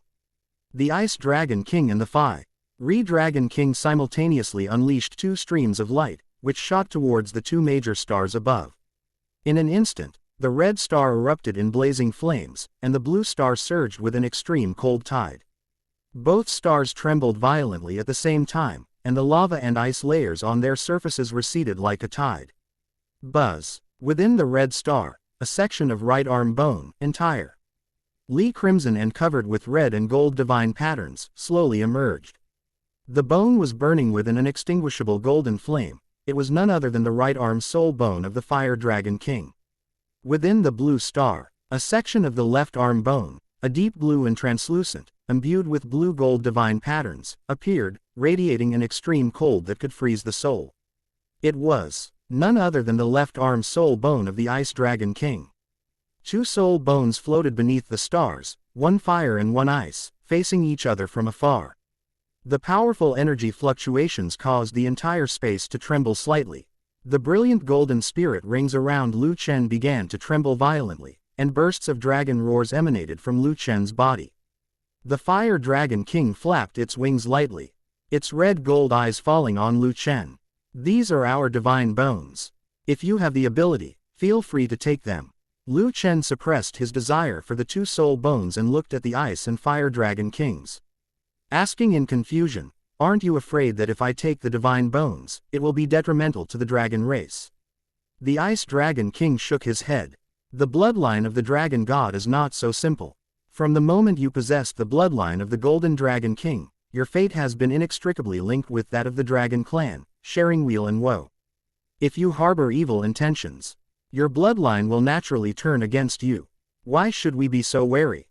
The Fire Dragon King's crimson gold wings flapped violently, and the undying golden flames on his crimson gold soul bone surged dramatically. "Enough nonsense. If you want the divine bone, you'll have to endure this ice and fire tempering first. If you survive, the divine bone is yours. If you don't, you'll stay here and stay with us."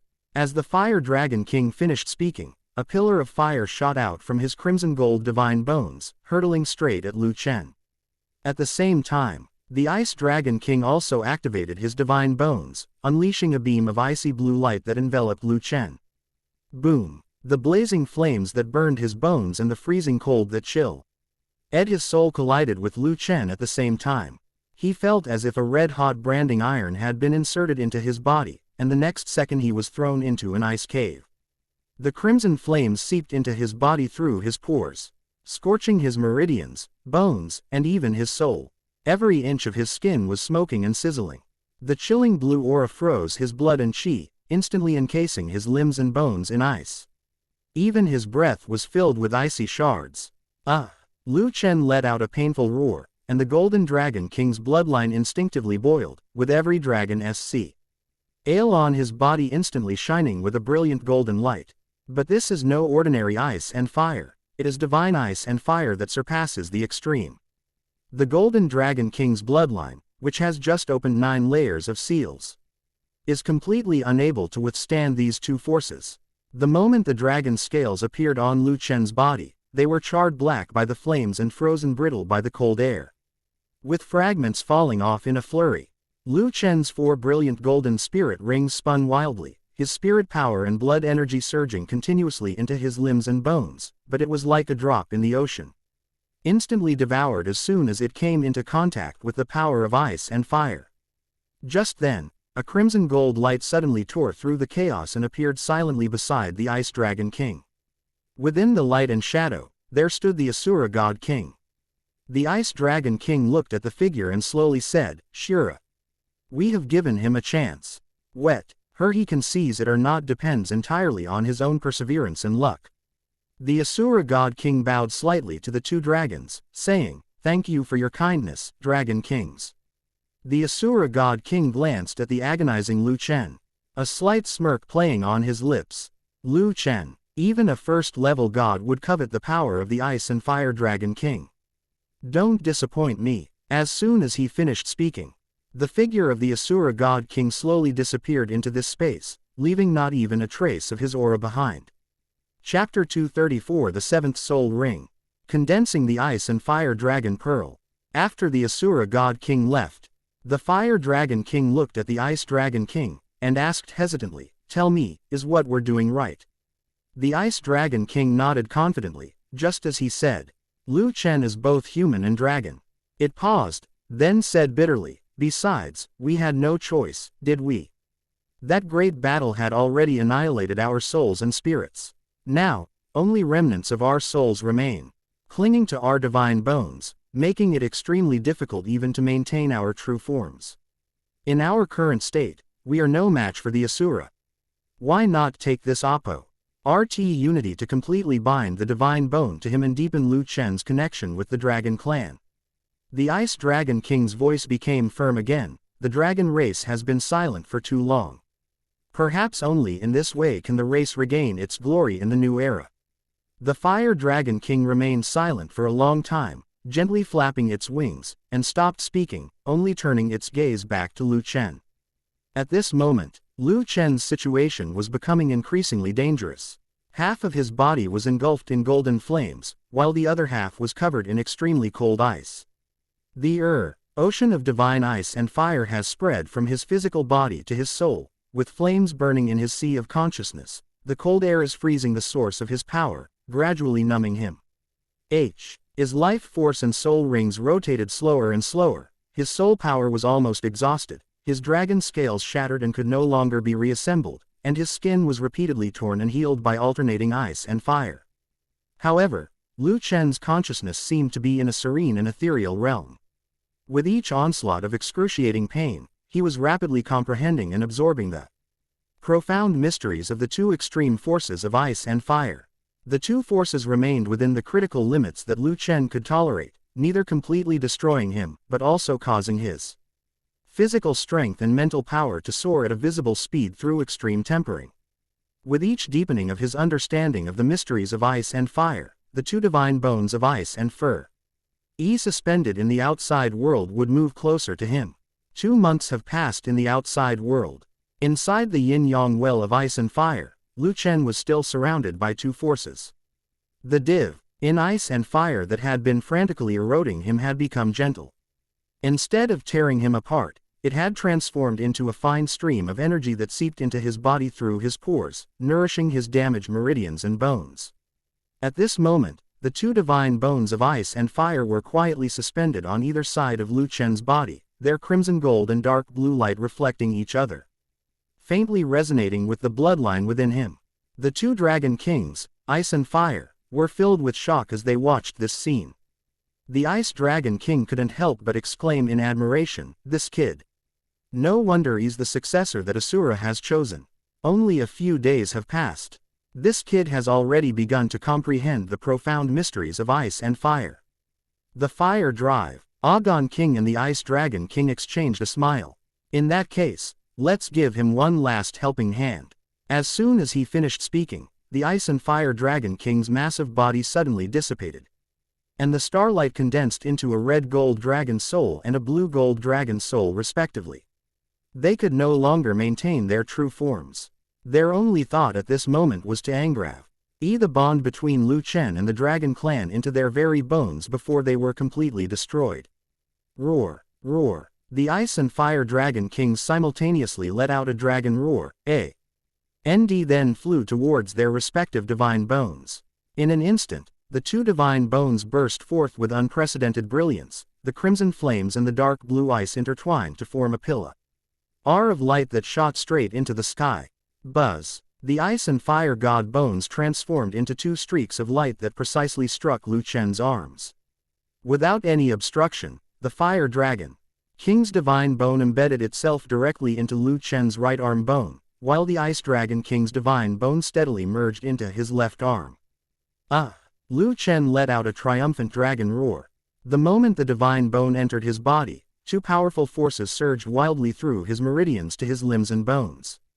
The 4 golden spirit rings within his body spun rapidly, while two illusory dragon shadows slowly coalesced behind him, emanating a chilling aura. Level 65, Level 67, Level 69, Level 70. The bottleneck in soul power was as fragile as paper, easily broken through by the two forces. The moment his soul power stabilized at the level of a 70-level soul saint, an even more powerful aura suddenly erupted from Lu Chen's body. At his dantian, lower abdomen, the TWO energies of ice and fire began to converge wildly. Buzz. A deafening buzz erupted from Lu Chen's dantian, and the ice and fire energy was compressed to the extreme, suddenly bursting forth with golden, red, and blue rays of light. In the glow of the sunset, a round bead slowly took shape. It was translucent, with one half burning with golden flames and the other half condensed into dark blue ice crystals. A series of dragon roars emanated from Lu Chen's body, causing the surrounding space to tremble violently. The bead, about the size of a longan, floated in the center of the dantian. It neither emitted heat nor coldness, but instead exuded a gentle divinity. Is this a soul core? Lu Chen felt the powerful dragon pearl in his dantian, his eyes filled with shock. This dragon ball not only allows him to perfectly control the power of ice and fire, but also automatically absorbs the ice and fire energy between heaven and earth, transforming it into soul power, achieving a state of endless life.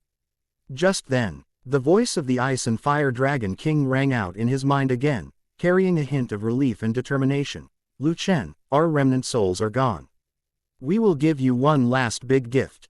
As soon as he finished speaking, the red gold dragon soul and the blue gold dragon soul that had merged into the divine bone simultaneously ignited, transforming into two EAMs of pure energy that flowed into Lu Chen's body along the divine bone. Lu Chen's Asura demon sword suddenly appeared, and 6 spirit rings, 2 purple, 3 black, and 1 red, emerged in succession. Soul ring condensation. These two energies converged on the Asura demon sword, gradually condensing into a phantom soul ring. This soul ring is made entirely of ice and fire, with crimson gall and dark blue patterns flowing around it. It is clearly a special soul ring that is over 100,000 years old. This spirit ring was created using our remaining divine power. We hope you will make good use of this power. The voice of the Ice and Fire Dragon King gradually faded away, while the Ice and Fire Divine Ring slowly contracted and landed on the Asura Demon Sword. In an instant, a layer of crimson gold flames and a layer of extremely cold ice suddenly condensed on both sides of the Asura Demon Sword.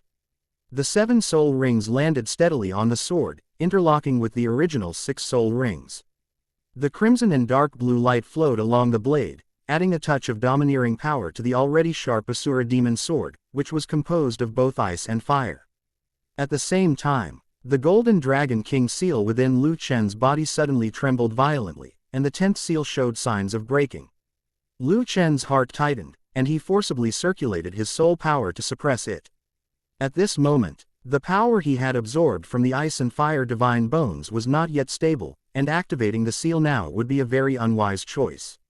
Lu Chen slowly opened his eyes, and 2 beams of light, 1 red and 1 dark blue, flashed across them.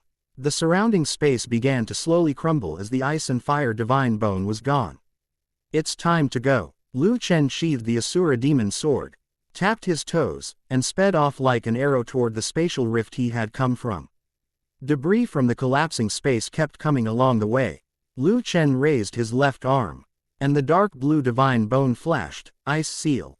An intensely cold force surged forth, freezing the incoming fragments into ice crystals that crumbled into dust at the slightest touch. After 235 the heartbreaking red of longing. Inside the yin-yang eye of ice and fire. Xiao Wu, Zhu Zuqing, Du Guyan, Yi Lingling, Shui Binger, and Huo Wu, 6 girls gathered here. Du Guyan crossed her arms. Her eyebrows slightly furrowed, and glared at Xiao Wu and Zhu Zuqing with annoyance. Well, you two, Lu Chen is back, and you didn't even tell us. Xiao Wu stuck out her tongue, exchanged a glance with Zhu Zuqing, and said in unison, it was Lu Chen. He told us not to tell you. Yi Lingling stood quietly to one side, her eyes fixed on the ice and fire yin-yang eye in the distance. Heil the 9 returned green immortal grass beside her affectionately rubbed against her trouser leg.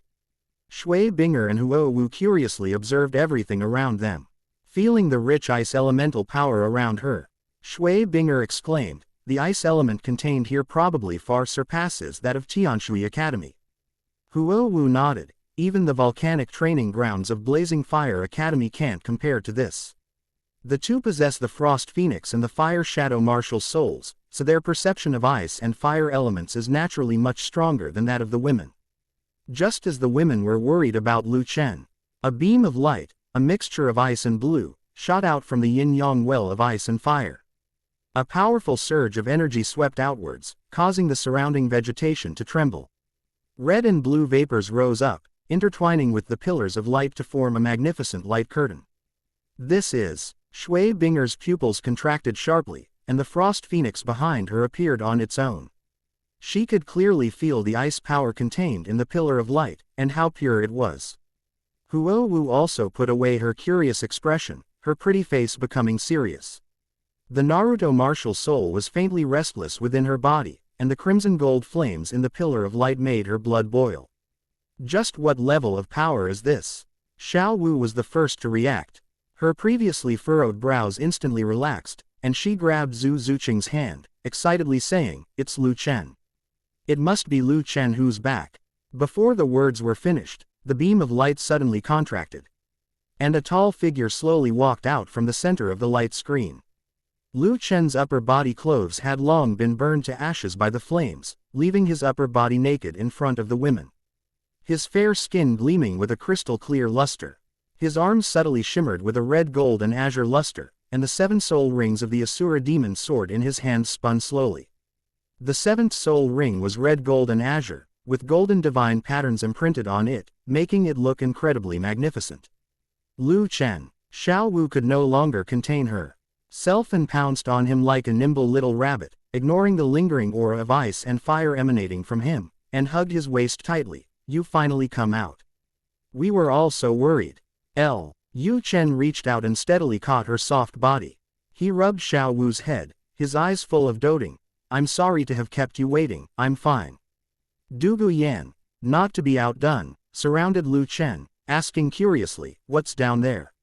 It allowed you to break through to Soul Saint directly. Also, where did your 7th soul ring come from? And why is it that color?" Lu Chen looked at Dugu Yan, who had turned into a curious child, and laughed. Hidden beneath this are the legacies of 2 ancient dragon kings. Lu Chen told the women about the ice and fire dragon kings, and their eyes immediately filled with joy. Shui Binger and Huo Wu, in particular, were so excited upon hearing that Lu Chen had mastered ice and fire power beyond the limit that they could hardly contain themselves. Lu Chen's gaze fell on Shui Binger and Huo Wu, and he asked softly, "Have you finished dealing with the matters at the academy?" Shui Binger blushed slightly. "The academy's affairs have been properly handled. When we learned that you were in seclusion at the Ice and Fire Yin-Yang Well, Huo Wu and I came here specifically to check on you." Lu Chen released Xiao Wu, walked up to Shui Binger, and smiled. "Since that's the case, I should fulfill my previous promise and make your martial soul truly become an ice phoenix." Upon hearing this, Shui Binger's eyes immediately filled with anticipation. Lu Chen. She took 2 steps forward, her slender arms trembling as she wrapped them around Lu Chen's neck, her cheek pressed tightly against his warm chest. Lu Chen patted Shui Binger on the shoulder, then looked at Huo Wu beside him and said softly, "Of course, you have one too." Huo Wu shuddered and lunged directly at Lu Chen. Unlike Shui Binger, Huo Wu's embrace was passionate and direct. She wrapped her arms tightly around Lu Chen's waist and pressed her cheek against his other chest. Lu Chen. Lu Chen felt the distinctly different temperatures on either side of his chest. On one side was Shui Binger, whose body was slightly cool, like a piece of cold jade. On the other side was Huo Wu, whose body was blazing with warmth, like a warm little flame. Lu Chen tightened his arms slightly, pulling both girls into his embrace. "To be my woman, you can't be too weak." The women exchanged glances. At this moment, only Xiao Wu, Shui Binger, and Huo Wu among those present were still soul masters. Upon hearing this, Xiao Wu looked at Lu Chen pitifully, tugged at his sleeve, and said softly, "Lu Chen. I also want to increase my soul power quickly." Lu Chen pinched Xiao Wu's nose. Actually, Xiao Wu's cultivation speed was even faster than the other women. If it weren't for the help of Dugu Yan, Zhu Zuqing, and Yi Lingling's soul bones, the gap between them probably wouldn't have been so large. He thought for a moment, then walked to the Yin-Yang Well of Ice and Fire, bent down, and took a stone in his hand. The stone was entirely black, small in size but incredibly heavy, and covered with fine lines. It was called the Black Absolute Stone. On the black stone, there grew an ordinary-looking white flower, about the size of a palm, shaped like a peony, without any leaves. Its roots directly embedded in the black stone. Above that white flower were several striking red patches, so vividly red they looked like blood and were quite breathtaking. This flower is none other than a divine treasure among celestial herbs. The heartbreak red of longing. It has the power to bring the dead back to life and heal even the most muscular wounds. Lu Chen placed the immortal herb in front of Xiao Wu and said, "This flower is called Love Sickness Heartbreak Red. Xiao Wu stared curiously at the acacia heartbreak red in Lu Chen's hand. How do you eat this immortal herb? Its harvesting method is extremely special. Lu Chen rubbed Xiao Wu's head and explained, when picking the flower, you must think of your beloved, be sincere and devoted. And sprinkle a drop of your heart's blood on the petal. If you are even slightly distracted, you will not be able to pick the flower, even if you vomit blood and die. Upon hearing this, Xiao Wu's hands, which were holding the immortal herb, tightened slightly, and her clear eyes were instantly filled with Lu Chen's image, without a trace of impurity. She looked up at Lu Chen, her pink eyes shining brightly, and said firmly, Lu Chen, I want to try. I'm sure I can take it off. Lu Chen nodded slightly. Looking at Lu Chen, Xiao Wu was overwhelmed with memories of the past, their first encounter at Notting Academy. Their time together in the Stardow Great Forest, their protection at the brink of life and death. The scenes seem like they happened just yesterday, and my love for Lu Chen grows stronger like fine wine. She took a deep breath, her soul power slowly circulating within her body, urging her blood and chi to flow. She parted her cherry lips slightly, and a mouthful of crimson blood spurted out, landing precisely on the petals of the acacia heartbreak red. Chapter 236 Ice and Fire Alchemy. The crimson blood dripped onto the white petals, but instead of sliding off, it was drawn to the petals instantly, as if by a magnet. Then, an astonishing scene unfolded. The originally plain and elegant acacia blossoms, after absorbing the blood and sweat, quickly turned the white petals crimson. The flower suddenly bloomed, more than twice its previous size, and shone with a golden red luster. Xiao Wu gazed at Lu Chen, her eyes filled with unwavering love. With a hum, the heartbreak red petal quietly left the black stone and fell into Xiao Wu's delicate hand. Xiao Wu wiped the blood from the corner of her mouth, a smile appearing on her pretty face. Her eyes were somewhat unfocused as she looked at the beautiful flower in her hand. It seems that my feelings for Lu Chen have been recognized by the acacia heartbreak red. Lu Chen felt a warmth in his heart and pulled Xiao Wu into his arms. He rubbed Xiao Wu's head and said affectionately, Silly girl, when have you ever needed a magic herb to prove your feelings for me? Quickly take the acacia heartbreak red pill. He released his embrace, gazed at the blooming acacia heartbreak red in Xiao Wu's hand, and said, the acacia heartbreak red is the king of flowers, a celestial among celestial flowers. Consuming this herb grants immortality, comparable to that of heaven and earth, and can at least increase your soul power by 10 levels. It will also completely transform your body. Upon hearing Lu Chen's words and looking at the acacia heartbreak red in her hand, Xiao Wu felt a sudden reluctance to take it, but then she thought about how the distance between her and Lu Chen was growing ever wider. Okay, I understand. Xiao Wu held the acacia heartbreak red amulet and walked to the side, swallowing it amidst the envious gazes of the other women. A thin layer of pinkish gold light enveloped Xiao Wu, and she quickly entered a meditative state. Lu Chen looked at Xiao Wu with a slight smile. This girl, I wonder what kind of strange changes will happen when she wakes up this time. He turned to look at Huo Wu and Shui Binger and said, Next, I will refine pills for you and Huo Wu. After Lu Chen finished speaking, he walked directly towards the direction of the ice and fire yin-yang eye. He went straight to a pool of crimson lava next to the ice and fire yin-yang eye. On the rock in the center of the pool, a crimson immortal herb was burning fiercely, its leaves curling like flames, and a glass-like fire bead condensed at the top. This celestial item is called Burning Heaven Flame Heart Grass, a fire attribute celestial item. To the right of the icy pool lies a small, frozen pool. The water is as smooth as a mirror, and in the center of the ice blooms an ice blue flower with layers upon layers of petals and glistening dewdrops dripping from its center. This is none other than the ice attribute immortal treasure, Frosty Abyss Dewdrop Flower. The conditions for picking the two immortal herbs are extremely demanding. They must be enveloped in the ultimate ice and fire attributes to be picked.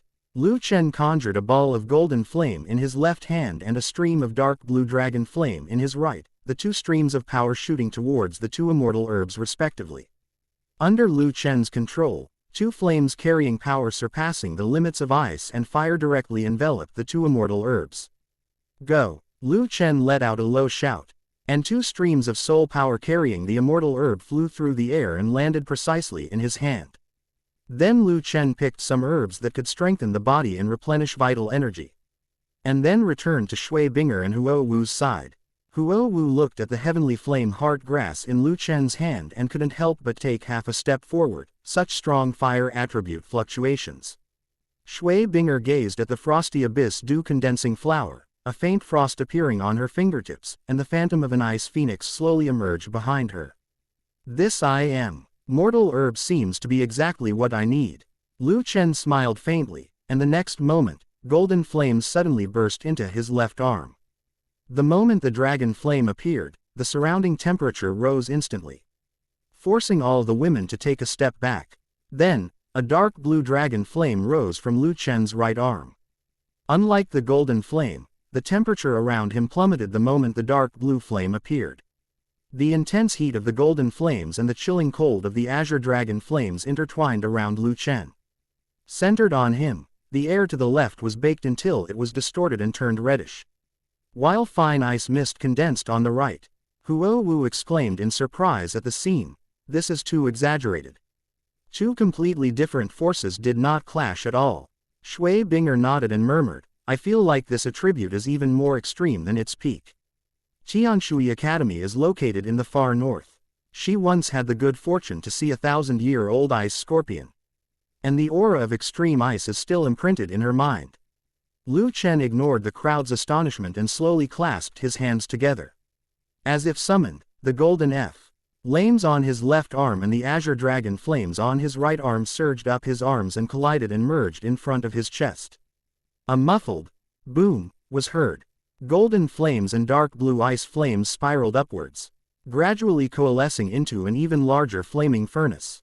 This alchemy furnace is forged entirely from two colored flames. The inner layer is swirling golden dragon flames, and the outer layer is flowing dark blue ice flames. The furnace body is covered with dragon scale-like patterns. The crimson and gold dragon souls and the azure dragon souls were entwined around the alchemy furnace. Lu Chen looked at the alchemy furnace in front of him and a slight smile appeared on his lips. This was the kind of alchemy furnace that should be used for alchemy. Douluo Bo's alchemy furnace is really too difficult to use. It almost exploded several times.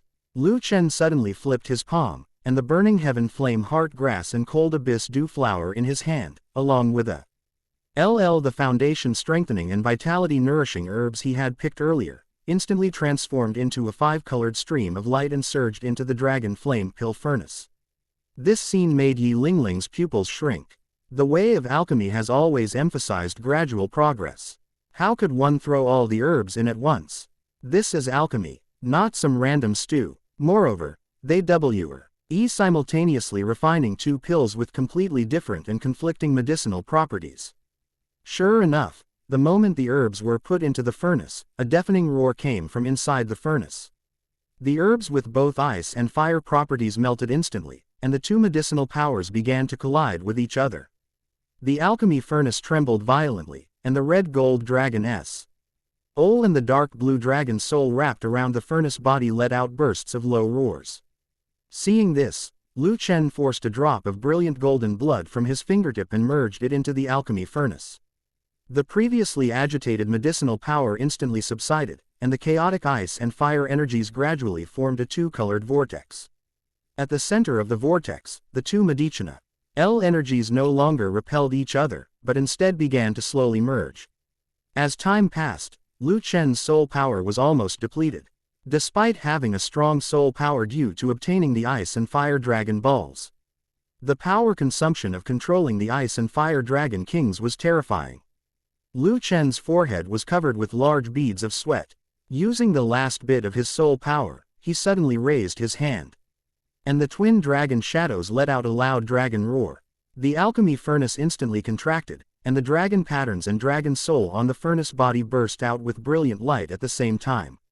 The elixir is complete. Boom! The ice and fire twin flame pill furnace suddenly exploded, transforming into a sky full of red and blue spiritual energy, on which two even more dazzling beams of light shot out.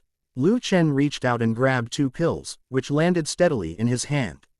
The pill on the left was golden red, with a mini fire dragon coiled on its surface, radiating a scorching aura. The pill on the right was entirely ice blue, with a mini ice dragon coiled around it, radiating a chilling aura.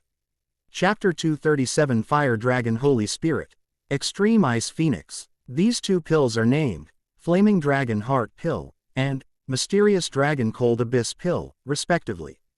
Lu Chen handed the Xuanlong Hanyuan pill to Shui Binger and said, "This pill should help you raise your martial soul attribute to the ultimate ice attribute."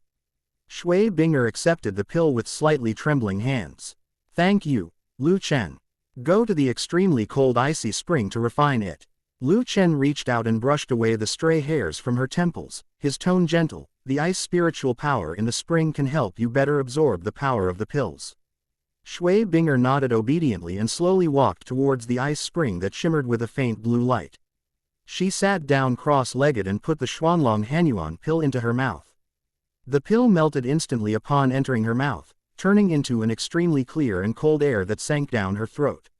In an instant, the phantom of the Frost Phoenix appeared behind Shui Binger. And specks of blue light continuously merged into the Frost Phoenix from the extremely cold icy spring. Lu Chen watched as Shui Binger steadily absorbed the pill and nodded slightly. Then, he looked at Huo Wu and said, "This pill is called Flaming Dragon Heart Pill. I'm afraid it won't be able to raise your martial soul attribute to the ultimate fire, but it can still help you take it a step further." After Lu Chen finished speaking, Huo Wu happily accepted the pill. She understood that her martial soul was not as close to the ultimate attribute as Shui Binger's. She was already very satisfied that her martial soul could advance further. "Thank you, Lu Chen." Huo Wu leaned slightly forward, stood on tiptoe, and planted a fragrant kiss on his cheek. Lu Chen smiled slightly and said to Huo Wu, "Go absorb the pills by the blazing spring, it will do you a lot of good." Huo Wu quickly walked to the blazing spring, sat cross-legged, and swallowed the pill. The moment the pill entered her stomach, a wildfire suddenly erupted within her dantian, the scorching power spreading wildly along her meridians, causing her to groan involuntarily. A crimson figure suddenly appeared behind her, and countless sparks ignited on the surface of the fiery spring water, rushing into Huo Wu's body. Huo Wu frowned, and fine beads of sweat appeared on her forehead. Compared to Shui Binger's composure, absorbing the power of the blazing spring is more difficult for Huo Wu. Lu Chen waved his left arm, and a golden flame flew from his fingertip and merged into Huo Wu's body, instantly calming the previously raging fire elements around him. He watched as Huo Wu's brows slowly relaxed and nodded slightly. At this moment, Douluo Yan came closer, looked at Lu Chen's arms, and asked curiously, "Lu Chen, what is the new soul bone skill you acquired?" Upon hearing this, Lu Chen opened his palms, and two balls of dragon flame instantly appeared before everyone. Perfect mastery of ice and fire elements. Quote, "In fact, these two divine soul bones also contain two ultimate soul skills. However, once used, they will exhaust all the soul power and mental power in the body. They should not be used lightly except in life or death situations. They can be called a desperate trump card." Douluo Yan looked on with envy and said happily for Lu Chen, "It seems that you will definitely become the strongest person on the continent before you turn 20. Lu Chen smiled but didn't reply, his gaze returning to the space between the two springs. A day later, the first sounds came from beside the blazing spring. She suddenly opened her eyes, and two golden flames flickered and danced in the center of her pupils. "My martial spirit has evolved." Huo Wu was overjoyed and suddenly stood up. The Huo Ying martial soul on her back suddenly solidified and burst out with a powerful fire attribute aura, stirring up a heat wave that filled the sky. The flame martial soul was no longer the blurry crimson figure it had been before, but had transformed into an elf wearing a crimson dress. The elf's dress billowed like the crimson clouds at the horizon, and her eyes were actually crimson gold dragon pupils. It has a pair of red dragon wings with a wingspan of more than 10 feet on its back, which can stir up scorching dragon flames with a gentle flap. Such a powerful aura. Zhu Zuqing looked at the fire spirit, her eyes filled with doubt.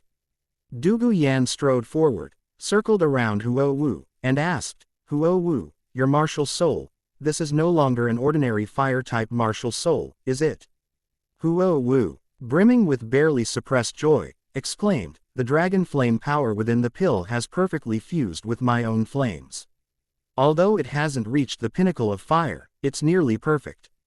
Huo Wu recalled the flame spirit on her back and quickly came to Lu Chen's side, her face filled with uncontrollable joy. Lu Chen, my current martial soul isn't even recorded in the ancient books of the Blazing Fire Academy. What do you think should be called? Huo Wu pressed her body tightly against Lu Chen, her eyes filled with anticipation. Lu Chen smiled slightly and said, let's call it the Fire Dragon Holy Spirit. Fire Dragon Holy Spirit. Huo Wu's eyes lit up. She looked up at him with a charming smile. This name is so beautiful. Let's use this one. Lu Chen smiled slightly. The only slight drawback was that Huo Wu's soul power remained at level 49 after being enhanced by the pills, and did not reach level 50. 3 days later, from the frigid spring, a loud phoenix cry suddenly erupted. At this moment, a tremendous change had taken place on Shui Binger's side. The blue light from the frigid spring no longer blended in specks, but transformed into an icy blue waterfall, shooting straight into the sky from the springhead and pouring over her like a cascading Milky Way. The illusory image of the frost phoenix expanded to a height of 3 zhong, approximately 10 meters, and the ice crystal patterns on its wings suddenly lit up, no longer the previous pale blue, but turning into an almost transparent ice white.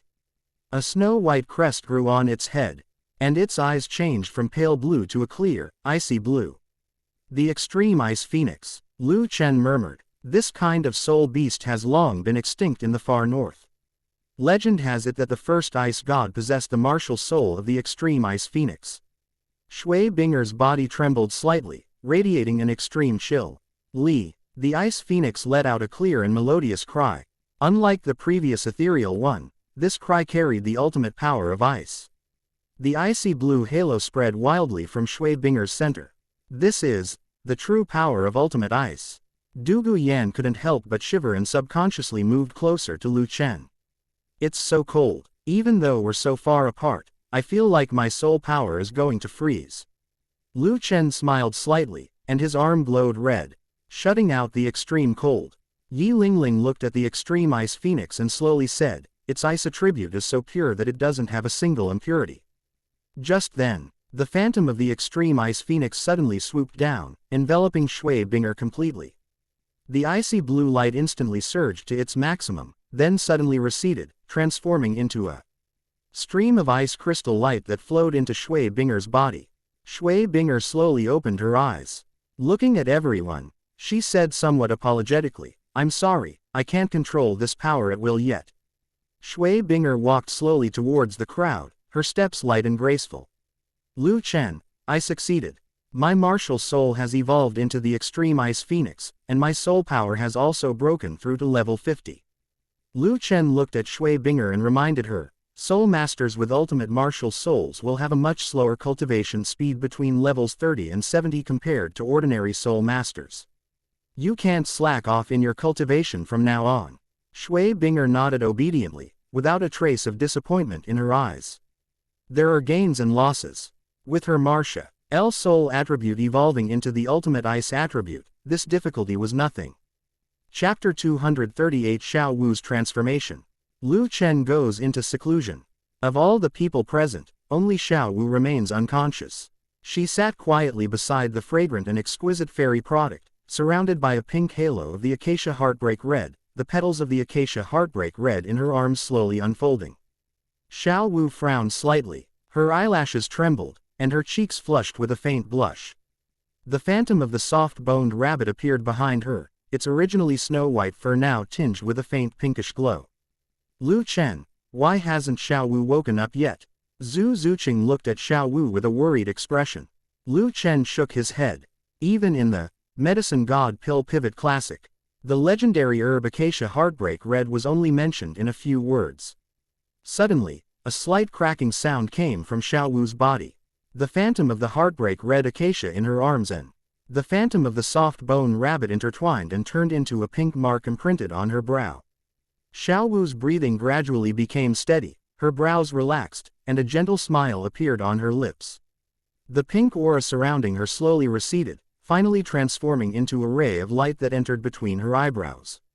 Buzz. A soft buzzing sound emanated from Xiao Wu's body. Her delicate body trembled slightly, and her soul power began to increase wildly at an astonishing speed.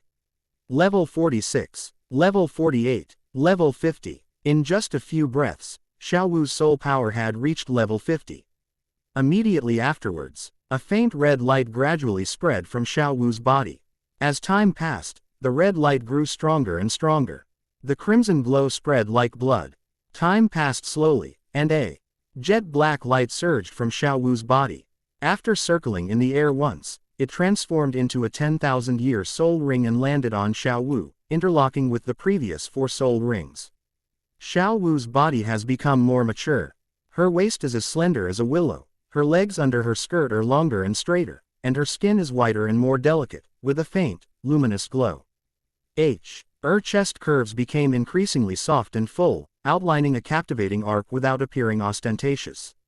Her long hair was no longer simply black, the ends were tinged with a few strands of light pinkish gold, falling softly and smoothly over her shoulders.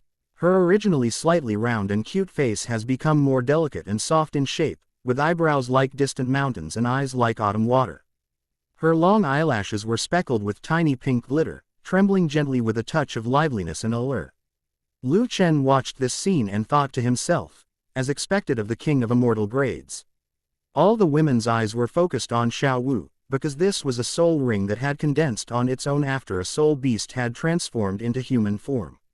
On the Douluo continent, there are probably no more than 2 people who can witness such a spectacle.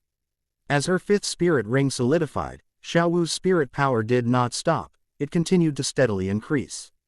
51, 52, 55, 56. Everyone held their breath and watched intently, not daring to disturb Xiao Wu at this moment.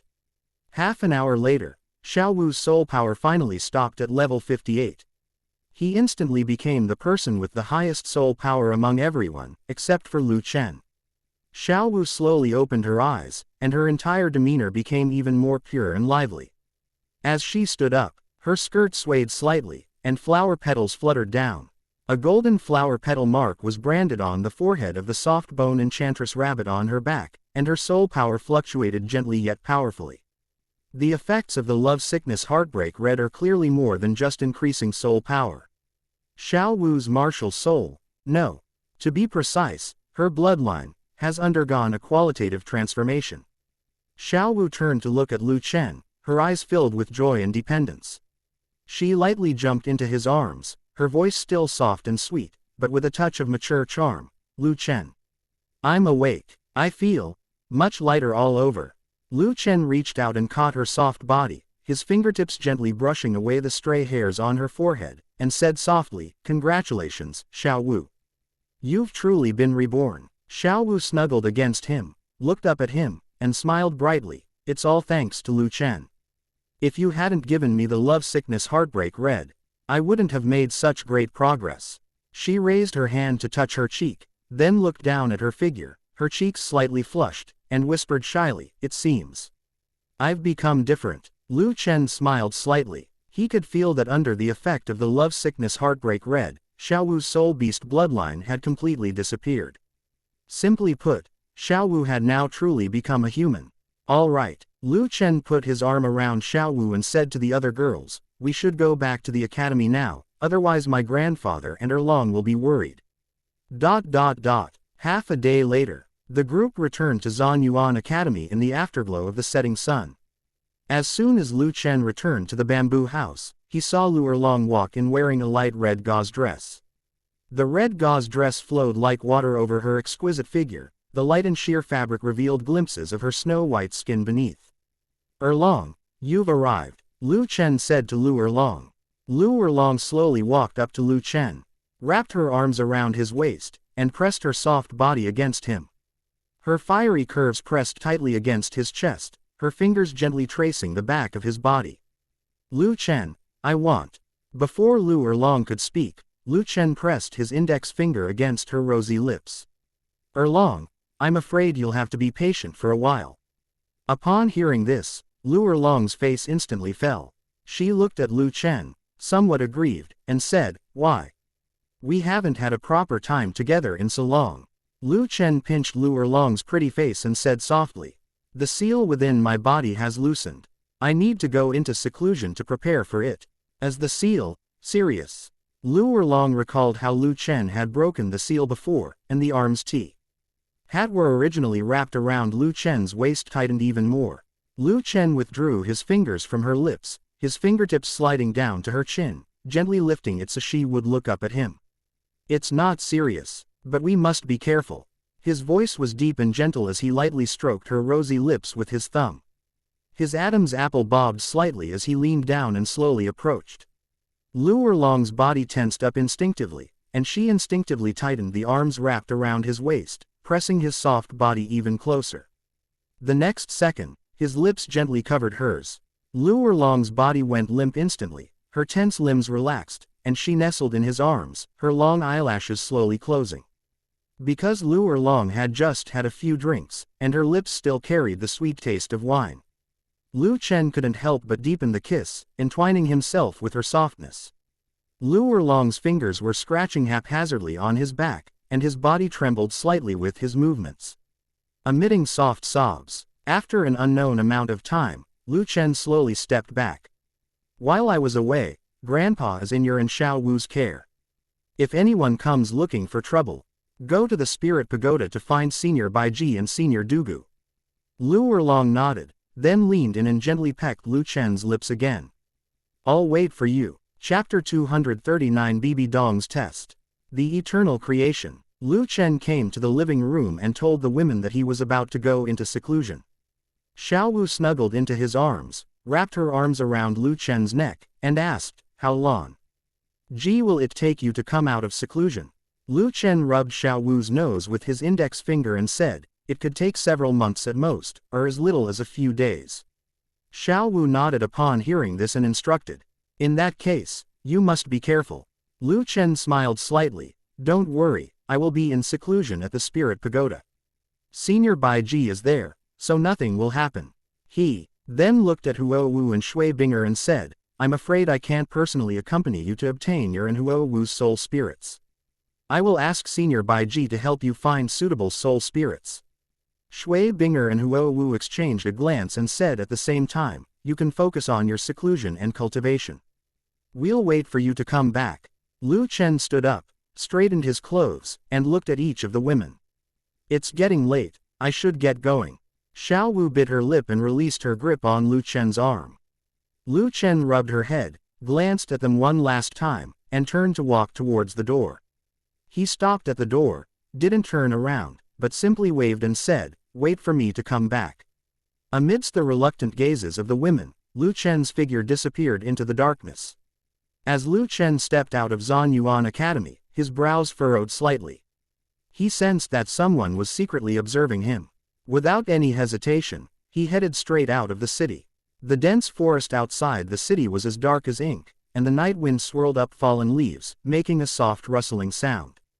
Lu Chen stopped abruptly deep in the dense forest, his soul power quietly circulating. And the Asura demon sword appeared in his hand. "Since you've been following me all this way, why not show yourself?" Lu Chen's voice echoed in the silent forest. Moonlight filtered through the gaps in the branches and leaves, falling on a figure that slowly emerged. A figure slowly emerged from the shadows of the dense forest. Judging from her figure, it was a woman. The woman's all-black bodysuit accentuated her shapely figure. The fabric clung to her skin, highlighting her smooth waistline. A black mask covered her face, allowing only her purple eyes to be seen. The Asura demon sword in Lu Chen's hand trembled slightly. Lu Chen sensed the aura of that person and frowned slightly, the aura of the Rakshasa god. Bibi Dong. He could sense that Bibi Dong had no intention of killing him. Was she just testing his strength? Bibi Dong, holding a short sword, thrust it directly at Lu Chen without the slightest hesitation. The short sword, imbued with purplish-black soul power, pierced through. With a flick of his wrist, Lu Chen unleashed golden-red flames on the Asura demon sword, causing the surrounding temperature to rise rapidly. The blue-silver grass beneath his feet withered instantly and then turned to ashes and vanished. Bibi Dong was forced back by the scorching heat wave before she even got close. What kind of flame is this? Bibi Dong was shocked. She had only come to test Lu Chen's true strength, but she did not expect Lu Chen to be hiding so much. Even the sacred fire of the angel race does not possess such terrifying power. Lu Chen flicked his wrist. The tip of his sword pointing diagonally, and an arc of fire swept towards Bibi Dong, scorching the air and causing it to crackle and pop wherever it passed. Bibi Dong's eyes narrowed, and her purplish-black soul power surged out like a tide, forming a purplish-black soul power shield around her. Then, she lightly touched the ground with her toes, and her body brushed past the waves of fire. The purplish-black shield sizzled the moment it came into contact with the golden-red flames, and a large hole was instantly burned into the originally intact shield. Bibi Dong twisted her body, and as her feet touched the ground, she stomped down hard, gripping her short sword as she attacked Lu Chen once more. Lu Chen's lips curled into a playful smile, his tone calm yet brimming with confidence. With a sword. I'm afraid you're no match for me. Lu Chen wielded the Asura demon sword, slashing horizontally and vertically with fluid, graceful movements. A cross-shaped sword aura shot towards Bibi Dong. Bibi Dong's eyes narrowed, her body glowed with dark green light, and dark green spider web patterns appeared on her forehead. A layer of crystalline dark green light spread from her body, and 3 pairs of dark green spider legs suddenly emerged from her back to block her way. Clang! The sound of metal clashing rang out, and Bibi Dong took a few steps back to steady herself. At this moment, Lu Chen flashed and suddenly appeared in front of Bibi Dong, raising the Shura demon sword high with his right hand and slashing it down towards Bibi Dong's head. Lu Chen, is this your true strength? You've been hiding it so well. Bibi Dong sighed inwardly, and then a jet-black 10,000-year soul ring surged from her body. As her first spirit ring shone, a strong dark green light suddenly rose up, and the 6 spider-leg spears on her back simultaneously rose up, slashing out a crescent-shaped dark green light in front of her. With a loud bang, the Asura demon sword was blocked by Bibi Dong. As soon as Lu Chen's feet touched the ground, he flipped his wrist and thrust the Asura demon sword toward Bibi Dong's chest. At that moment, Bibi Dong changed her move, touching the ground with the toes of her left foot and suddenly spinning around, trying to avoid the sword and manipulating the spear behind her to stab at Lu Chen's left shoulder. The moment the two figures crossed paths, an unexpected event occurred. Sizzle! The blade of the Asura demon sword grazed Bibi Dong's spear, but due to Lu Chen's shift in center of gravity, the tip of the sword deviated by half a foot and precisely grazed her buttocks, which were covered by her tight-fitting clothes.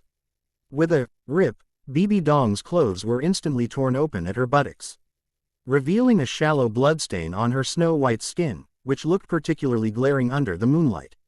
The faint bloodstain bloomed on Bibi Dong's snow-white buttocks like a red plum blossom suddenly in bloom. The tear in her bodysuit spread along the path of the sword, revealing a large area of delicate, jade-like skin. Time seemed to freeze for a moment. Lu Chen's pupils contracted sharply, and his hand gripping the sword hilt froze in midair. Why did he feel like he had experienced this scene somewhere before? Bibi Dong's body stiffened abruptly, the coldness in her purple eyes instantly replaced by raging fury. When had she, as the Pope of the Spirit Hall, ever suffered such humiliation? The stinging pain in her buttocks spread along her nerves, mixed with the humiliation and anger of being offended, causing her soul power to instantly surge violently. The purplish-black aura almost solidified, shattering all the surrounding trees. 6 jet black, 10,000-year spirit rings suddenly appeared on Bibi Dong's body, and then the 6th spirit ring suddenly lit up, 6th spirit skill. Eternal creation. Her arms suddenly transformed into emerald green spears, and her lower body, including her buttocks, was enveloped in a layer of dark green light. Bibi Dong raised both arms at the same time, slashing out a huge green fork-shaped light wave towards Lu Chen. The moment the green forked light wave appeared, the surrounding air seemed to be sucked out, leaving only that emerald green light that crushed down with an aura of death. Wherever it passed, the ground instantly cracked open into ravines several meters deep. The rocks at the edge of the ravines were eroded by the dark green energy, turning into dust and falling away in a flurry. Even the moonlight falling on the light waves was refracted into an eerie dark green halo. Chapter 247 Soul Skill. Asura True Form. Looking at the enraged Bibi Dong, Lu Chen knew that this crazy woman was serious. He no longer underestimated his opponent. His crimson gold soul power surged around him, and 6 soul rings, 2 purple, 4 black, and one red, slowly appeared. Then, the appearance of the seventh spirit ring, Lu Chen's arms suddenly shone with golden red and dark blue light, like the sun and the cold moon appearing at the same time. Bibi Dong looked at Lu Chen's seventh spirit ring with shock in her eyes. How long has it been? He has already become a spirit saint. And what exactly is his seventh spirit ring? Is it also generated by a spirit?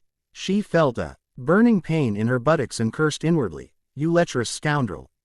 He may escape death, but he won't escape punishment." Seventh soul skill, Asura true body. The space behind Lu Chen suddenly distorted.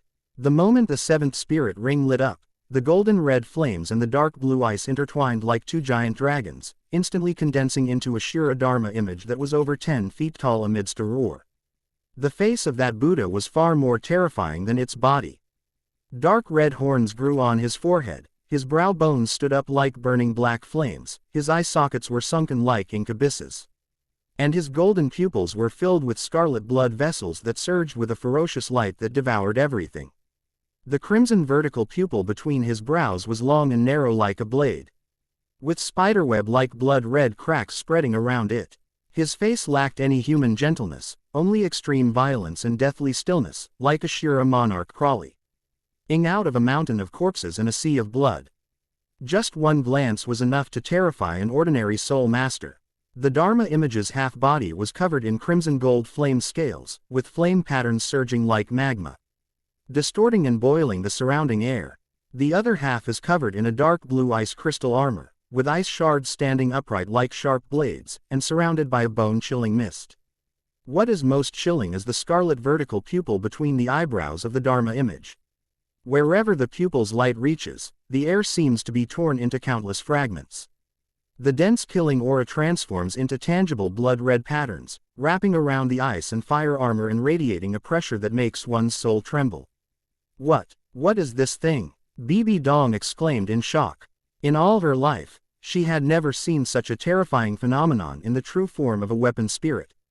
Time around them suddenly slowed down, and the originally fast moving green fork-shaped light wave became extremely slow. Lu Chen slightly raised the Asura demon sword, and the crimson gold Asura domain suddenly spread out from beneath his feet, spreading like a tide. The massive Asura Dharma image behind him suddenly raised its 6 arms, and the endless killing intent within the domain surged towards the Dharma image. Buzz. The killing intent slowly condensed into a giant sword around the Dharma image. The sword was over 3 jong long, with its spine protruding like a ferocious bone spur. The left blade was burning with crimson gold flames, while the right blade was covered with dark blue ice crystals. The blood-red hilt was wrapped with chain-like killing intent. Immediately afterwards, the second, the third, 6 Asura demon swords materialized one after another. With a sudden outstretched motion, the 6 arms of the Asura Dharma form brought 6 demonic swords into its palm. Lu Chen hovered above the head of the Asura Dharma image, his crimson gold soul power perfectly blending with the Dharma image's aura, and his pupils were tinged with a faint scarlet. Cut. The word fell like a thunderclap.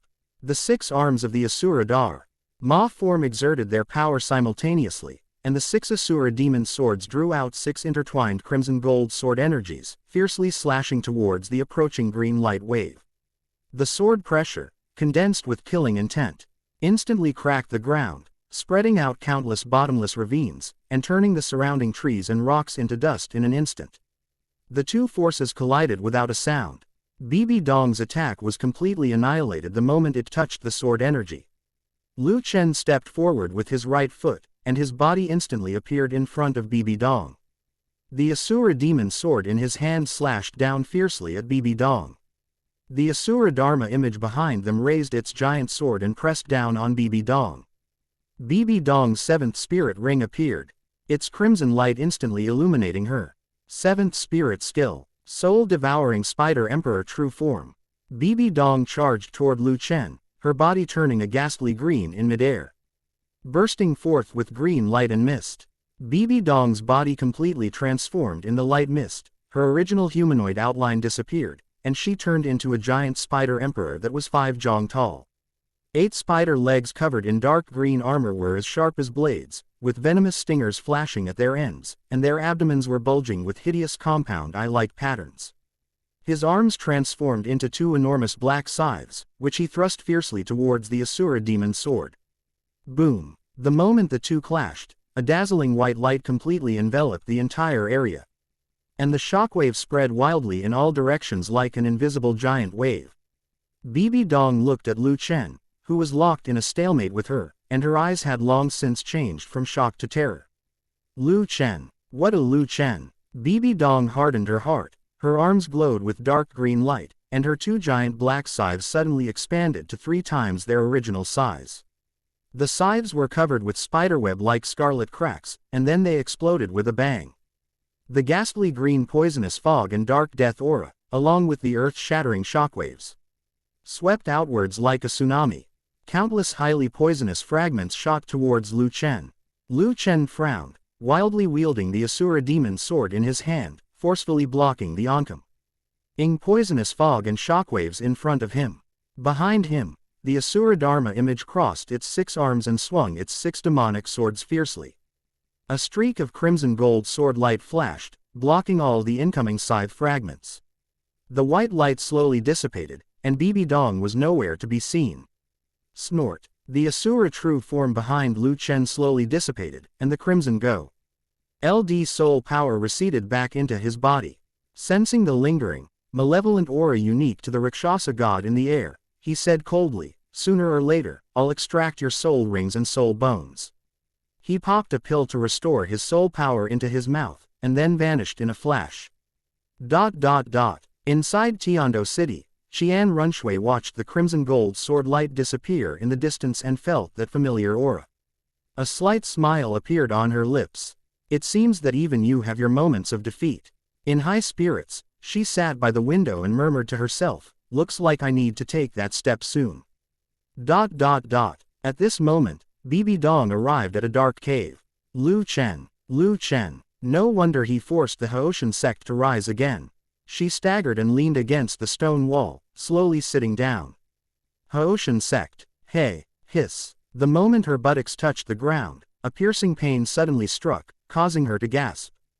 Bibi Dong touched her swollen buttocks, a hint of shame and indignation rising in her eyes. She tried to heal the wound with her own soul power, but found that a strange power remained on the wound, resisting her soul power and making it impossible to heal. She could only wait for the power to dissipate on its own.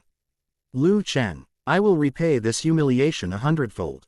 Bibi Dong suddenly raised her hand, gathering a dense ball of dark green soul power in her palm, and slammed it hard against the wall. With a muffled boom, the cave trembled, and rubble rained down, slamming a hole into the rock wall. He already possesses such combat power at the Soul Saint realm. If he were to grow to the level of a titled Douluo, or even become a god. Bibi Dong's pupils contracted sharply, a sense of unease flashing through her heart. "It seems I need to hurry." To be continued.